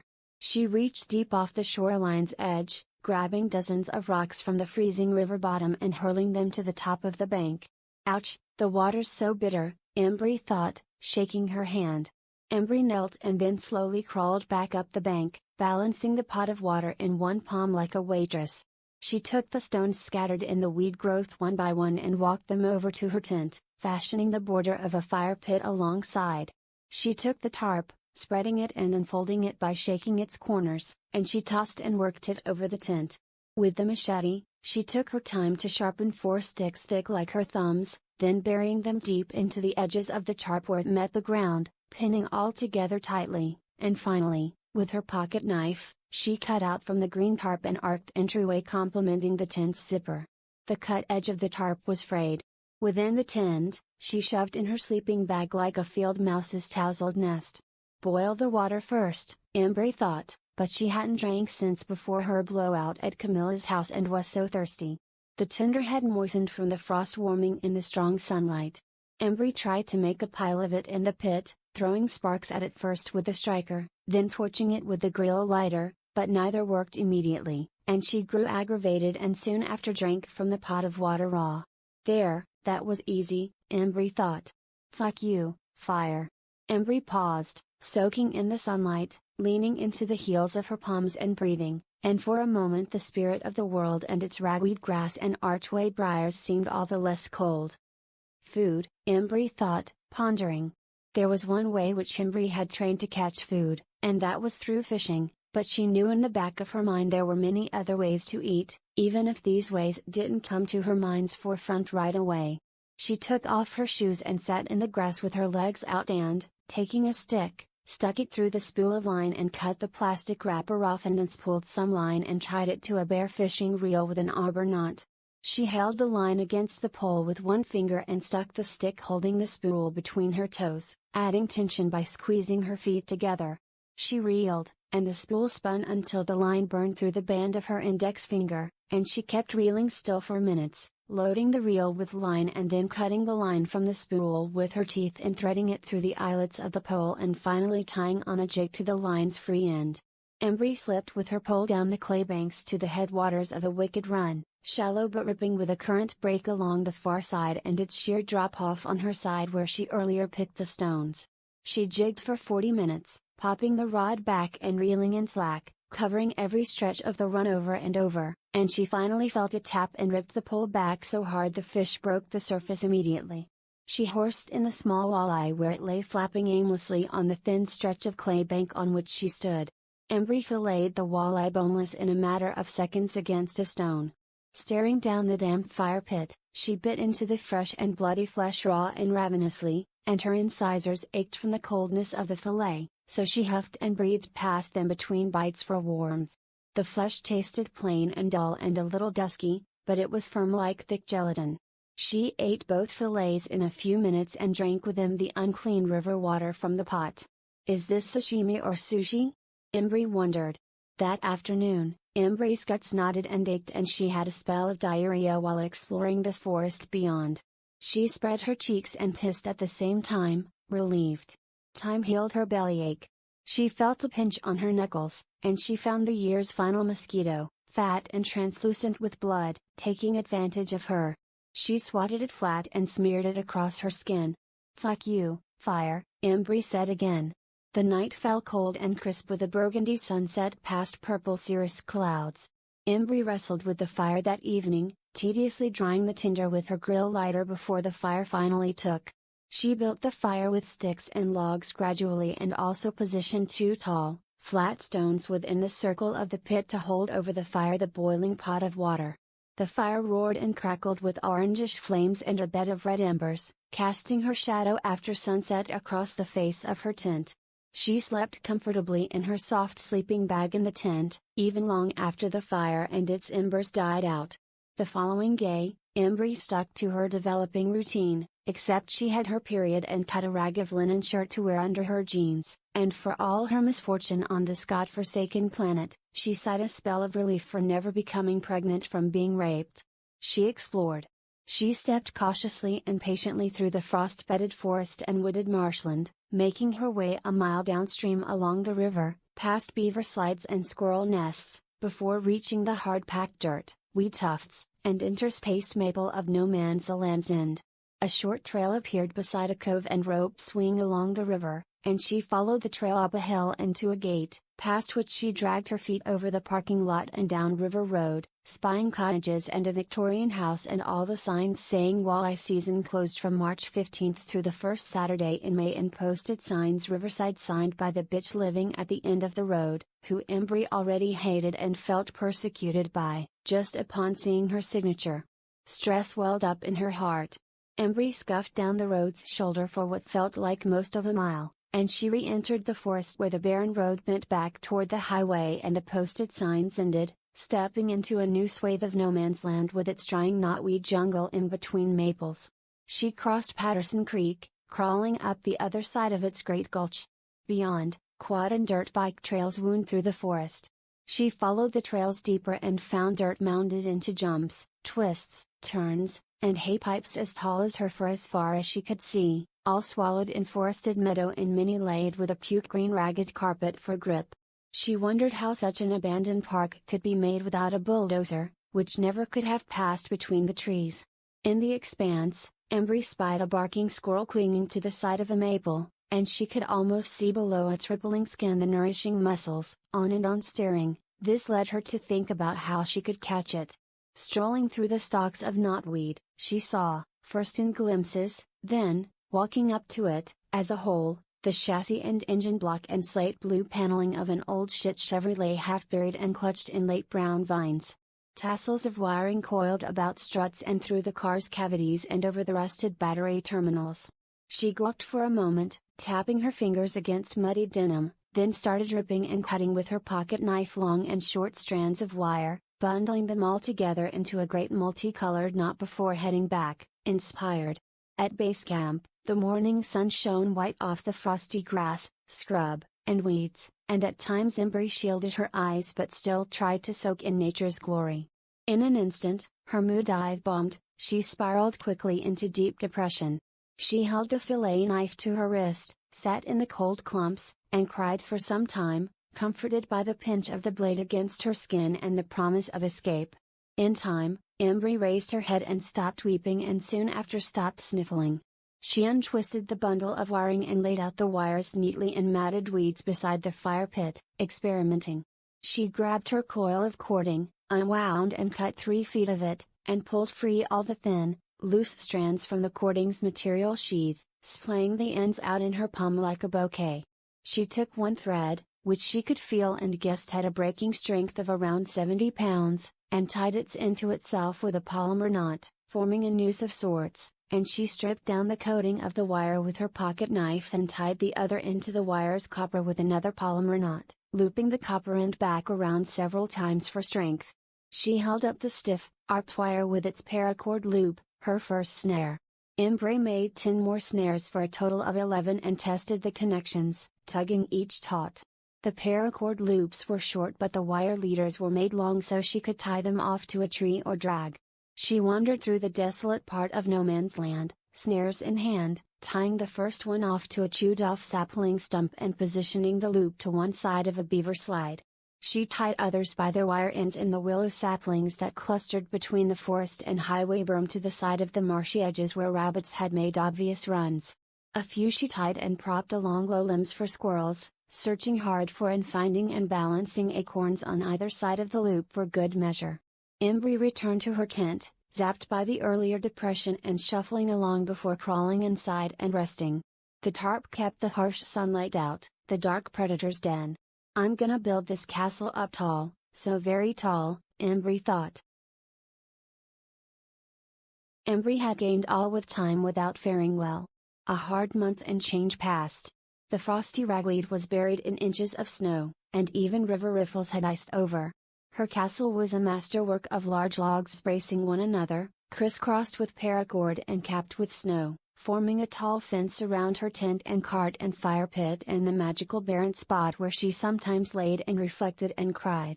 The trail into no man's land, spider webbing into the abyss to every snare set used a dozen times over, was a trench of hard-packed snow. Beside her tent stood a pile of almost 30 frozen walleye-like cordwood that she'd fished out before the ice came.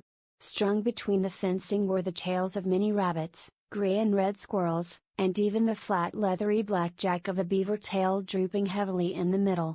Sometimes Embry felt as if she was having a heart attack, an aching in her left ventricle like a stone being hung from her heart, and she welcomed the pain and the hope of passing on unexpectedly, but after long hours of laying and moaning it would usually subside. One afternoon, when the winds were howling and snow flurries fell sideways, Embry woke from her depression sleep and laid in the tent for some time, comfortable to the touch and crying, before unzipping her tent and stepping into a freezing desert. She wore all the sweatshirts at once all the time and smelled of body odor, cheese, and blood, often itching her scalp and picking at her greasy, windswept locks. I'm a monster, Embry thought, looking at the heap of squirrel, rabbit, and beaver skins and sniffing her armpit. Look at me. I'm fucking worthless. Can I do anything right? Embry did what she did best in her world, and that was hapless meandering. No task was in order. She had a routine of sleeping, checking traps, boiling water, drinking, cooking, eating, and shitting, but the order of that routine on the daily was subject to change. Often she was bored and she found boredom to be the ultimate killer, the leading generator of stress and suicidal thoughts where she'd slit her wrists and light up the snow. So on the day of the flurries she took her machete and fishing gear and walked the forest and iced over marshland most of a mile down to River Road, where the water slowed and pooled beneath a sea of staggered ice floats and where Murphy's Island began. Far onto the craggy, crackling ice, near the industrial complex of Murphy's Island, was a hunched-over man fiddling with his ice rod by a hole and beside a tackle box and hand crane cogger. Embry avoided him. She avoided him for loathing his existence and the fact he was near her island, in her space, persecuting her. Embry tiptoed along the concrete slabs and frosty stones leading down the shore's ridge, moving awkwardly onto the slanted, frozen together ice, which clogged the river, with her arms out, balancing gear in hand. She waddled far onto the ice, closer to the head of the run where it dropped off, she could tell, as the current break alongside it broke through the ice, bubbling. La tristesse era toujours, Embry thought, the only French she'd ever known or cared for, and that she heard that time at the art gallery in Manhattan while on a field trip.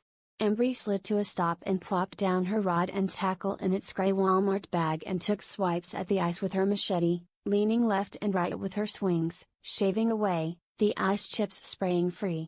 She found the ice where she was cutting to be 3 inches thick, but she truly didn't give a shit if it was 10 or an inch or a half. She could only imagine the glory and relief of falling through and tumbling down the current underneath until her lungs burned. After the ice gushed open, Embry stood back and dropped the jig from her overlong pole into the cerulean gray depths trickling past the uneven hole. She popped the jig, with the line slanting back gently with the flow of the water. Past the glare, she began to make out a face, like that of a pale drowned man, but eventually she realized it was Clicky down there, rippling, and she looked up, ignoring him. She jigged for half an hour, squinting sometimes at the old man on the distant ice, half to make him out and half out of contempt.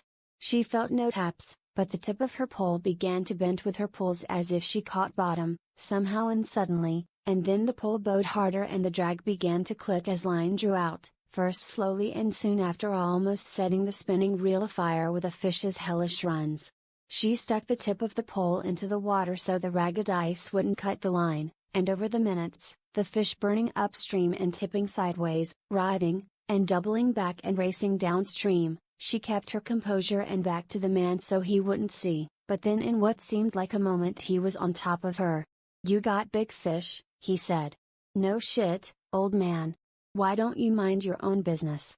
His face was taut, pitted, and light brown, and he wore a palm-top knit beanie. He was clearly of Laotian descent, Embry thought. He stepped closer, grinning. He didn't understand. "Gaff?" he asked. Embry rolled her eyes but waved him near with her free hand. "Gimme that fucking thing," Embry insisted, holding out her hand and raising her eyebrows and motioning with her fingers. The man handed over the worn, wood-handled gaff, and Embry knelt with her rod buckling and near breaking in the grip of just her right hand as the fish neared the hole, twirling and thrashing underwater and showing itself in glimpses beneath the overcast sky and still amid the wind and flurries. The fish was long, tan, and striped, gleaming in and out of sight.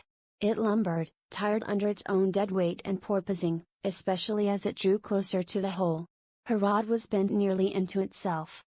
The fish finally gave up by the hole and floated into sight like driftwood as Embry lifted the rod tip from the ice, and first its side showed with a white iridescence between ferocious and numerous light brown stripes, the line still angled off to the side as she held it with her gaff-gripping fingers such that the line wouldn't cut against the ice. The drenched slant guides froze over in the winter wind, and she knew she had no more play and that this was her one chance. The duck-billed, shimmering head glided into view under tension, threatening to snap the line, and with one quick one-handed stroke she gaffed the tiger muskellunge in the eyeball and skull and wrested it with 2 hands out of the water head first, throwing her pole and grunting. "Nicest fish. $50. Huh?" Embry said, sighing. The fish worked side to side, belly down, sliding along the slants of ice, its maze pattern and rust-orange fins mesmerizing to Embry, who'd never caught any sort of muskellunge before. It was 40-some inches long and 25 pounds, by her estimate. The ice crackled beneath the party's weight. "I give $50. "Oh?" Embry said, smirking. The man pulled out a leather wallet that was too fat with bills close from the back pocket of his jeans, fingering through the money and pulling out a 50. Embry held out her hand for a handshake and the man stared back for a moment, then obliged, smiling. She took the crisp bill. "My name's Embry," she said. "You know, I have walleye back at camp." "Walleye?" he pronounced, beaming. The tiger muskellunge's eye was flat and bleeding and drooping out of its socket, and, watching the last moments of the delicate fish as its gills froze and fangs frosted over, Embry had a flash in her mind that had been buried until now. Jason's brains hanging from the back of his head, smooshed, along with thick red streaks ornamenting the guardrail, and she cringed and gritted her teeth and sucked through them the cold air. She held her forehead, massaging it. "Yes, Walleye," Embry said without looking at any particular thing. "Go back to your hole and wait for me. I'll be back." "Wait, here?" Sai asked. "Yeah, whatever," Embry said back, flashing a hand. Hiking, Embry spotted a halo of the sun through the clouds past all the drifting flurries and silver maple reaching with her bare limbs. She met base camp in 20 minutes, and she kicked at the stack of frozen walleye until it broke from the ground in 2 great chunks.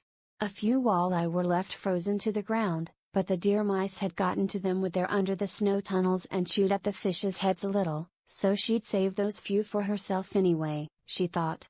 She bound a strip of cut shirt around each hand like mixed martial arts wraps, and she balanced one clump of walleye in each hand, huffing more than anything from the weight of her intrusive final thought of Jason.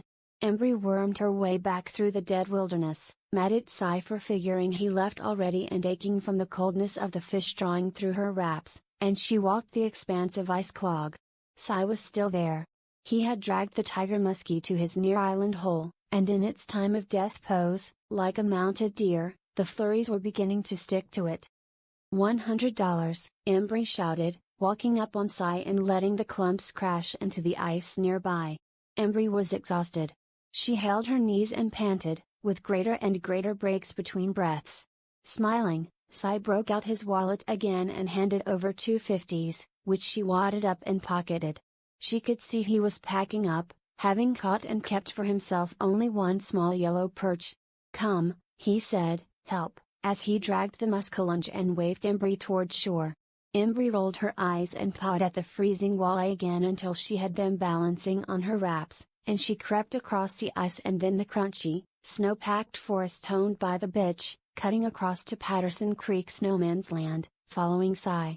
They walked up the creek, crossing over thin ice and through trickles, up the cement skids lining the walls of the overpass, and finally they broke from the scrub and around the construction site's fence to Sai's green hatchback on the dirt shoulder of Argonne Avenue. He opened the back without unlocking and heaved up the muskellunge with its solid, sagging gut, throwing in his gear too, and she tossed in the bricks of walleye and tried to catch her breath. "In," Sai said, pointing to the passenger door. Embry looked at him, confused. "I've done enough favors for you, old man," Embry said. "Why the fuck do you think I'll trust you all of a sudden?" "Food," he said.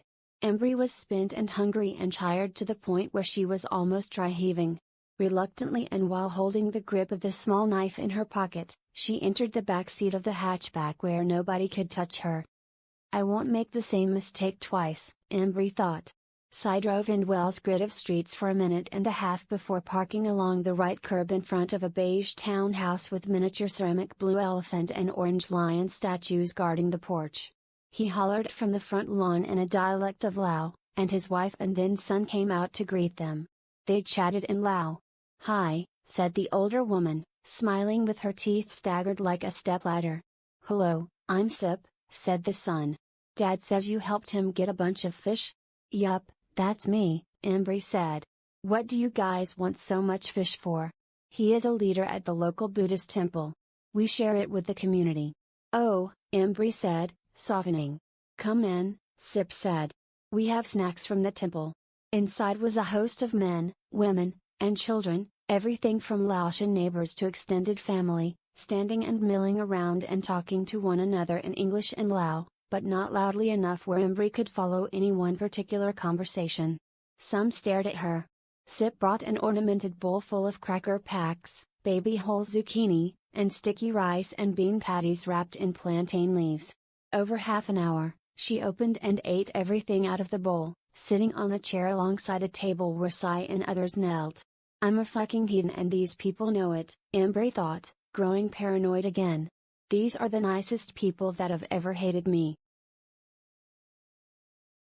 On average, Embry slept back at base camp for 16 hours a day, and these hours could be during day or night or both.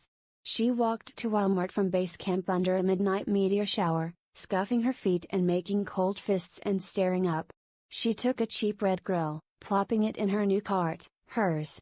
Half the shoppers stared at the spattered blood and mud on her shoes, jeans, and outer sweatshirt. She found the sliding doors leading to the separate gardening section, enjoying the waft of warmth every time she walked through a set of those doors, and, planning ahead, she grabbed the little seed packs including strawberry, garlic, peas, zucchini, and rhubarb. This was the home she never had, she thought, and without the contention that had always been there, and she would treat it that way and build a garden and become more than the queen of death. Back at base camp, Embry watched the roof of her tent from the softness of her sleeping bag, which had frayed at the seams over the start of the long winter, and she watched as Clicky and Vinny and what seemed like a reaper, with his bony forearms and scythe, haunted the roof of her tent, emerging from its darkened face in form and closeness she'd never seen, drooping down into her gaze. Sometimes the screaming would suddenly continue, sounding like it came from just outside the tent, and this is what truly startled her. She would flinch every time it happened, whether children scream or adults. "It'll all be over soon," Embry said, hoping. That night, Embry thought of her love of Jason, his rebellious but, for her, caring nature and how her best times were behind her, but what was ahead? Everything could be over in a moment, she knew, cringing, and that would wrap everything up nicely. She had seen it firsthand, not so nicely, and she had felt it when touching Jason's hand for the last time in a delusional daze, she suddenly remembered, and how the warmth had left him for coldness. She couldn't remember the sight, only the feel. Embry fell asleep under the howling wind tearing at her tent and tarp, and she suffered nightmares and night terrors, first of Jason disowning her, then of the light switches again not turning on and the monsters around corners trying to take advantage of her, and finally of a leper screaming and hurling itself toward her. She woke in a fury, rolling into the side of the tent and hitting her head against the tent pole and punching it 3 times. Embry could see the penumbra of forest dawn seeping through the tarp, but there was something more, like a searchlight, flashing in streaks past the castle of logs over the tent's side, and immediately she sat up and thought of the cops, but how would a police cruiser flash her with its scanning spotlight, from the highway? Embry unzipped the tent and tripped, falling knee first into the snow, and suddenly in the pre-dawn glow she heard the crunching of the snow, and soon the flashlight was on her. The coals of her fire burned a dim current. "Miss?" said a man, blinding her with the flashlight. "Surprised you can tell I'm still a girl," Embry said back, squinting and holding her hand to her brow. "Are you a cop?" "Deck officer," he said. "Quite the impressive place you've got here, and quite the pile of skins," he said, scanning. "Can I see your license?" "What license?" "Well, how did you acquire all those skins and tails?" "They just appeared there one night," Embry said. "Most amazing thing. I need to see your trapping license," he said. "Didn't know they existed, sorry." "How did you find me again?" "The coals, you can see them from the highway," the officer said. "Damn, you have good eyes. Do you have an ID?" "Here," Embry sighed, reaching for her wallet. In the light glinting off the ID she could see what looked like grenades or something just as sinister strapped down the front of his army green bulletproof vest, a Glock on his side, where the silhouette of his hand was resting before, and a dark police mustache spanning his portly smirk. "Embry?" he said, sounding to her confused. "The one and only. That's a beautiful name." "Thanks," Embry said. "Okay, so, Embry, all these here," he said, reaching into his pocket and drawing out some snares, "aren't legal for trapping in New York, and you need a trapper safety certification and trapping license, too, and even then, these still aren't legal, honey." "I'm sorry sir, but what did you expect from me?" she asked. "I'm homeless and I need to eat." He paused, letting the flashlight beam fall to the ground, and he held his chin, and after a while he spat some chew spit to the side. "Okay, what's your story? I'm too sick to work, and I can't count the number of times I've been left to pick up the pieces." "Sick with what?" "Mild bipolar or something like that, to quote my wonderful, all-knowing doctor." "Okay, honey, I'm sorry. I'm gonna cut you a break," he said, sighing and pausing. "And I'll help you out, but you've gotta take the rest of the snares down and stop setting these snares all over the place. I'll be back later. You'll be here, right?" "Yes, sir," Embry said, shaking at the hands at this point. There was something often nerve-wracking in the way the officer presented himself, Embry knew, and in the broken-hearted sunrise she could see the back of his black and army green outfit and the gray streaks in his brown buzzed hair. She hoped he would never come back, but wishes were just wishes. She thought of burning the place down and moving on. If it was still summer, she may have. He cut through the willows quietly toward the highway, and in a moment he was gone. Later in the day, and to Embry's surprise, beneath cirrus clouds and in the blinding sunlight the officer returned with plastic bags of groceries in hand. He came insistently, silent in his approach but clearly visible against a background of sunlit snow and the distant stretch of silver maple. She was standing outside the castle, waiting for water to boil. Oh God, here he comes, Embry thought, motherfucking fire. I brought you groceries, sweetheart, the officer said. Please don't call me that, Embry said back. I'd rather Queen of the Galati or Queen of Death or even that bitch over sweetheart. The officer chuckled in his deep voice, setting down the groceries on the snow. In the bags were fresh fruit, vegetables, finer cuts of pork and beef, candy, breads, condiments, and sweets. She leafed through them. Thank you, Embry said. Anytime, honey, said the officer. Did you pick up your snares? I will soon, promise. Okay, good. While picking up her snares, Embry found one squirrel struggling in a snare by the thickest maple of no man's land in a hollow, caught by the waist and chewing but only able to reach the strand of wire, and sadly she was figuring this would be the last animal she'd kill on her trap line. The sun cast shadows from the limbs above on the snow. The squirrel contorted itself backward, biting at the wire and grunting. She took her machete and with one dramatic slice chopped into the neck of the squirrel, severing the spine, and the squirrel collapsed immediately with its eyes stuck wide open. At base camp Embry skinned, gutted, and slow-cooked the squirrel on a spit over the fire, basting it with barbecue sauce brought to her by the officer. She rummaged through the bags. The meat was frozen in finer vacuum-sealed packages. The condiments were brand name. She bit into an apple and tasted the sweetness for the first time in so long, ringing against the bitter of her mouth. The officer had gone all out. She dug with her knife through the tough squirrel meat after it cooled and while the coals were still glowing. The following day, Embry was depressed and bored and coped by snacking on the oversweet candy and napping.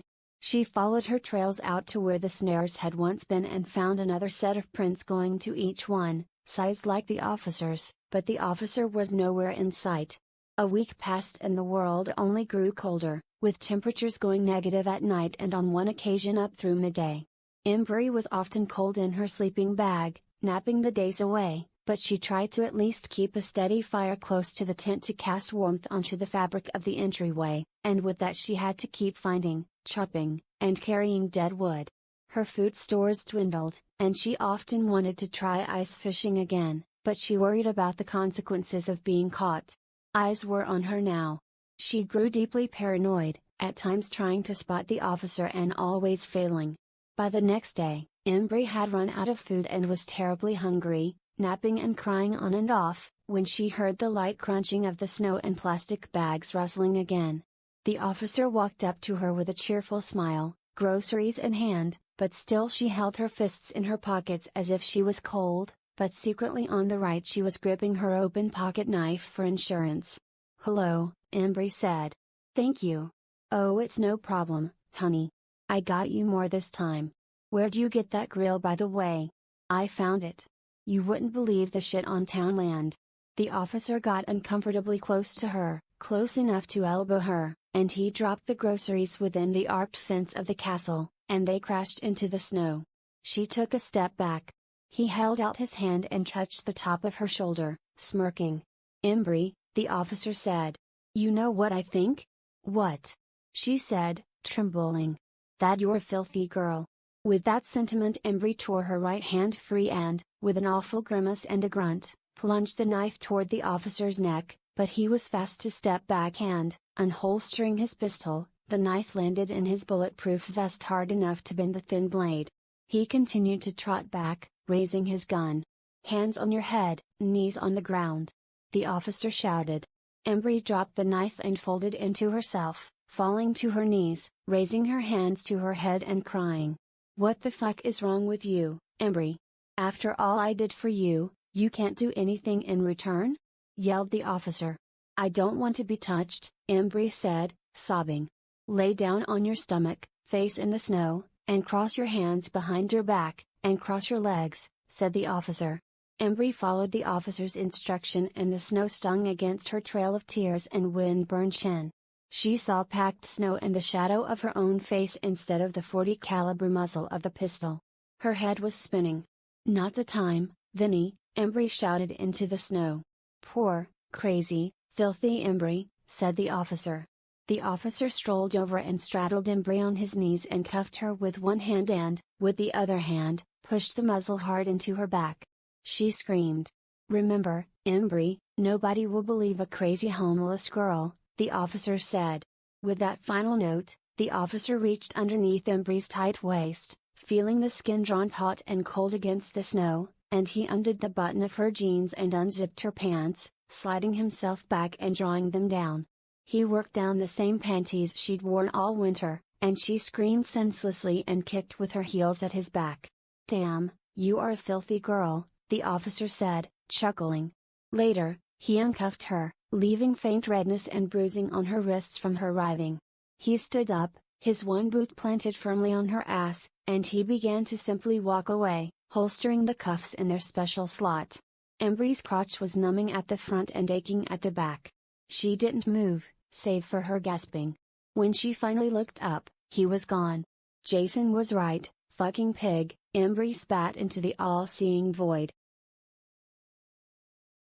Over the following days, Embry slept, sobbed, and gradually consolidated the pillars and novelties of her castle into one great pile, and around midnight she took the grill burner and lit the tent fabric sticking out a fire.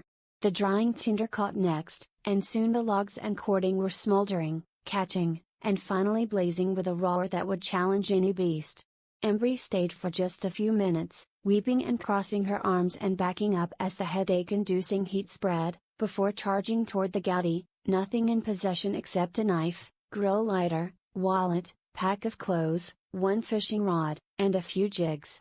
Half an hour later, at the head of William Hill Park, Embry could hear the fire alarm and whine of the sirens making their way down the highway. She took Elbron Street down, past all the little lawns and above-ground pools covered over for the winter and the switchback tenant houses, the salty slush of the snow's shoulder wetting her shoes and the cuffs of her jeans as she marched, and she rounded the corner onto Avon Street, walking it down to 17C where the big trucks, sedans, and cars burned by, splashing her with slush. Embry explored, taking the exit uphill to the 201 bridge, panting and suffering from a headache. She kept having flashes of the rapes, more of the feel of confinement and pinching and tearing pains than the sight of it, and with each of these she would wince and mutter to herself. As she walked under the street lights of Highway 201, she thought of climbing the short concrete walls and jumping from the overpasses to the highways far below. She thought about this with seriousness in her heart, gripping, facing, and leaning into the walls.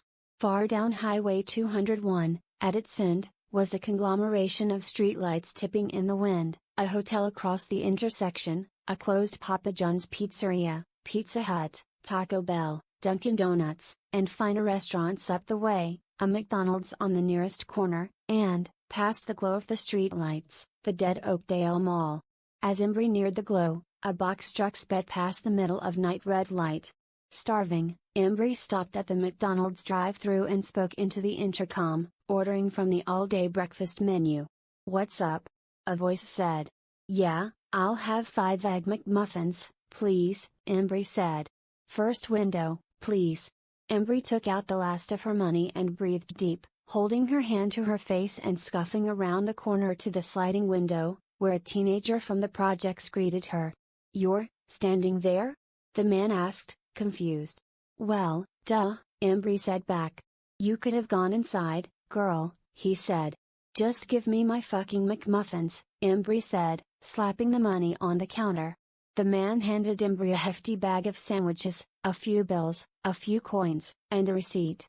"Good luck," he said, watching her walk away. In the McDonald's back parking lot, Embry stuffed her face, forcing all 5 sandwiches into her gut without a drink in 3 minutes. The final two were so dry that she almost choked. The grease and salt of the ham and light sweetness of the English muffin were all delicious, she thought in so many words. When she was finished, she found her stomach aching. Out of curiosity and with nothing better to do with what she was certain would be the end of her life, Embry hiked across the empty intersection past Key Bank on the corner to the dead mall. The lot was wide, with the paint of the parking slots weathering away under a blanket of unkempt snow. The snowed-over dividing berms held a few dead pine shrubs and weed tufts. Dragging her feet, Embry approached the southern storefront, which was laid with tall concrete slabs and had a harbor where the swinging doors stood, locked tight and smothered from the inside with yellow tarp and a sign that read "The store is now closed" with a street address directing to Scranton, a phone number, a website address, and in tall Roman lettering the name Macy's. She followed the contour of the mall around, climbing and slipping up a culvert through the scrub and evergreens and wintering ash trees, over a guardrail and to a sidewalk. The storefronts above were laid of what seemed to be small yellowing bricks in the faded light of Johnson City and the moonlight. She spotted a footprint in the concrete of the sidewalk, passing the vast edge of pine scrub and leafless ginkgo trees and railings to closed-off entryways.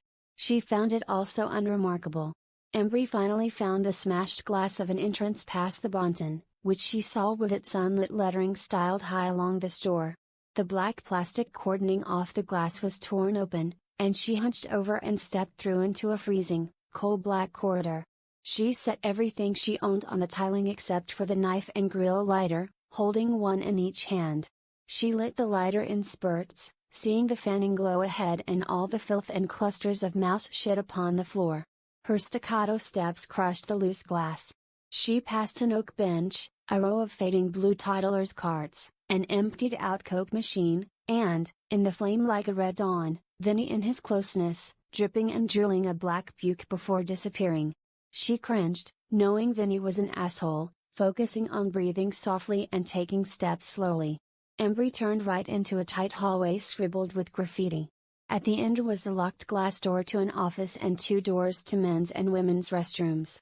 Inside, she drew a miserable emoji with an index finger on the mirror, around handprints, with its frown and triple bags under the eyes. She discovered that soap dispensers were dry, faucets' handles were creaky, toilets were smeared with shit, and a urinal cradled a moldy and melting out sandwich. How did that get there? Embry thought. Fuck, this place reeks.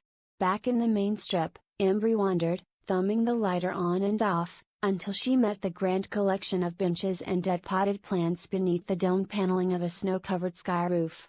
A quiet, hoarse voice emerged from the shadows. "Have you ever lived under the 201? Said the woman, almost whispering. Embry drew closer with her knife ahead of her until she could see an old, pale-skinned, chubby Native American lady, until warming the woman's pitted face and all her wrinkles with the small aura of the grill lighter, and the woman stared and smiled, sharing her yellowed teeth. "It's okay. I won't hurt you," said the woman.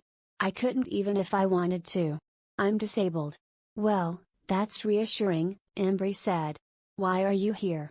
"The same reason you are, rejected by society, abandoned by those you loved."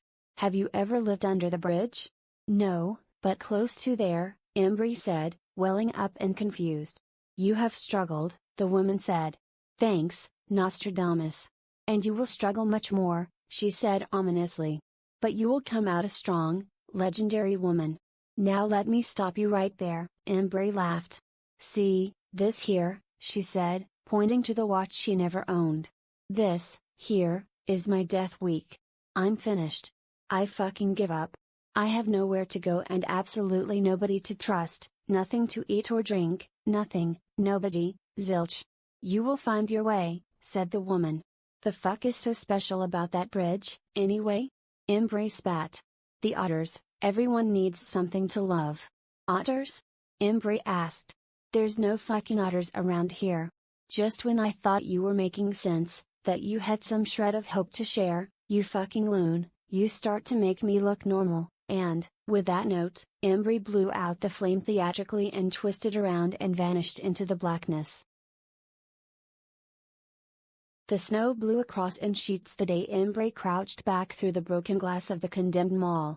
She stepped through wind-blown snowdrifts, feeling the powder collect in her cuffs, melt, and refreeze inside the denim as she hiked. Staring aimlessly and lost in the eyes, she followed the curb of Reynolds Road uphill, gear in hand, the world nothing more than a downtrodden desert, and the tears and gunk of her blue eyes crusted over, and she cut left into the valley of Overbrook Road, and, at the road's lowest point, she spied the dam wall of Overbrook Reservoir, shuffling right onto Nelson Road and following it past all the neatly spaced townhouses to its end where the dam towered beyond gusts of snow and into the drab overcast. "This is where I die," Embry mumbled.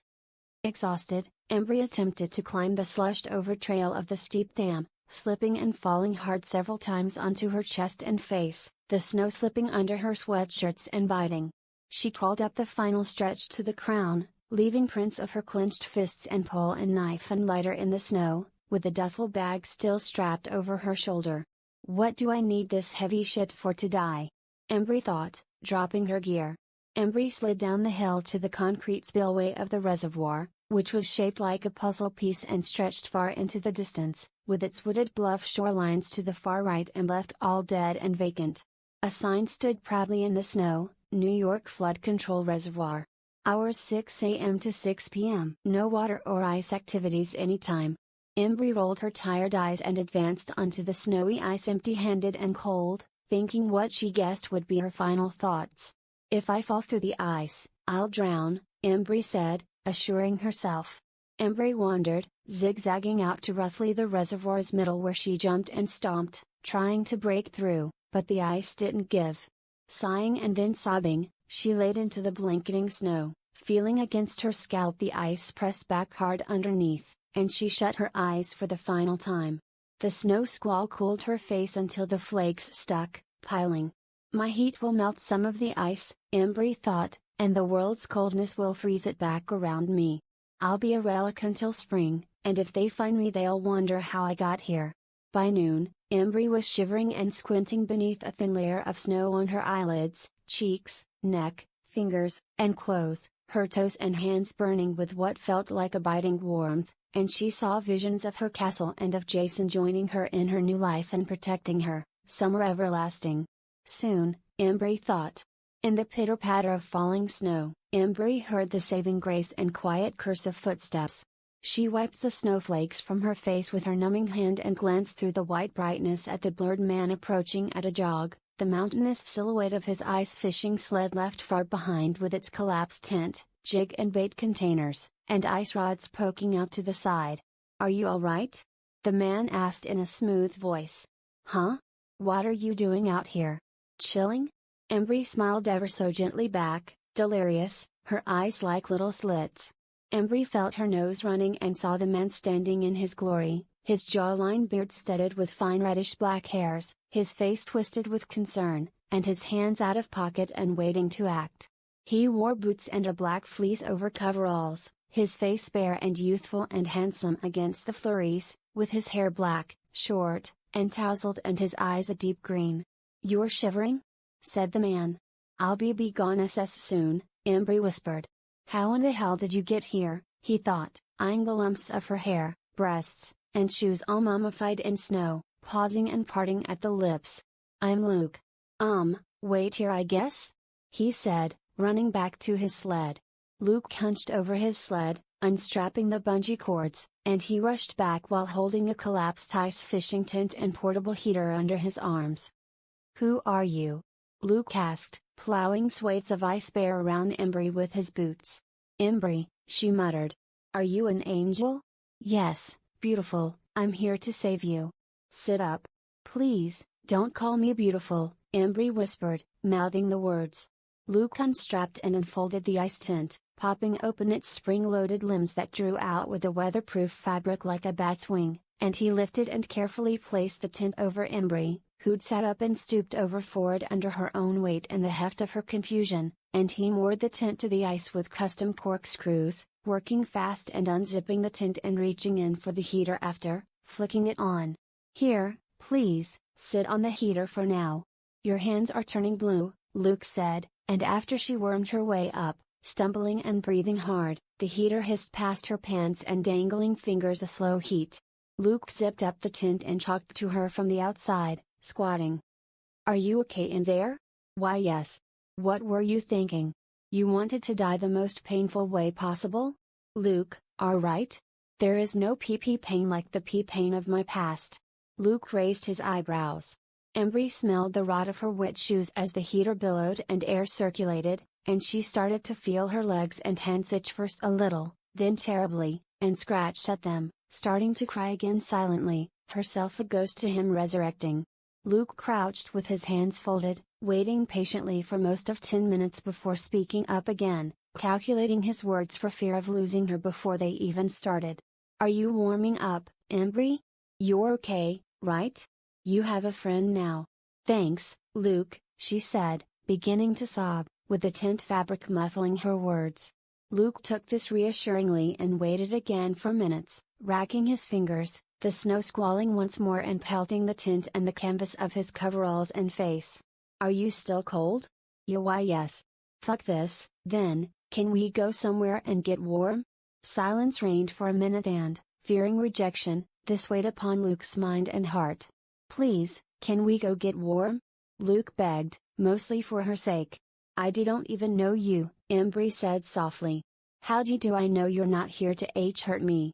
If I wanted to hurt you, I'd have let you freeze, Luke said back, his voice rich and deep and soothing like the countryside breeze. Come on, let's get out of here. How are you even here anyway? You see can't ice fish here. Fuck that sign, Luke said.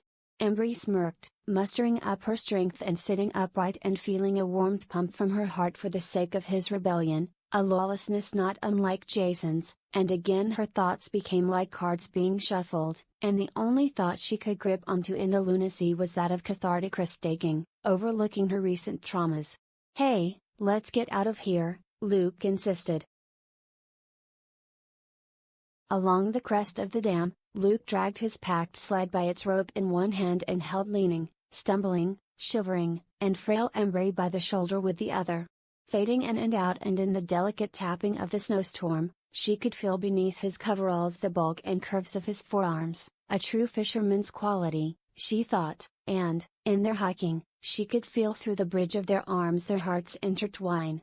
Parked on the roadside, what wasn't there before, was an ocean blue Subaru WRX, and Luke carried the weight of her leaning carcass down the winding trail, around old barbed wire, and back to Nelson Road.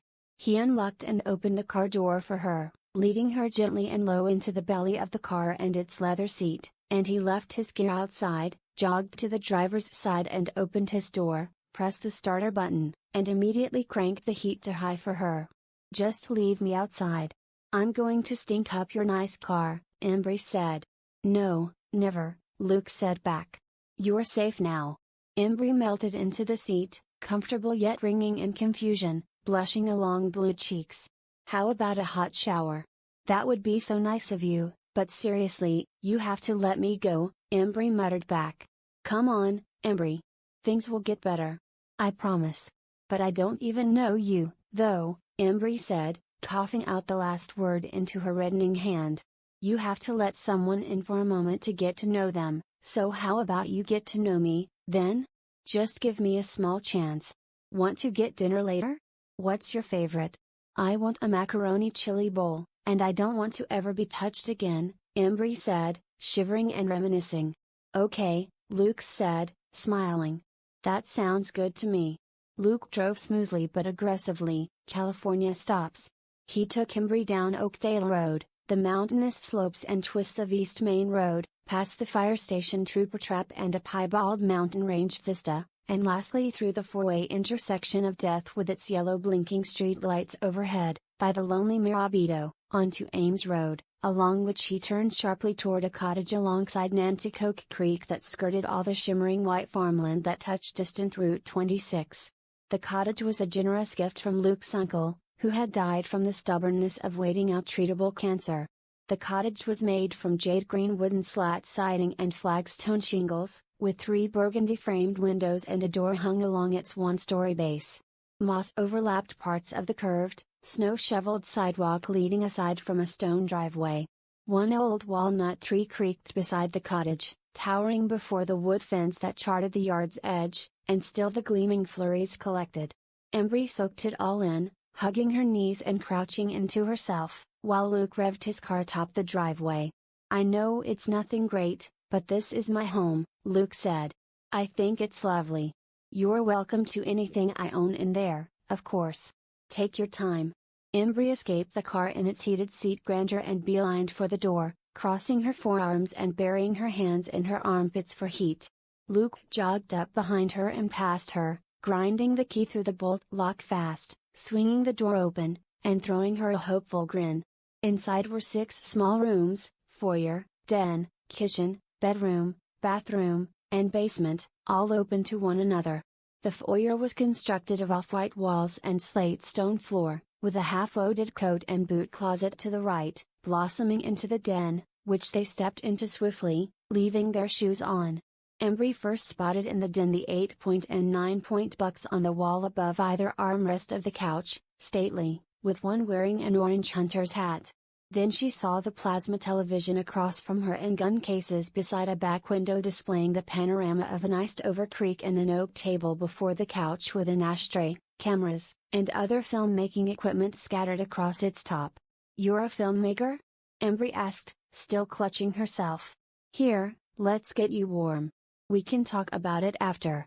Luke led Embry past the oak railing separating the rooms and past the neatness of the kitchen where, coffee pot, sink basin, cabinets, and 2 empty bottles of beer along the open and clean kitchen countertop, holding his hand out in view of the bathroom before opening and reaching into a closet for a towel, handing it to her. "Please, take a hot shower.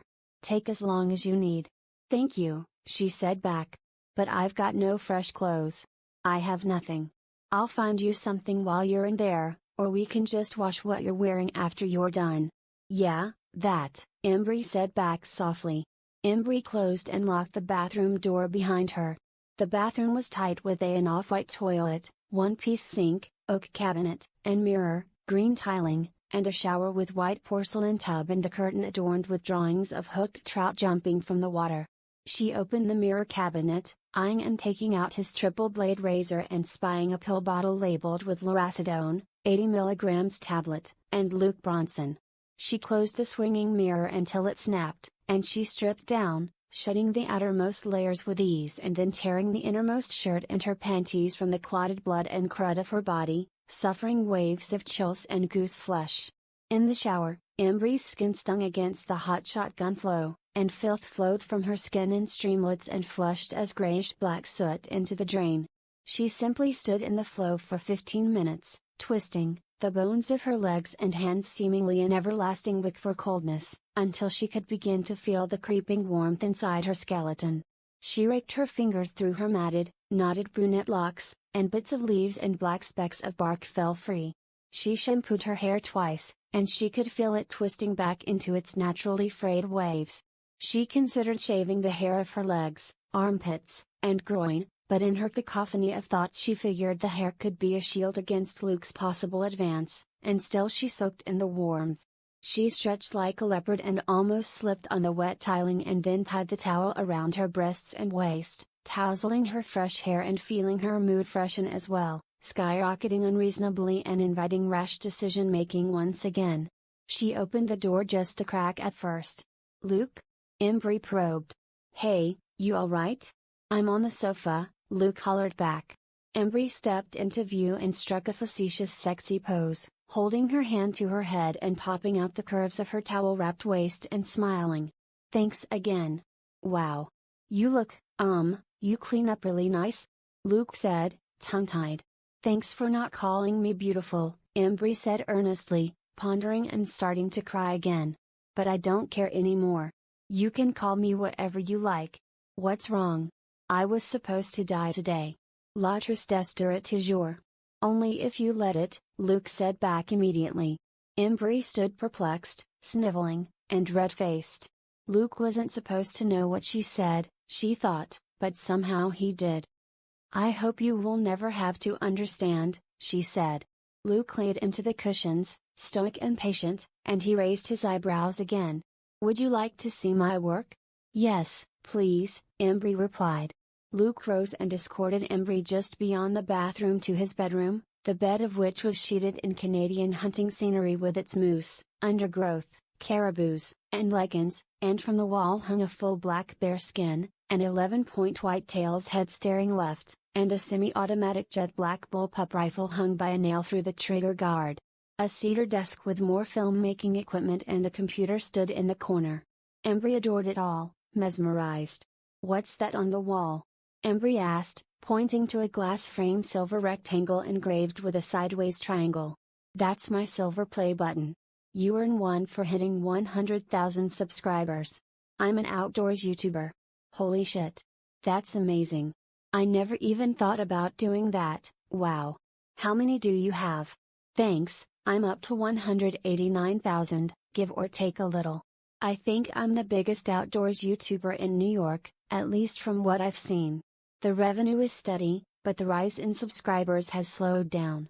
I don't think that I'll ever hit the gold play button, at least not before I'm 50, if YouTube even still exists by then." "What's the gold play button?" "You get it for hitting 1 million subscribers on YouTube. It's the dream. Assuming 5 times the revenue along with it, we could travel anywhere." "We?" Embry asked, raising an eyebrow, still towel wrapped. "Yes, we, if you want. I don't know what it is, but I like you. Please stick around. I'm flattered, but there's some things you should know about me before you go picking the rotten apple out of the bin." "Like what?" "Like, I know Vinny is looming over you as we speak." "May I ask, who is Vinny?" "He's an asshole." "You're not making any sense." "I see demons. I hear screaming. I get pissed off, forgetful, depressed, and so many other things that have taken me too long to realize aren't normal." "You have hallucinations? How are you supposed to understand it's not normal when it's all you've ever known?" Embry cried. "I get it, trust me, I do, and I don't think any less of you for it." Embry paused and then laid into him with an unexpected hug, overlying her calloused hands and squeezing him hard enough where her breasts flattened out against the towel. "Save me, please, or else kill me. Do you want real help? I don't know anymore." "Here," Luke said softly, "let me make a phone call. I'll go throw your clothes in the washer downstairs while I take care of the call, okay?"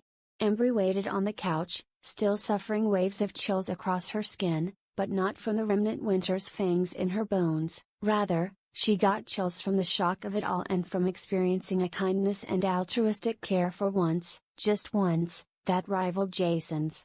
The view of Nanticoke Creek was incredible, Embry thought, as a buck mink hopped and pirouetted along the far bank, twisting into muskrat holes and popping back out.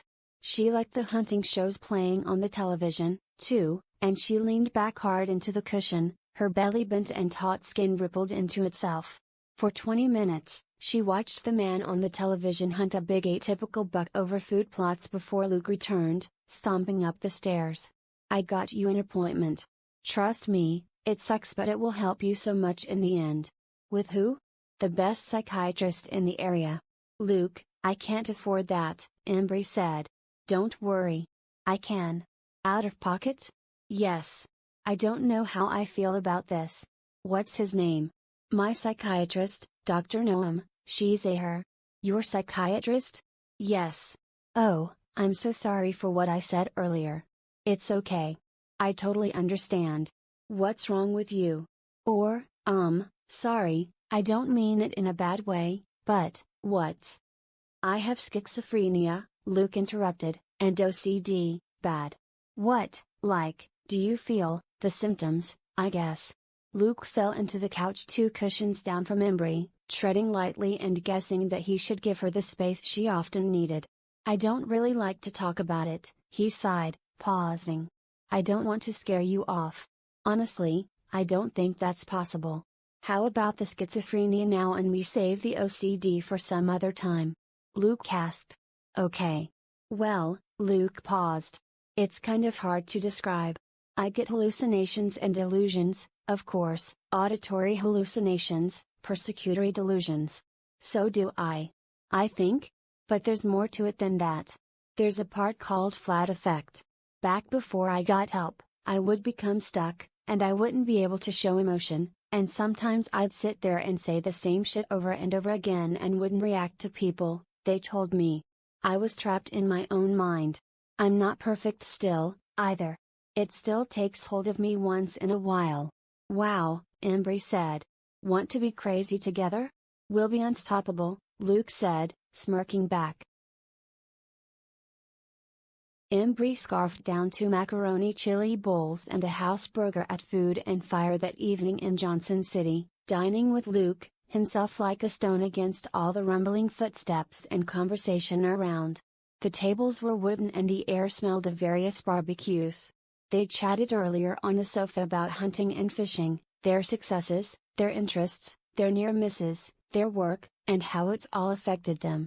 In doing so, talking of their overlying dreams and desires, their souls melted together, still strangers but their bodies moving closer together on the couch.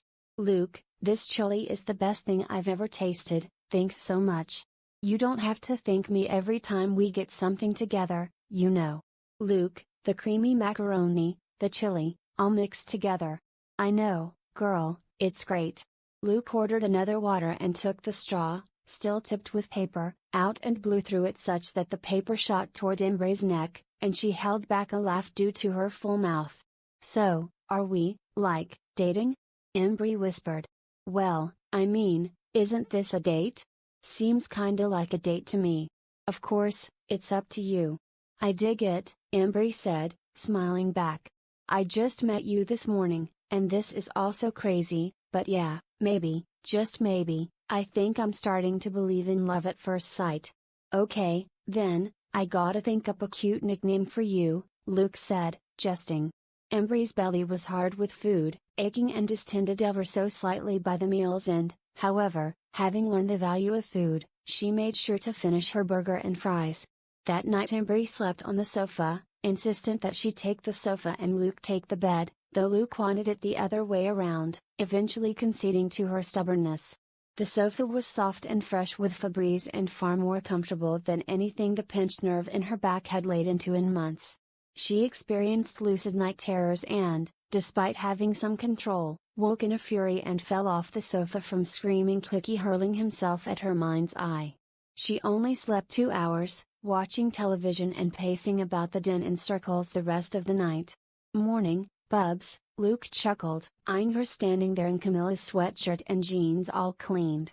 Coffee, toast, eggs, venison? Yes, please, all of it, Bubs. How would you like everything? I'd be more than happy with having them however you like yours. Luke fried the eggs sunny side up, cooked the chilled venison from the refrigerator with butter a sizzling blue rare, brewed the coffee black, and prepared the toast a light brown on the same skillet as the eggs, forking more than half onto Embry's plate after 15 minutes at the stove. They dined on the sofa, Luke in his t-shirt and checkered boxers, his legs thick with black hair and toned, and with Embry still in her comfy clothes. Finished, Luke took their plates to the sink, and with Luke sitting back down, Embry leaned over and hugged him and laid into his cheek with a long, soft kiss. She could feel the warmth flowing from her heart and his cheek warming, too. Nobody spoke, it was a tender moment amidst a very hard winter. You're too cool, Bubs. I've never seen something so lovely so close to death, and I'm a professional killer trained in hunting nature's loveliest. She paced after scraping her plate clean, etching around the walls and furniture of the den with her steps and eyeing all the rifles, shotguns, and the wicked spider webbing frame of a crossbow in the gun cases, some vintage and others used. I'm glad you can see through my tears. Over 5 days they had taken it easy, at Embry's request, holding a bonfire outside Luke's cottage between the two of them and sharing stories of their struggles, her homelessness, his catatonia, and how they ultimately came to be and what they could do together for fun. Also, going mudding through the frozen overslop down the winding, dipping trail of Griffin Park to the mouth of Nanticoke Creek and back several times over in the Subaru, and finally watching television and relaxing and, toward the end of the week, making out with a softness and tongue twisting that challenged everything she'd ever felt and known. D-Day arrived in a hurry, Embry thought. Luke dressed in his best flannel shirt and jeans. She filled 3 blank sheets of paper front and back with notes about her symptoms or whatever she thought may be wrong in her life, scribbling and rambling, stringy sentences and short, bulleted words, clicky. Vinny, concentration, rapes, death, screaming, hyperactivity, repeating myself, sleep issues, persecution, irritability, suicidal ideation, paranoia, risks, crying, anxiety, guilt, mood swings, apathy, weight loss, and all strung out in so many stories and words as she tried hard to remember over hours every crumb. Luke loomed from a distance, careful to give her privacy despite hearing about all but the rapes. "Do you want me to come in with you, to your appointment, or do you want me to wait in the lobby?" She said, "how about I'll come out for you when I'm ready?" "Whatever you want, Bubs. But let's get going. The doctor likes us to be on time." They sped through the noontime snow and slush of the freshly salted roads to a complex in Endwell, the neighborhood near Murphy's Island, along the back road of Picken Street.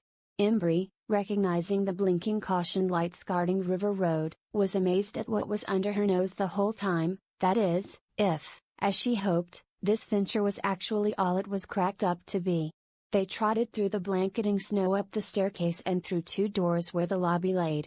Embry was hopeful, but, deep down and without Luke knowing, truly she also wagered that all of this was futile and a joke. Stress welled up heavily in her chest as she scoped out the lobby, a Picasso-style artwork of African and European faces behind a thin waterfall to the left, a hallway labeled Dr. Noam just beyond the painting, what seemed to be speech and other therapists' rooms down the hall and perhaps up the stairs, orderly leather sofas and basket mesh footrests, a tea and water and magazine station in the corner, and a vacant and dark glass booth hub up ahead. They waited, cradled by the sofas for just a few minutes. A striking, young-looking Indian lady rounded the corner, wearing a tan skirt and clacking heels and girdled by a thick black belt, waving. "Embry?" Dr. Noam inquired. Embry sighed, rising and shuffling into the hallway as Dr. Noam doubled back, with Luke still patiently sitting on the sofa. Inside Dr. Noam's office hung gorgeous, painterly collages from all the walls and stood a pearl-white sofa, a recliner across from the sofa, a desk, and a maple stand with a smartphone, tablet, and copy of the DSM-5. "Hi, Embry, I'm Dr. Noam. Please, take a seat. Luke tells me you're struggling. Is that true, dear? What are you experiencing?" Embry didn't speak. She slowly, silently handed over her 3 sheets of paper, with tears beginning to collect in the bottom of her eyes and her face reddening. She regretted writing about the rapes, however brief, but it was too late to take it back. "Dear God, all this?" Dr. Noam asked, scanning fast and flipping again and again until she'd read each side of sheet twice, disturbed. I'm Embry. I was in the hospital once. The doctor there said I had mild bipolar," she said, pausing. "It was involuntary admission, and I wasn't there long." "You're kidding me," Dr. Noam said, still flipping the sheets. "That's really what the doctor said? What did she start you on? Lithium? Just lithium?" "Yes. That's ridiculous. Okay, so, Clicky and Vinny, these are visual hallucinations?" "Mostly yes, I hear them too sometimes, and then there's the screaming, the loud, horrifying, God-forsaken screaming." Embry noticed diplomas from New York University and a residency at Brown University displayed along the left wall. "Okay, so, first of all, you should be on an antipsychotic immediately. That doctor is out of her mind. There's nothing mild about what you've been through. So it's severe?" Yes. Truthfully, I've never seen this before." Embry felt a warmth and vindication in her heart above her shaking knees and jaw and tapping feet. "What do you mean? Your case, I've never seen one quite like this. I don't look it, I know, but I'm 50 years old. I've been doing this for 20 years. What's so special about my case?" "Well, do you know how bipolar works? They ran me through it at the hospital." "Okay, so you're cycling through mania and depression several times a week or experiencing them at the same time sometimes? That is, you're experiencing symptoms of both in quick succession or on top of each other?" "Yes, I suppose. That's what's known as a bipolar mixed state. It comes with the highest risk for suicide out of all states of mood illness. Are you feeling suicidal right now?" "No, yes, kind of, always. Do you have a plan?" "I don't know. I just kind of think about hurting myself with whatever is around me. And what would that be? Usually something involving knives, bridges, drowning, or freezing. But you aren't actively planning to kill yourself at the moment? No, I guess not. What's wrong with me? There's nothing wrong with you. You're one of the strongest women I've ever met. You were molested as a child from some sick piano teacher and more recently raped, twice? Unfortunately, you're ill, but we can work on that. Bipolar patients commonly are able to stabilize and eventually lead relatively normal, healthy lives. There's hope. Okay, so, Embry, do these hallucinations happen at the same time as your mood episodes, your depression and mania?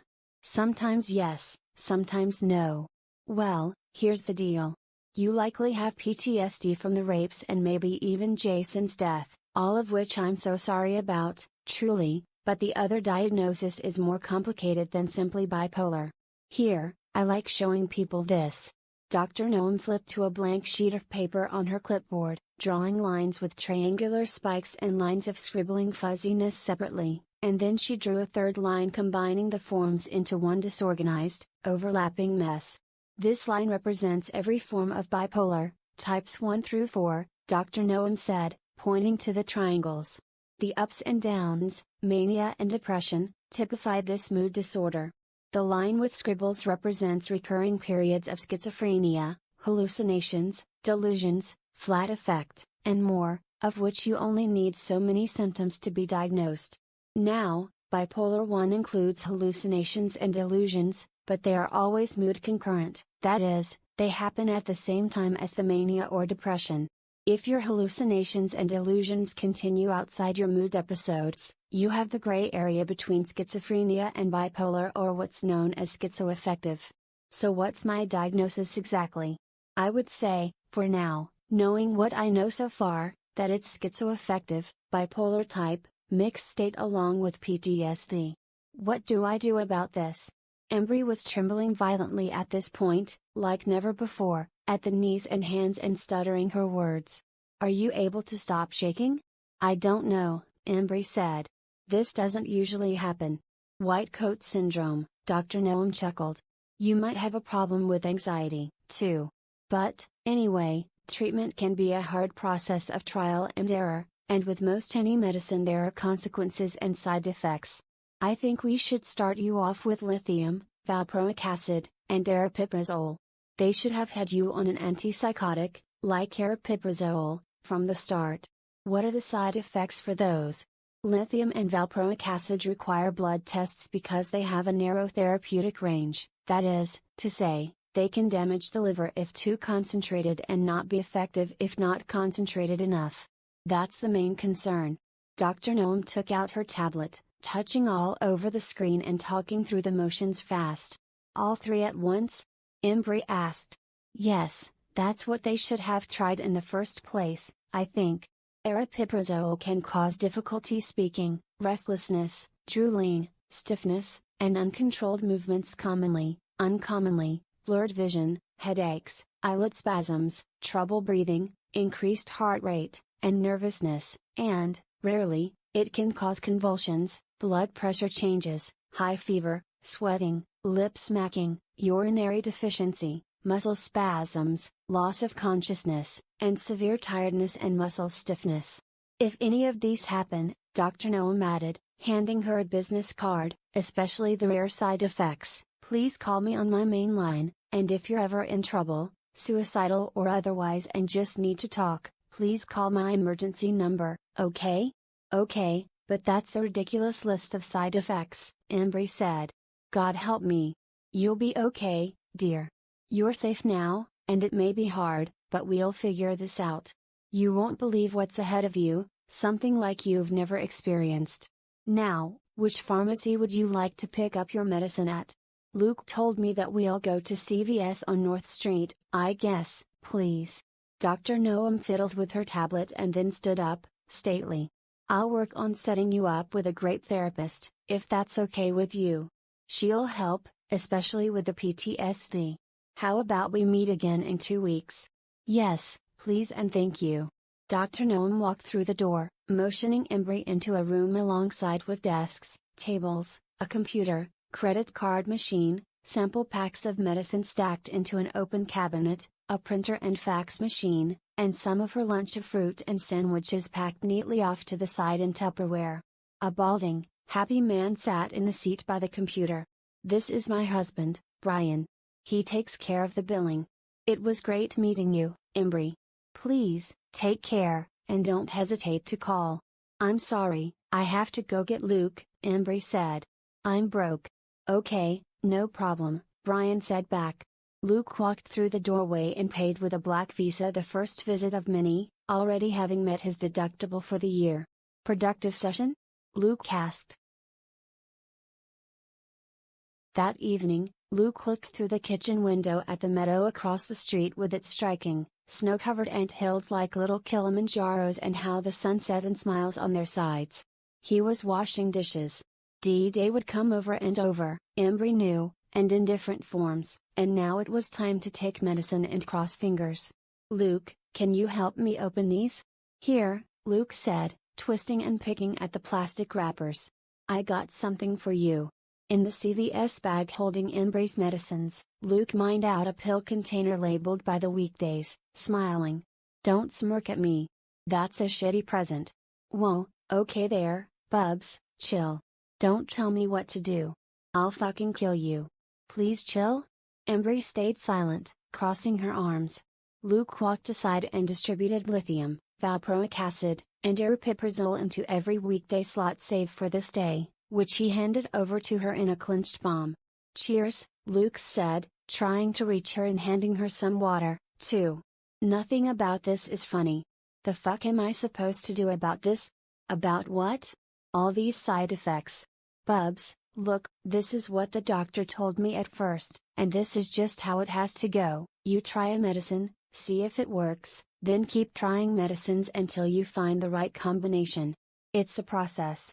She has to ease you out of this. She once said to me, the longer you've been sick, the worse the case generally is.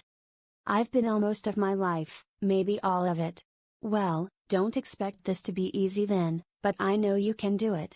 There's no pain like the pain of your past, remember?" Embry nodded, tipping back her head and chugging the pills with water, struggling to swallow them. "How many medicines did you have to try?" 3. The following day, Embry woke in a dizzying rush, exploding from the couch, and she heard Luke rummaging in his room, so she slinked over for a look. He was arranging cameras and chest mounts and fishing containers in a backpack. He strolled over to the refrigerator, opening it and grabbing 4 little containers of spikes and mousies. "I'm filming today, Bubs, for the channel. Want to come?" "Okay," Embry said, more for Luke than herself, swirling in a stew of tiredness and depression.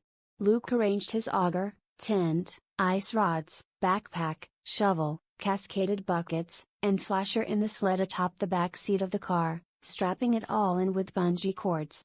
Embry took the front seat, not buckling and leaning her seat back for a nap as far as it would go against the ice fishing equipment.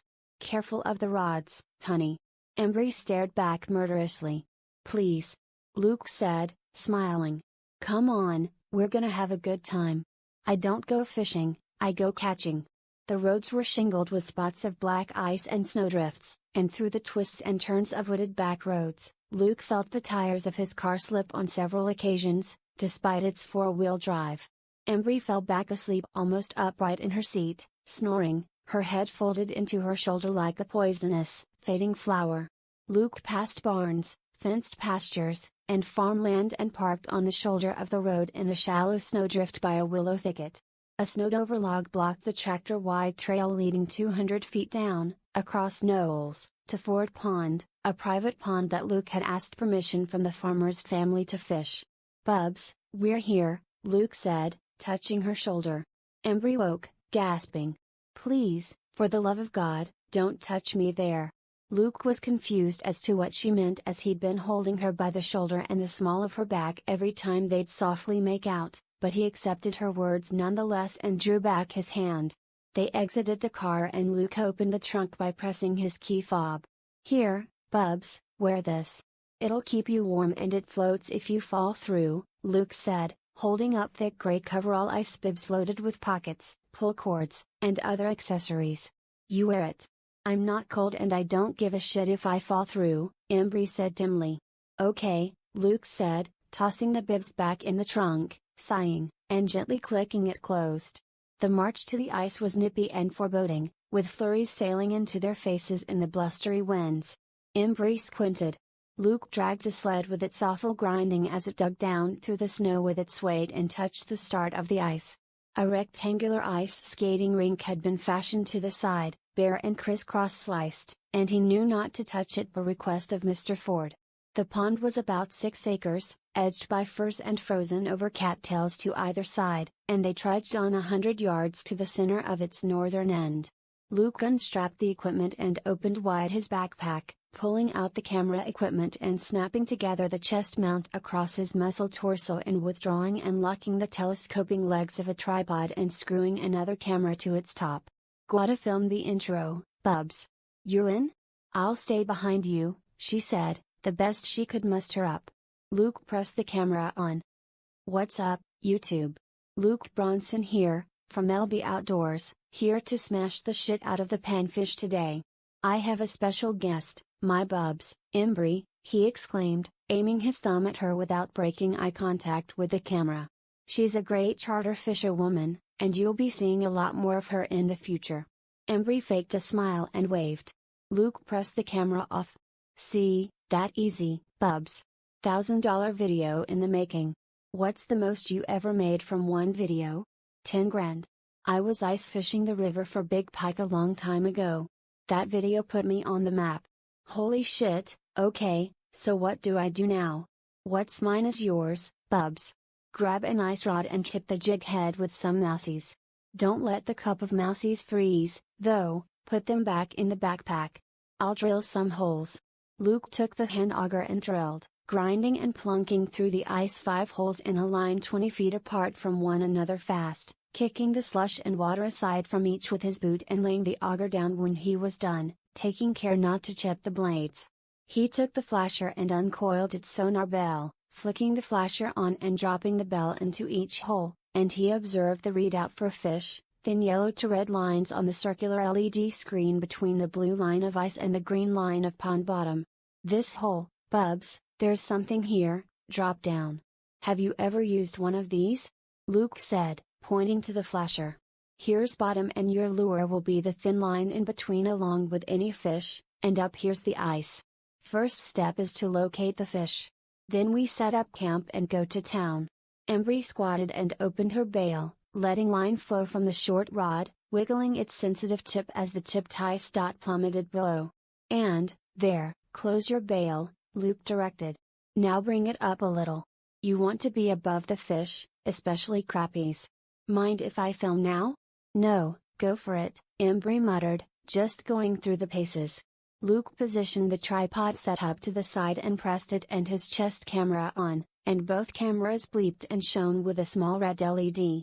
He put his chest up to the flasher, where a thin green line turned yellow and then red, rising, until it met the thinnest red line of the jig and until, at the same moment, Embry's pole tip ticked down, and she ripped up into the fish, ever so slightly grinning and reeling in between pumps of the rod. Embry's got the first fish of the day, folks. We're just locating them for now. When we find a good hole, we'll pop up the tent and break out the heater and snacks. Snacks? Embry said, pumping. I always keep a secret compartment of snacks, Bubs, Luke smiled. Embry pulled from the pulsating water a wriggling, 8-inch, iridescent purple bluegill, which tossed itself about on the ice aimlessly as she shook the hook free from its jaw. She was fitted with 3-pound test on an ultralight ice rod, perfect for finicky clearwater panfish. Luke moored the tent to the ice after clearing the blanketing snow with the shovel, screwing anchors into its side much like Embry once did with her tent. Inside the tent all, including themselves in their dim coloring, was dark except for the ice, which glowed a translucent blue, and the propane heater hissed in the corner like a talkative cobra. Luke and Embry jigged side by side, sitting on flipped buckets with the tripod set up ahead of them, filming, creating a pile of bluegill and black speckled crappie between them, and they took a few minutes to count their catch once they approached a limit of 50 bluegill each. They moved the tent to another hole where they fried banana slices atop an oiled cast iron pan, which rested above a propane flame, all in view of the cameras, and finally they limited out on crappie at 25 each 3 hours in. He talked about tips and techniques the whole time, filling the silence and explaining every element in a way that mesmerized her.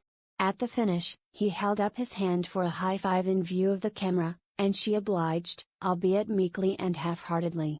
"That's an exceptional haul, Bubs. Now the work begins."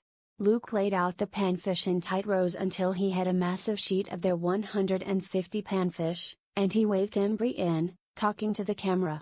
"We slammed them today, folks. Embry, come on in, Bubs. This is your first bluegill and crappie limit, right?" Embry nodded, squatting behind all the fish with her arms folded over her knees, smirking and silent. Luke took a video, gesturing with an upturned thumb, and framed the camera squarely at the fish to later make a high-quality thumbnail. Then, he collapsed and strapped up the tent and took the shovel, scooping heaps of fish on film into the buckets like a janitor on payday, a classy gag. "Bubs, do you want to take the sled for me? This has gotta be 100 pounds of fish." Later that night, after a spell of rest on the couch laying together and leaving the frozen fish inside to warm, Luke and Embry set up for filleting near the kitchen sink. They each had a bucket with their limits of bluegill and crappie, a total of 75 fish each, and, feeling confident, he was stupid enough to speak up. "I bet you $20 I finish first." "Okay, you're on. Ready, go." Embry took her time eyeing and honing her fillet knife, finally digging in after Luke had already done 2 fish, filleting them the same way as striped bass and walleyes and most of the others. To her, it was a simple assignment. She finished filleting the panfish boneless 10 minutes before Luke, an hour and 20 minutes in. "Wow, Bubs, you smoked me. I knew I fucking loved you." Embry curtsied facetiously with a straight face, her true colors suppressed. "Come on, fork it over." Luke reached into his wallet and, grinning, pulled out a $20 bill and handed it over, still filming. "Okay, you can turn that fucking thing off now," Embry said, irritated. Luke pressed the button. They were left with a mountain of fresh fillets, hundreds of dollars worth. At the end of the following week, Embry growing more tired by the day and taking her pills nightly, they visited Dr. Noam again, who welcomed Embry in. "So, Embry, how are you doing?" Dr. Noam said, finding her seat. "Tired, depressed, overwhelmed by boredom sometimes. Are you still having hallucinations?" Embry already was shaking at the knees and puckering her lips. "Yes, and terrible night terrors, monsters hurling themselves at me or running through the dark, screaming. I wake up flying off the couch." "I see. Are you feeling suicidal?" "It depends on the day. Sometimes I have so much energy and I'm content and confused, but most of the time I'm so down and depressed." "Do you have a plan?" "Not really. How is your sleep?" "I'm getting more and more tired. Every day I'm sleeping more. I slept most of last week on Luke's couch. Luke's a great guy, you know. He's been through a lot." "I know. Embry, I think we should give the aripiprazole another 2 weeks to soak in and stay on the valproic acid and lithium for now. I might add benztropine for your shaking, it's an anti-Parkinsonian medication. I'll have you go in for blood work before we see each other next, in, say, 2 weeks again?" "Okay, wonderful," Embry added. "Are we done? I need a nap."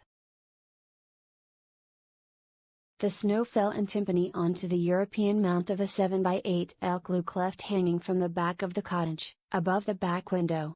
He'd harvested the elk on film 4 years ago with his father, a deathbed trip, before all the mourning and longing for more time. Embry devolved over the next 2 weeks into a sluggish facade. It became difficult for her to walk any distance. She meandered down the stairs to help Luke by trying to do the laundry, and on her way back up, stumbling, she had to lie down at the crown of the stairs from exhaustion. Having slept for 18 hours and with nothing perceivably left to do, she laid on the oak slats until he found her, panting and with her shoulder blades aching. "Embry, are you okay?" Embry said, "I've never been okay. I need to get back on the couch." Luke carried Embry like cordwood to the couch, setting her down gently. Do you want me to call the doctor? No. What can I do to help? Just turn on the TV, please, Bubs, and go have a good day filming. I'm not leaving you like this to suffer alone. We'll watch TV together. Embry didn't watch the program, where they were slamming tuna commercially by jigging long sabiki rigs, but rather she flickered at the eyelids and nodded off briefly almost 20 times before the program was over, collapsed into herself and sinking into the crack between cushions, with Luke just past her feet watching the show intently. Fading, Embry took her aripiprazole, lithium, and valproic acid that night with contempt, and, truly, she only did it for Luke. The next day, in the afternoon before her appointment, Embry and Luke visited the Binghamton Zoo, wanting to do something, for once, low-key, spying all the monkeys, insects, sea life, dangerous game, pythons, and more. She lumbered at a pace 1/3 of his, dying, and he stayed by her side, at times holding her hand. That evening, Embry shuffled into the doctor's office, breathless, having slept another 2 weeks away for the most part, save for 2 days earlier in the week of overflowing excitement. Luke, come in with me, please, Embry said in the lobby, under her breath. How are you doing, dear? Dr. Noam asked. She can barely talk, Luke said. She's so exhausted. Your paintings? Embry mumbled, folding into herself and pointing at the walls. Oh, those are actually collages. I make them in my spare time, Dr. Noam said, pointing to 3 side-by-side images of mystical women. These 3 I call the sisters, and I try to sell the others, but art doesn't sell well, so I end up giving them away to my friends. I have piles of them. Would you like one? Take your pick. Embry aimed her trembling finger at one above the far desk, a beautiful woman garbed in a robe with a sunshine halo and blue stylized background of shale between the cosmos. She hasn't changed much, doctor, except she's exhausted. She can't climb the stairs without collapsing. How is your sleep? Dr. Noam asked. Most of the time, 16 hours a day, except for one night of none earlier in the week, I think, right Embry? Luke queried. And another 4 hours of squirming around each day on the couch, miserable and trying to sleep. That's okay. Let her rest. Are you having suicidal thoughts, Embry? Dr. Noam asked.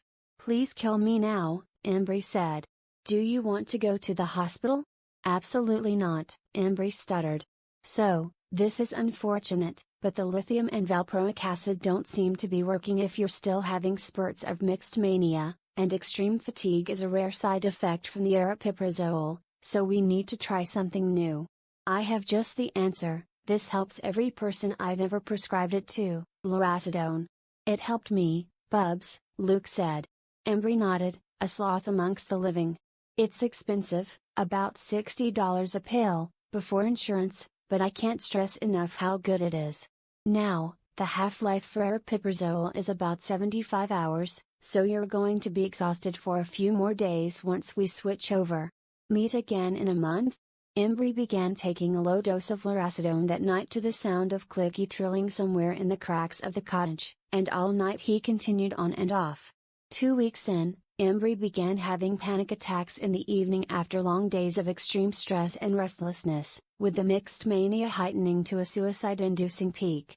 She paced and moaned, feeling almost as if her blood was boiling, especially in her chest and shins, and during the evenings Luke would drive her to get ice cream in downtown Maine past the school and all the little storefronts and gas stations, herself an effigy gasping for air in the nightly attacks and rolling the window up and down constantly in hopes that it would somehow help. Embry began to count the seconds as the days passed, buried in the couch for hours after she woke, with the doctor doubling her dosage of lurasidone during the next visit.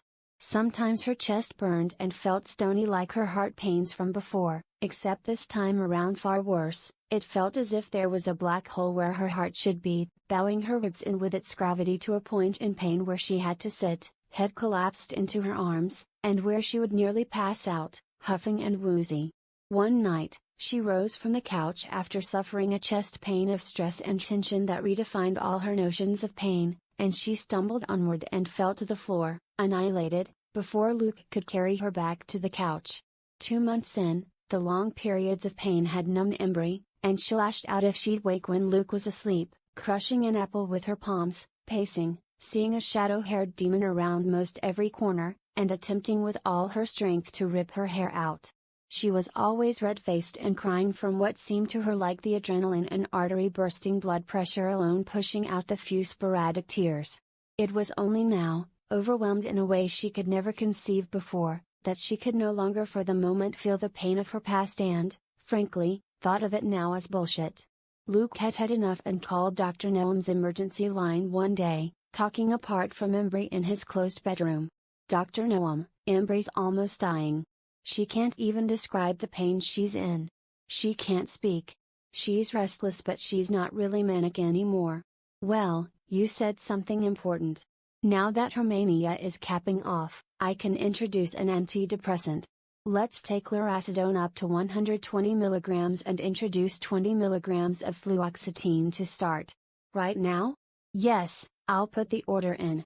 Embry suffered her nightly panic attacks like clockwork after long, horrifying days of seething, cataclysmal pain and confusion and suicidal yearning, taking her pills with Luke's help and guidance until the next session, where out of desperation and having never seen true mixed-state suffering, Dr. Noam prescribed the mood-stabilizing lurasidone at its maximum dosage, 160 mg. The following week, Embry fared no better and tried to kill herself one night by scraping a pen cap against her wrist in a fury, ultimately throwing it against the wall while lightheaded and fuming. Around dinner time one night, her jaw became stuck open, and she tried to talk to Luke through her mouth agape, freaking out. Eventually, as he was about to call the doctor, the stiffness in her muscles subsided, and she continued on to her usual restless panic attack before she would pray to whoever to please for the love of whoever fall asleep, with one of the dear mounts staring down on her always. She became disinterested in everything, movies, television, and fishing included, and with all of her strength and in all the hopelessness adrift she resisted trying to kill herself again. In the 4th month of lurasidone, through all the pain and the atomizing of every fiber of her being, beyond the evening cackling of early spring red-winged blackbirds, the end of an era neared. Embry's jaw once again stiffened to the point where it wouldn't shut, and Luke, by her side, escorted her to the couch before which she slipped and fell onto his shoulder, him bearing her weight in its entirety. She collapsed onto the couch, twisting and twirling, her one leg stiffening upright at the hip, one of her arms becoming rigid, her jaw stuck and cramping painfully as she tried to blubber, and her chest tightening. Embry muttered, writhing for relief, "I can't breathe." Luke called an ambulance and then called Dr. Noam, disquieted by the pale knot before him and truly worried by the intensity of her choking that she may not make it through the night. Dr. Noam sighed over the phone, saying one word, "dystonia," and then explaining that the lurasidone won't work and that she was so sorry and that Embry will need another drug and that there's plenty of drugs left in the toolbox and rescheduling her next appointment sooner and asking if they had diphenhydramine, which they only had a few ounces of in an ancient bottle in the kitchen cabinet, before ending the call. Embry slugged the few ounces of diphenhydramine, still twisting, and partial relief came before any emergency services appeared. A state trooper arrived first and Luke had to explain twice, showing evidence, that Embry was having a reaction to a prescribed medication, nothing illegal. Eventually, the trooper conceded and helped Luke carry the disoriented girl to the porch, where the medics were unfolding and locking open a stretcher. They heaved her onto the stretcher, lifted the stretcher into the ambulance as it scissored shut, turned on the lights and sirens, and Luke followed the ambulance to Wilson Hospital in his car. "This arm, is that from the dystonia?" one medic asked. "No, I'm just holding," Embry said, losing her breath, it up for fun, man. It's a fucking party in here." The medics rushed to set up an intravenous injection of far more diphenhydramine than the bottle recommends as a dosage, pinching Embry with the needle and taping it in place and connecting all the tubing and finally inoculating her with the push of a plunger.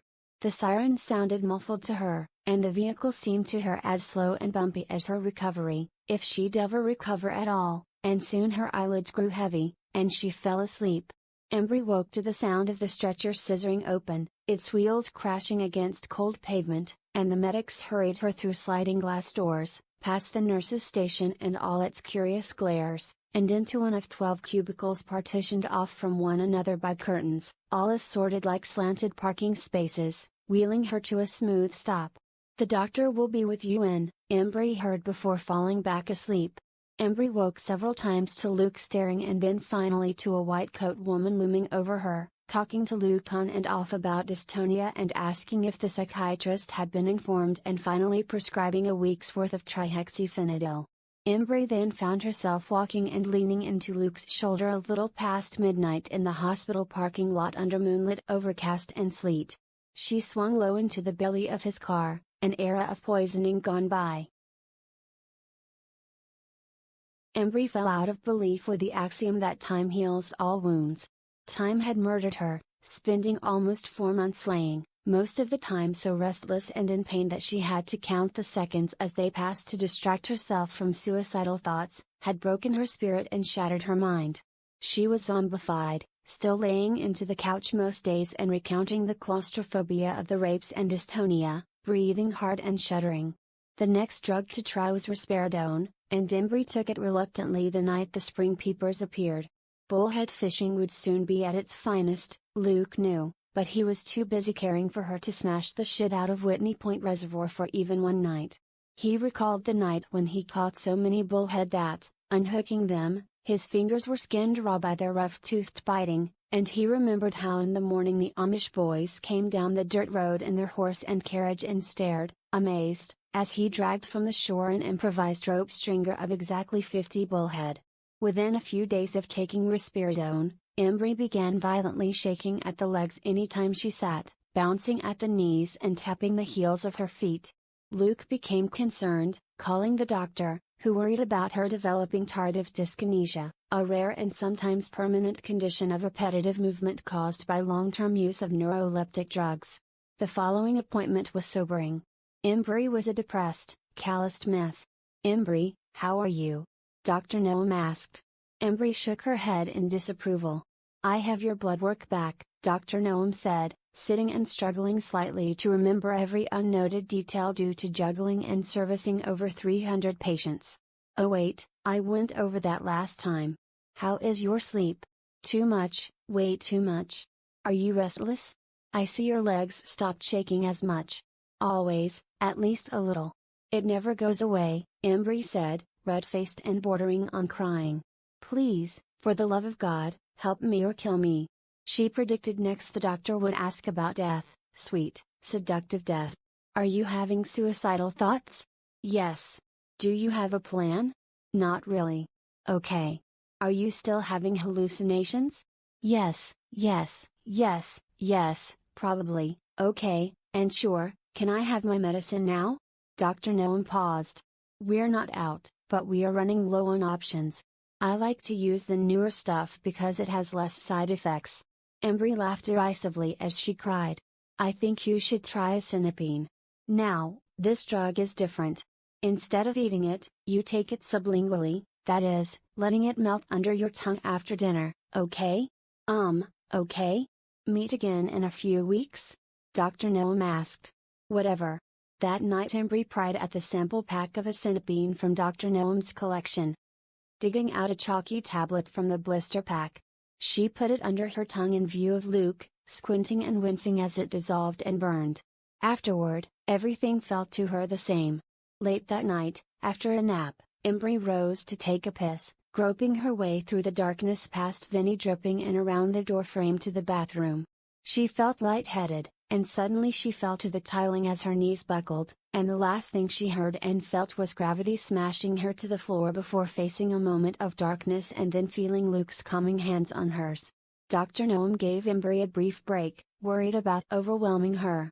Luke and Embry drove to their first visit of Dr. Mooney, LCSWR and ACSW, crossing the great rusting trestle bridge of Vestal and past the newfound greenness of grass and wild onions beside the overpasses and budding locust trees and aspen here and there, beyond several multi-lane intersections. The building was a tall complex with a parking lot wrapped around it, and a sign detailed the therapists and others who worked inside, with a Jaguar parked conspicuously in the lot among other cars and sedans for this time and every time again that they'd return. They entered the back door leading to carpeted steps down, turning left through a glass door to a room where Oriental flute music played, a water and tea station stood, a secretary and her desk and computer lived in the corner, and wicker chairs and kaleidoscope rug ruled the back half. Embry recognized in an open cabinet the pictures of collages from Dr. Noam along with crystals, gemstone bracelets, and necklaces. "Why hello," said the secretary. "Hey," Luke said back. A woman clothed in white shirt, jeans, and a beautiful light blue shawl came clicking at the heels around the corner from a hallway, smiling and inviting Embry in with her hand. Luke stayed behind, and the therapist and Embry walked the carpeted hall together, entering a room with a desk neatly covered in paperwork and crystals, a leather sofa with a box of tissues by the window, and across from that an ergonomic recliner and ottoman and oak stand. "Please, sit. You're Embry, right?" "Yes. How are you doing?" "Worse than you could possibly imagine." "Well, the first thing I should say is I may not be the right fit for you, and that's okay. You have to decide that. So, what's troubling you?" "I have severe mixed mania, depression, and psychosis. I've been raped twice, not counting being molested before all that. I watched my boyfriend die, and every medicine I try is killing me. The only people I have on my side are Luke and Dr. Noam, otherwise, I'd be dead right now." "Wow, okay, that's awful, I'm so sorry. You're distressed still by the rapes and death, right? Have you ever heard of dialectical behavioral therapy?" "Yes, no. Well, honestly, I think it would be helpful for everyone on the planet, but it really shines with cases of PTSD. Are you comfortable telling me about these incidents? Rod Bennett and his asshole friends raped me. My boyfriend died against a guardrail with his brains hanging out. Then, when I was homeless, a deck officer raped me." "An officer?" "Yes," Embry cried. "Wow, unbelievable. I mean, I believe you, but wow. Embry, I have tissues right there if you need them." Embry took a tissue, wiped her eyes, and blew her nose. "Okay, so, Embry, what's happening in PTSD is your flight or fight response becomes overactive. It's normally helping you keep safe, but in these cases it's crossing the line. What triggers these attacks? It's important to become aware of triggers.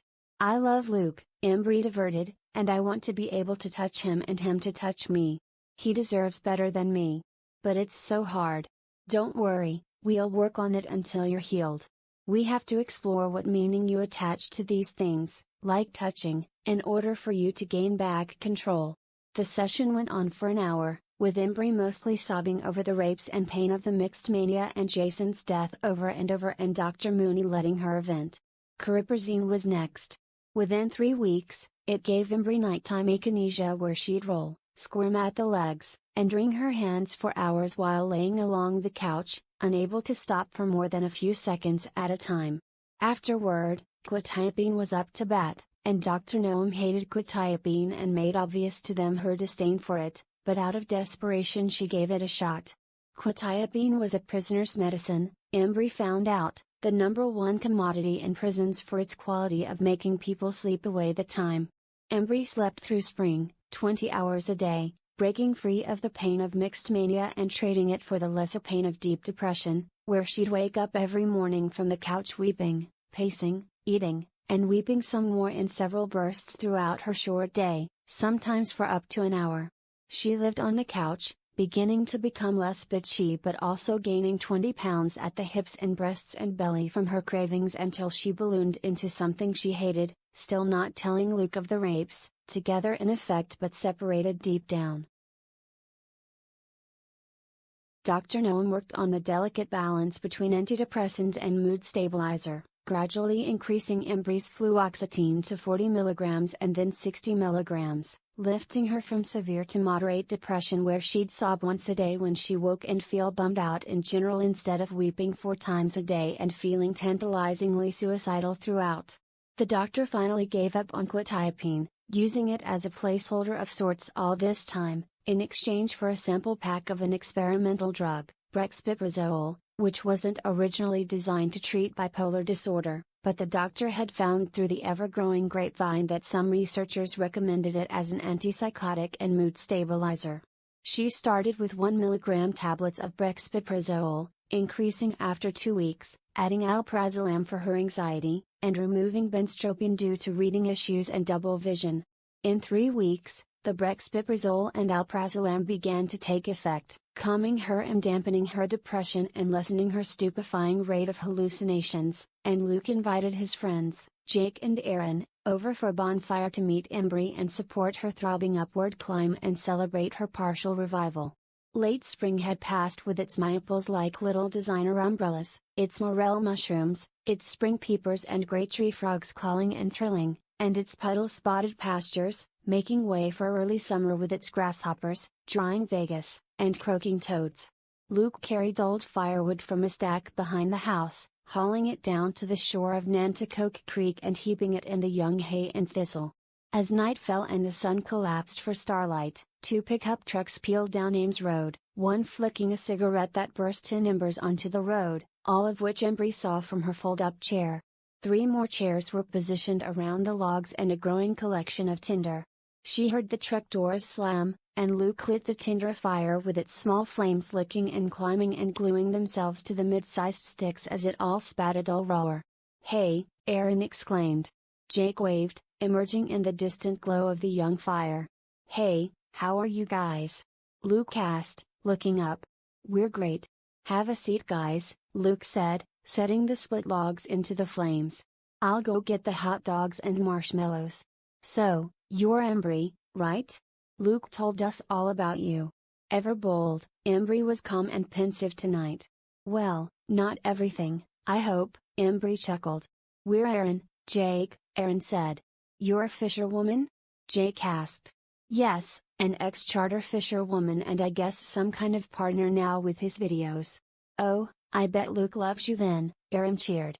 Luke returned with a pack of hot dogs, buns, a bag of marshmallows, shot glasses, and a bottle of tequila. "Are you guys playing nice?" "Yes, baby doll," Embry said warmly, pausing. "How long have you two been together?" "Oh, we're not together. I mean, we used to be, but now we're just friends," Jake clarified. "Last time we were together was way back when Luke was falling apart from his OCD." "The OCD, right, yeah," Embry said. "Luke, what did you mean months ago when you said you'd scare me away with the OCD?" "Oh, shit, I'm sorry Luke," Jake said. "I figured we all knew." Luke sighed, pausing. "Time to ruin the mood. I didn't expect this to come up tonight. Please, I'll tell you what's wrong with me, what's bothering me." "In all honesty," Luke said, "I don't remember telling anyone besides my doctor about the OCD." "You told us a long time ago," Jake said. "When?" "I don't remember that. When we were fishing with that Jason kid in Forks." "Jason?" Embry asked. "Jason who?" "Newton, maybe?" Jake said. "Newfield?" Embry asked. "Maybe," Jake added. "I thought his name was Mason," Luke said. "Oh my god, you've got to be kidding me. He's my old boyfriend, the one who took me up here in the first place," Embry said, choking up. "He died. I was with him." "Man, Embry, I'm so sorry," Luke said, pausing. "I'd forgotten the name. He was a great bass and walleye fisherman. I only met him once, but he showed me that spot in Forks. The beautiful place? I don't know what's so beautiful about it. Maybe you are thinking of a different spot." "Damn it," Embry said. "It was in the fall," Jason said, "the beautiful part. I always wanted to see that place." "I'll take you there sometime," Luke said. "I was an asshole back in high school. They knew me as the Bringle, and I was a lucky bastard, but those are stories for another time. Do you still want to know about the OCD?" "Yes," Embry said. "Thank you. I just, sidetracked hard, wow. Okay, so traditional OCD, obsessive compulsive disorder, involves thoughts that cause anxiety and rituals that the person does to try to alleviate that anxiety, right? It's all new to me, Luke," Embry said. "But, I mean, that probably sucks, I know, especially if you're hurt by it, but it doesn't sound like something that would scare someone off. Do you know what I mean?" "Yes, Bubs, but let me finish. I had that type of OCD when I was younger, and it did suck. I washed my hands raw and repeated these stupid shit lines and counted to try to save myself from my worries. But that's not the part people don't understand. What is? Embry inquired. It's called puro, short for pure obsession OCD. I had that too, later. What does that mean? Embry asked. Aaron and Jake leaned in, one roasting marshmallows on a stick and the other burning a hot dog on a handheld spit, listening intently. Puro is a manifestation of OCD where the sufferer fears he's going to hurt or kill people, and it traumatizes him. You want to kill people? Embry asked. No, see, that's what everyone thinks, Luke said calmly, but that's really the opposite of what I want.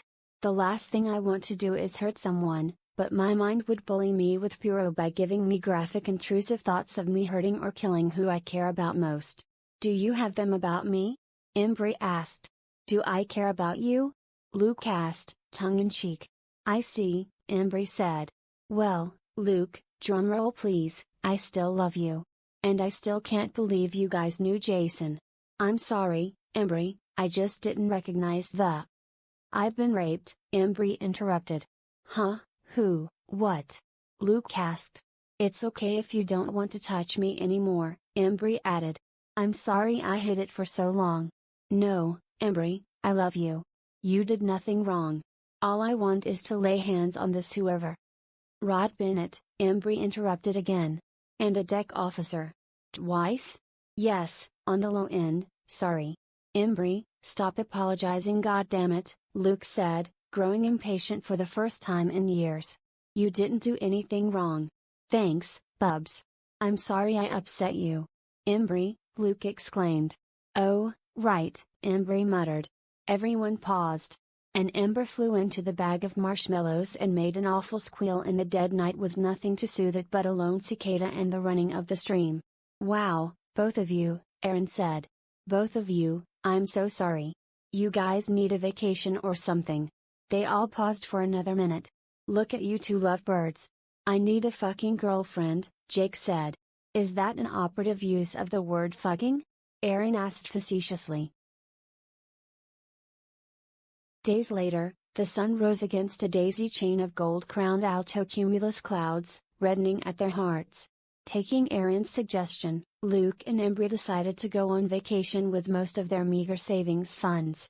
They packed camera and fishing gear, swimwear and other clothes, and survival gear in black-blue duffel bags, loading them into the car.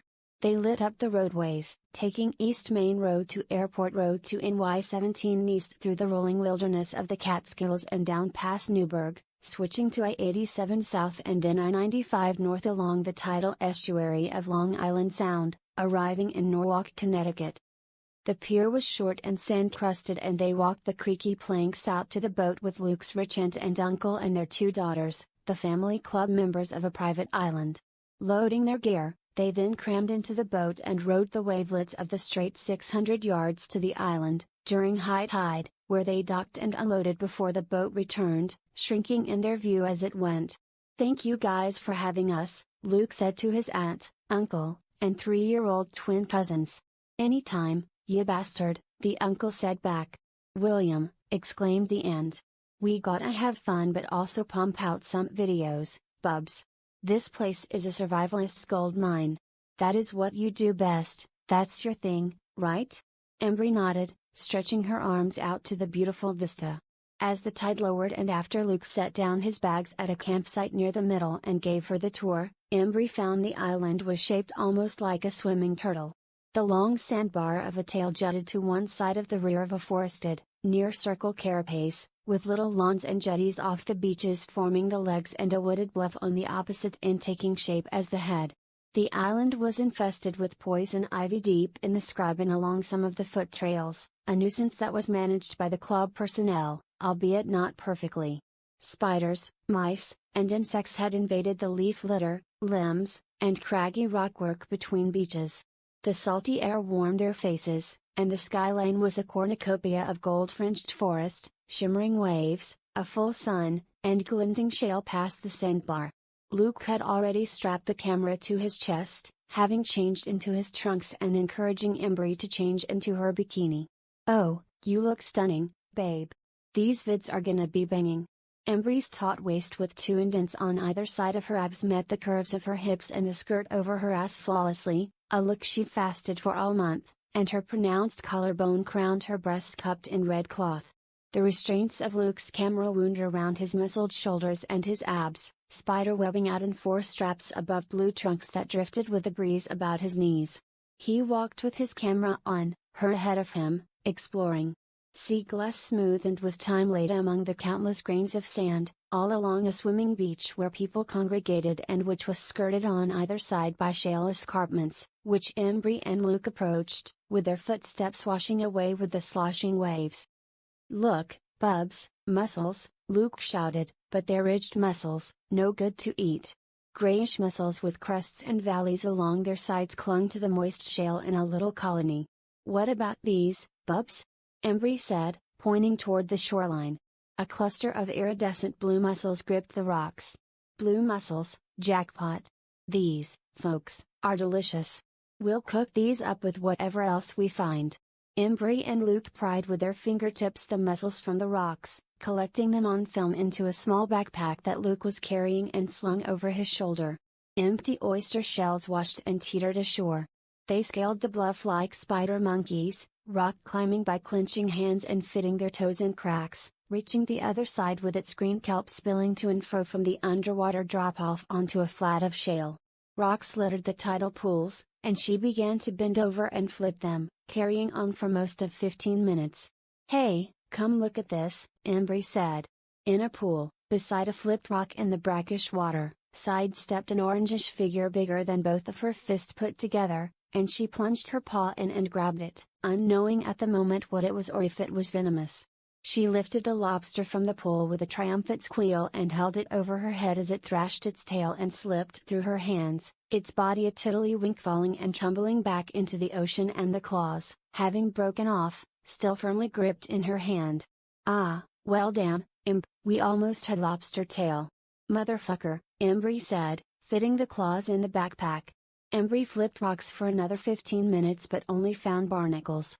She raked the kelp with her hands on film and found the inch-long, springing glass shrimp flicking themselves ashore in the slosh of the waves, and she swatted 3 of them up onto the drier shale and picked one up, crunching and eating it raw with her lips pursed and eyes closed, facing the camera. "You're wild, Bubs," Luke said. "These vids are gonna be short but killer. I can feel it." They put away the camera and swam in the swimming zone off the beach for a while, the sun scathing and casting high shadows, with others, including the twins in their floaties, splashing and frolicking nearby.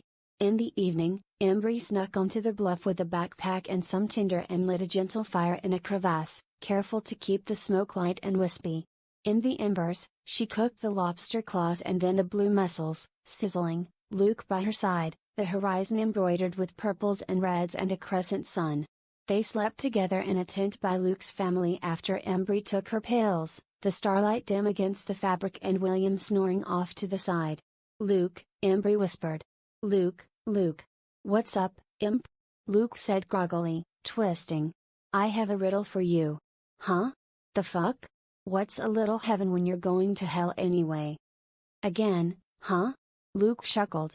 "Come with me," Embry urged, holding out a hand. They walked wooded trails, breaking the nighttime spider webs, and then they strolled the beach, making out at Embry's insistence, tied together at the hips, and finally they quietly dragged their feet into the restricted zone of Midnight Beach and lowered themselves into the thrashing waves and made love for the first time in the moonlit seascape, swaying in the surf, their trunks and bikini washing ashore amongst the twinkling sea glass. Embry for once enjoyed it, gasping amid the salty spray. The following day, Embry woke sore but delighted with sand in the cracks of her bikini. Luke woke, too, at her insistence and the rubbing of his shoulder. "Mornin' beautiful, what's up?" Luke asked. "I don't know. You wanna go film?" "Yeah, we should make the best of it while we're here. What time is it?" "Around sunrise. Let's go fish for stripers on the sandbar." They pushed the bunker up into the bar around now. "It's a lot of fun." "Okay, blubbers," Embry said, smiling and rocking his limp shoulders. They moved down past the one-man bodega near the entrance pier, cutting carefully past arms of poison ivy to the turtle's tail and watching the striped bass swirl, rise, and churn, rushing and pinching the schools of bunker up against the shoreline of the sandbank jetty. Embry tossed out a popper on a walleye rod, watching a bass jump on and inhale it almost immediately, and she leaned into the fish as it made its runs, finally resting it ashore on film. "Here's a nice little striper, folks," Embry cheered, squatting as she held the fish, smiling, and squinting in the rising sunlight. They caught several more stripers as a team before the bunker disappeared and the bass moved away, including one large 30-inch keeper that Embry wrestled with its tail slapping against her breasts, and she ripped its scales out before dropping it on the sandbar, bleeding and soon lifeless. "What's that, Bubs?" Embry asked, rushing down the sandbar as the tide slowly but surely rose, watching water spit like a fountain into the air. Embry began to dig with her claws, Luke filming, the sand spitting up in her face, and after scooping out a trench of wet sand, she felt the hard shell of a clam as it withdrew itself into its shell and closed tight. "Clams," Embry shouted. The ocean was rising, leaving just a thin strip of sand to return on, but before they returned, they found 3 more clams, digging together, hurrying, and they added them to their backpack, walking back through the shallows and spotting a horseshoe crab and a leopard crab waddling away in the surf. They grilled the clams and striper fillets and the awkward horseshoe crab against the fierce sun and sloshing of the rising tide. "This has been the best trip ever, thanks, my bubs," Embry said. "Oh, this is just the beginning. I love you, Emb." Early summer blew by like the accompanying breeze. Embry visited Dr. Noam and Dr. Mooney several times over, finally gaining ground before losing it again. "Embry," Dr. Noam said, "this time in your life, this recovery you've had, will continue. Think of it as 2 steps forward and 1 step back. It's a process, and you will get better, just as you were." "Dr. Noam, I feel like fucking killing myself again. Do you have a plan?" "No, but I wish I fucking did," Embry said, sighing. "Everything hurts so damn bad after so much pain. It's like I'm hypersensitive to it. I can't take one more drop. I think we can safely raise your fluoxetine to 80 mg per day at this point, a max dose, but it will take a few weeks to kick in, okay?" "Okay," Embry said. "What about supplements?" Luke asked from the side. "Is she taking fish oil?" "No," Embry said. "Oh, dear, I apologize, I should have mentioned that long ago. Fish oil improves brain health. Please, take 2 capsules in the evening, 2,200 mg total. Anything else?" Luke asked. "I'd recommend ashwagandha, also 2 capsules in the evening, 2,000 mg total. It reduces stress, improves memory, and may lower depression, too." "Thank you, Dr. Noam," Luke said. "Thank you for always being good to us." "Oh, well, you guys are both very welcome. Embry, call my personal line if you have any serious problems. Everything should get better with time, okay?" "Okay," Embry said. Over the next few weeks, Embry moaned on the couch out of scathing boredom and shuffled about the cottage, tired, and she became teary-eyed, but she didn't weep once. In 3 weeks, Embry began to feel the difference, hugging Luke so tightly in the rank of his computer-bound muss that he choked and had to peel her off of him. "You smell like shit. Take a shower, man. Later, I'm editing our beach trip, bubs." Luke had divided the trip into 7 videos: finding mussels, catching a lobster, fire making and cooking, digging clams, catching stripers, outtakes, and horseshoe crab catch and cook. He gave each a clickbait title, wherein nobody could resist clicking and investigating, and on each he added thorough tags and a description and used custom thumbnails of Embry holding the catch and squatting in her bikini. "These are gonna be winners, bubs," Luke said, clicking around maniacally with messy hair and his favorite stained t-shirt. Embry paused, staring. The whole time they'd been talking, Luke hadn't broke eye contact with the computer. "Is that what this is all about?" Embry asked. "Is what all about?" "This, the videos. You're making no sense, babe," Luke said, still clicking intensely. "You used me." "What?" Luke paused. "Now I'm really losing you. These, Luke, look at me, goddammit," Embry shouted, holding her breasts. You used me for these. You knew they'd get views. No, no, no, Embry, I swear. It's all about your precious fucking gold play button, isn't it? Dude, Luke said, come on, please, seriously? Fuck you, you knew I'd be pretty camera fodder. That stupid button means more to you than me, doesn't it? Embry stormed off and laid on the couch, feet hanging from the edge, her head buried in the crack between cushions, defeated and with absolutely nowhere to turn. She thought about drowning herself in the creek somehow, and then Luke followed her into the room. What's your problem, babe? I don't fucking care anymore, that's my fucking problem, Embry said, muffled by the cushion. Or maybe that's my solution. Hey, no suicide jokes, okay? You wish it was a joke. Go away, Embry cried. I don't want to hear it. A lot of people depend on me. I interact with them. I've turned a lot of people's lives around. So? This work has helped a lot of people out of bad places. There was a time when I was a small channel and before things got so crazy that I'd fish with kids with disabilities, and host events, such as physical disabilities, Asperger's, depression, and Down syndrome, to name a few, and I'd make their day if not more than that. Those people still depend on me. But what about me? I love you, Then prove it. How? Spend some time with just me.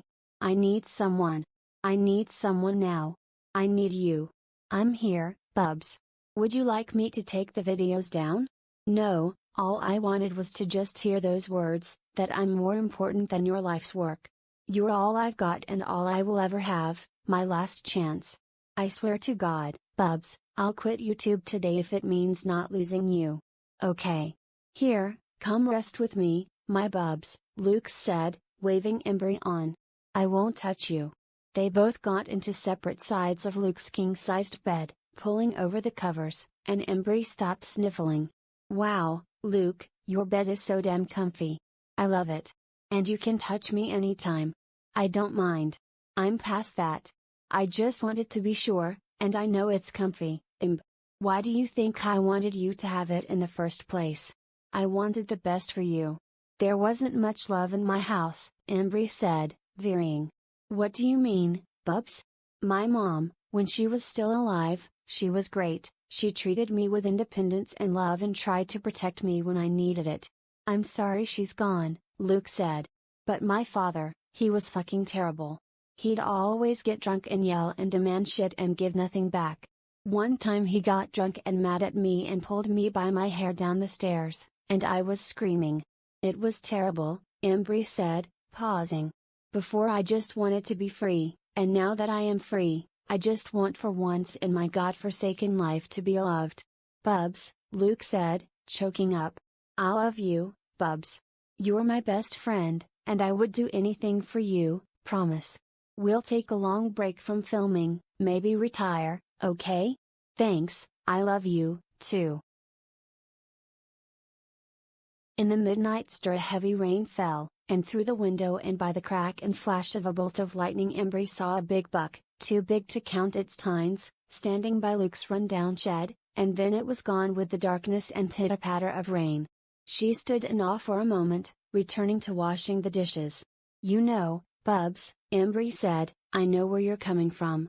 Maybe we should go back to your roots. What do you mean? You know, like holding events for the disabled. Helping people, just helping people, and not worrying about the next great thing. We just gotta figure out how to pay for it. Yeah, I totally dig it. We could travel. And maybe we don't have to figure out the money. What do you mean? Remember those beach vids we made? Luke asked. Yeah. They exploded, especially the horseshoe crab catch and cook. I've read the comments. They love you and your wild side. You're famous. Wow, well congrats. They're your videos, I just edited them. You're the star, and the money is yours to do with as you wish. How much money? A lot, tens of thousands extra and counting. Holy shit. Yeah, and it's yours to do whatever you want with. Travel? If you want, absolutely. That night Embry showered and pinned up her hair and wore a beautiful, teal, dreamlike dress and had Luke set up a live stream with his webcam, which thousands of people instantly joined and shared through text in the chat box, idolizing her magnificence, attitude, wildness, and the brunette waves falling past her shoulders. Howdy y'all, I'm Embry and this is Luke from LB Outdoors. We have an exciting announcement, so we thought we'd live stream tonight. We're going to be visiting one city a year to fish with anyone who wants to come, and anyone with a physical or mental disability will be eligible for special prizes like signed t-shirts and free guided fishing trips from yours truly. My question is, and you can answer in the chat box, which city should we visit first? The chat box went ballistic, the text rocketing. I think I see Philadelphia the most. I'll prepare the permit, and I can't wait to see you guys there. I love you all. Luke will make a post video about when and where exactly. It'll be at least one whole day, maybe next weekend. Bring anything you want us to sign, and bring your fishing gear. A week later, Embry and Luke were dolled up and exiting the airport with their duffel bags and sunglasses in the early morning shafts of light peeking from the skyline, finding and packing and entering their rental car, a humble blue RAV4. They drove through the Philadelphia morning commute and gridlocked to the banks of the Schuylkill River, a mode park zone with niceties like railings over the bank, trash cans, and ginkgo saplings scattered about. A crowd of over 100 people had gathered, talking among themselves, then cheering and clapping and whistling as Luke and Embry opened their doors in the nearby parking lot, her makeup perfect and the light glinting white off her sunglasses. They brought with them their duffel bags, strutting toward the crowd and beaming. "Hello, Philadelphia," Embry shouted. Still, people were coming from the lot in the morning light and would continue to all day, and runners and dog walkers passing by along the bridge looked down at the spectacle, staring. "How y'all doing?" The crowd cheered. "I'm Embry and this is my boyfriend, Luke, host of LB Outdoors." The bridge was supported by stonework pillars, and the ginkgos blushed and twirled at the leaves in the gentle gust of the marvelous day, Embry noticed. Consumed by pain, she let the little things before disappear from her view, but now she soaked it all in, relishing moments so tiny and fading like dandelion seeds in the breeze. A few parking garages, town halls, and skyscrapers, most clean and shining, stood past the distant shore opposite the river. Cheery, Embry announced to the crowd what was on her mind. "Everyone, I haven't shared this, but Luke here saved my life. He's the greatest guy I ever met. He gave me a home, took me to the doctor, picked up my pieces, he saved me. Let's hear it for Luke." Almost everyone clapped and smirked, and Luke blushed. "Bubs, thank you, you're so sweet, but, seriously, you don't have to." Embry walked around to the guests, shaking their hands and hugging many, as Luke followed her and did the same, chatting in little cliques, the Philadelphian families and outlying visitors that sacrificed during their long drives in. Embry kneeled before a wheelchair-bound kid with cerebral palsy, his hand clenched and warped upright and his head twisted askew, grinning a toothy smile, and his parents behind him, smiling. "This is Jonathan, Embry and Luke, he's your biggest fan," the father said. Embry's heart melted and mended and she grew teary-eyed holding the kid's little hand, and she reached into the duffel bag and pulled out a custom t-shirt in size small with LB Outdoors on the back and a vicious fish skeleton swirling on a popper on the front. "Now you'll be the coolest kid in school, Jonathan," Embry said, "if you aren't already." "Thank you," Jonathan muttered, squealing in his excitement. Embry remembered her dystonia while gazing at Jonathan and she shuddered, but then recalled her therapist's advice to take space and separate herself from the panic and dread, breathing. "I went through some very hard times, Jonathan. I bet we both have. But you don't have to let it define you, be your identity," Embry said, starting to choke up. "You can be anything you dream, buddy." Embry kissed Jonathan on the cheek and moved on.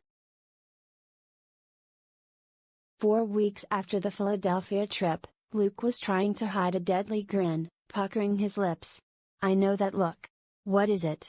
Embry asked, digging. "Remember those beach videos?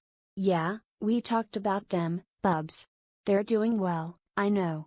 Well, about a week ago they went mega viral, even more viral than before, and with that comes the money, and with the money comes the power to help Jonathans everywhere. I've been waiting to show you. I knew this would be coming in the mail." Luke held up a package addressed from Google headquarters, knowing it could only be one thing. Digging with a knife, he mined out a rectangular frame with a shining gold play button sitting decorous against whiteness behind a plexiglass pane. "Congrats, Luke. I love you, honey. You know what I love?" Luke asked. "Me? Yes, you," Luke said, dramatically stepping on the pedal of the trash can and tossing the play button away. They had sex on the wooden floor to the sounds of morning bobolinks and katydids chirping and trilling through the window. Days later, a seriousness crossed Embry and she sat on the couch, just thinking, no television, no distractions. "Luke, can we go to NYC? "Of course, Bubs. We can literally go anywhere. How's tomorrow sound?" "Today," Embry said. "Okay, I'll drive," Luke affirmed. It was still morning and the red-winged blackbirds cackled from their treetop roosts, and a murder of crows cawed and squabbled in the distance. The drive to the city was long and tedious, with morons jamming themselves in between Luke's car and the car ahead and behind him amidst the gridlock of the expressway transitions. The tolls were fun, Embry thought in so many words. Many things were fun now. In Brooklyn, Embry and Luke parallel parked and walked several streets down to Jason's old apartment, her hesitating, then knocking on door with 3 raps. Haley answered. "Hey, do I know you?" "We've met, Haley," Embry said. "Oh, okay, what's up? Do you know where Tim lives? Tim the smoker, Tim the hustler, or Tim the writer?" "Tim the writer. Just 3 blocks down, the apartment with the red brick basement across from the graffiti." "Thank you," Embry said. Embry and Luke walked until they found what seemed like Tim's flat, the bricks a much richer and blacker red than they imagined and the graffiti much smaller, too. The streets were a dream state of honks, hollering, clacking steps along sidewalks and through intersections, and the faint smells of bakeries and food stalls wafting from down the way a half-mile or more. Embry rapped on Tim's door. "This is what I came all this way for, Bubs. He's gotta be home." Nobody answered. "I swear to God, I'll wait here on this porch all day," Embry said. Finally the door opened a crack 2 minutes in and an eyeball peered through. Embry heard a chain swing loose, and the door swung wide open. "Embry, is that you? What the fuck, man? I thought you were dead. I mean, I put money on it, and I won. Who's this? What happened to Jason?" "I'm alive. Jason's up there somewhere," Embry said, pointing up. "This is Luke." "How do you do?" Luke said, holding out his hand. Tim shook Luke's hand at Luke's insistence, albeit half-heartedly, still gazing into Embry's face. "Are you really Embry?" Tim asked, confused. "The one and only. Tim, you're the only one who knows what happened that night." "Oh," Tim said, turning. "Come with me. I guess if anyone deserves to know, it's you." Tim walked past a catacomb of papers and notes and dirty dishes and a table with plot maps strewn about in the combined kitchen and living area. A replica of the Starry Night hung from the wall. Embry spotted a half-full glass of red wine. Some things never change. Tim reached into a drawer of a nightstand in his bedroom, shuffling, piling stacks of paper and sticky note packs and used sticky notes aside, until he found the party's Bible, his drunken masterpiece of a notepad. Flipping through it, he found pictures of tigers, confused scribblings, signatures from those who thought he was a famous writer, vodka and ice cream cake stains, and an overview of the gritty details in size 32 font, with 12 words per page over 70-something pages. He paged through all of it. "Yeah," Tim paused. "I just wanted to be sure."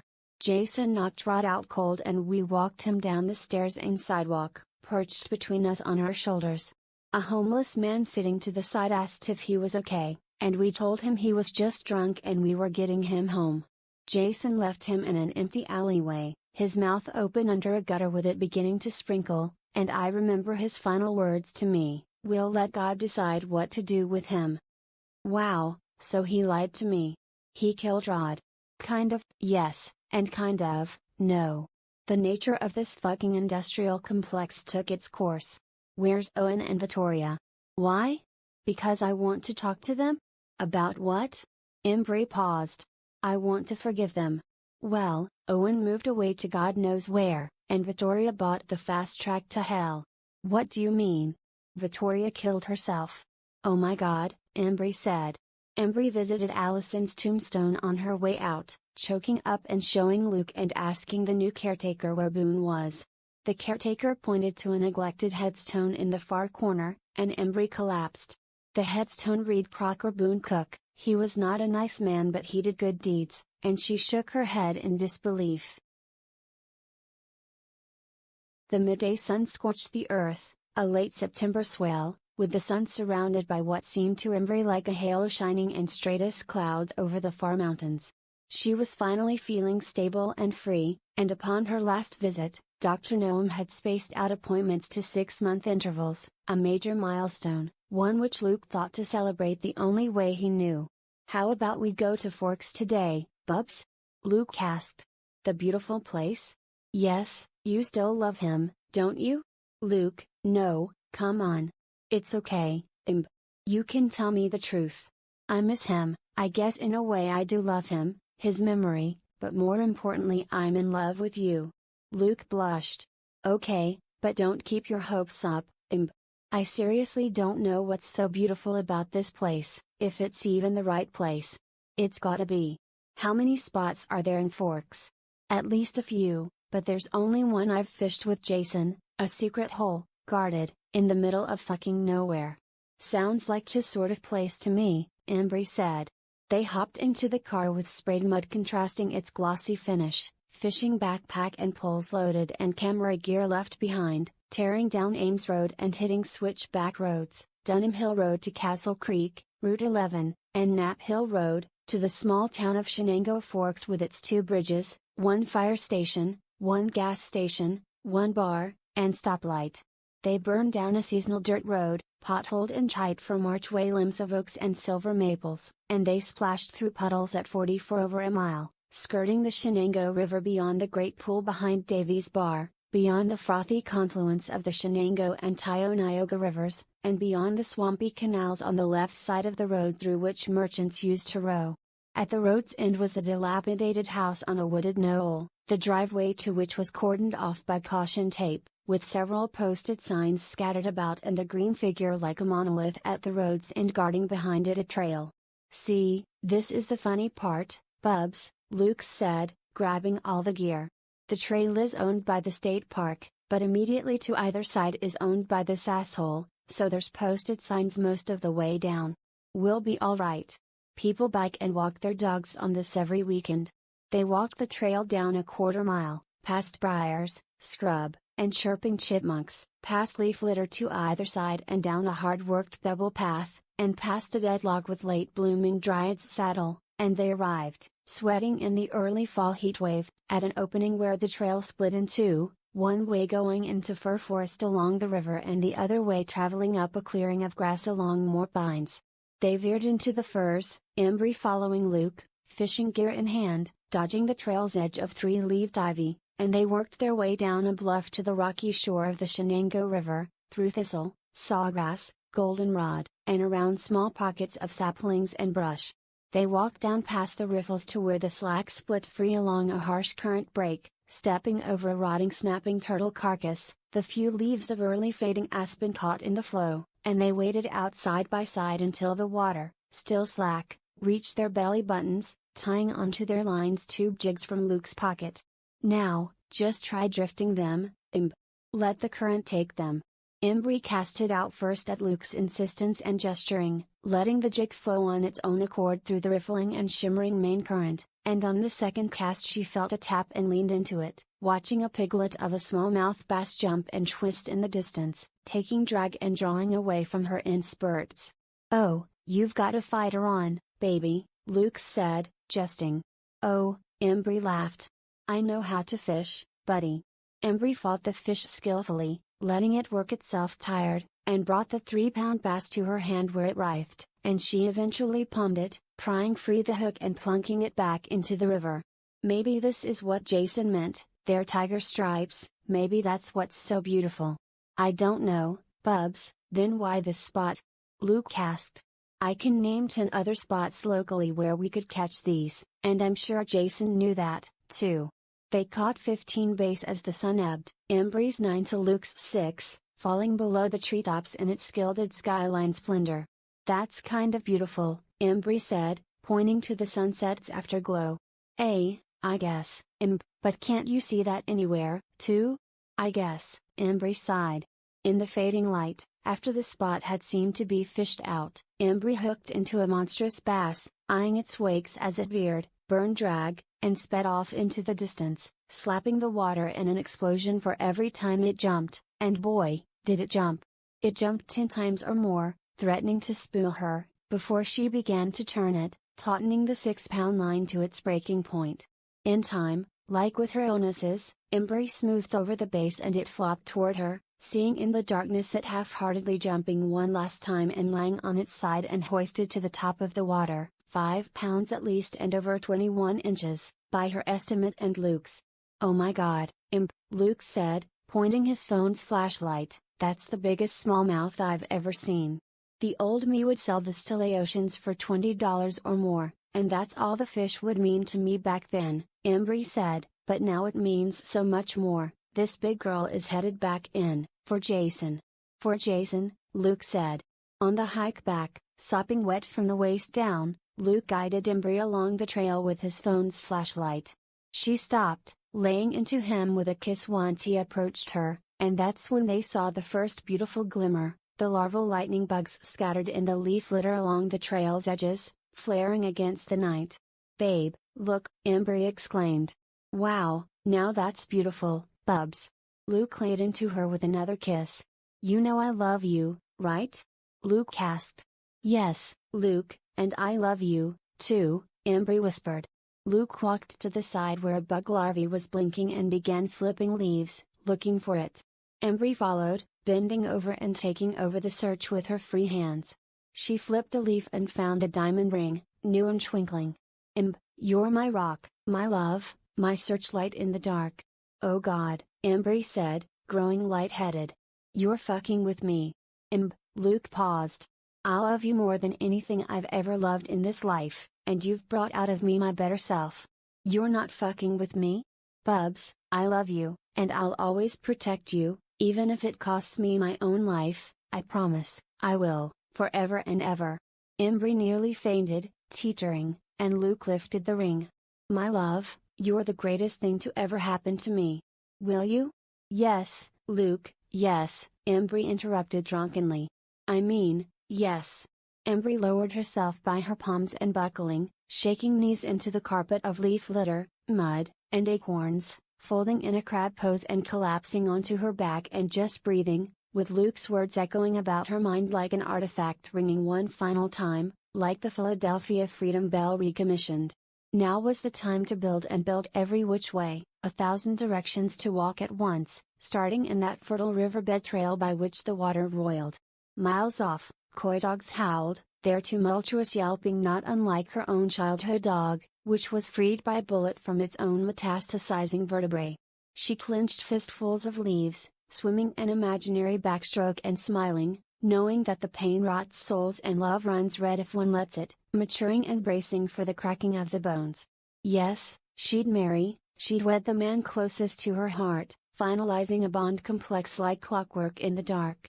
The idea of living out the dichotomy, on one hand, all the achievements and love with Luke, and, on the other hand, suicide in the most excruciating ways, for pain and the precipice of death were old friends, sent shivers through her soul. God's hand was the soft breeze combing past their skin, the fallen years bygone, and they kissed again, with Luke lying beside her and together already one flesh, savoring it moment by moment, a million micro-moments, a million memories, tied together as one. This has been a reading of Eaten Alive by me, Tim Galati. If you wish to purchase this book, you can find it on Amazon and Barnes & Noble online. Links will be in the description.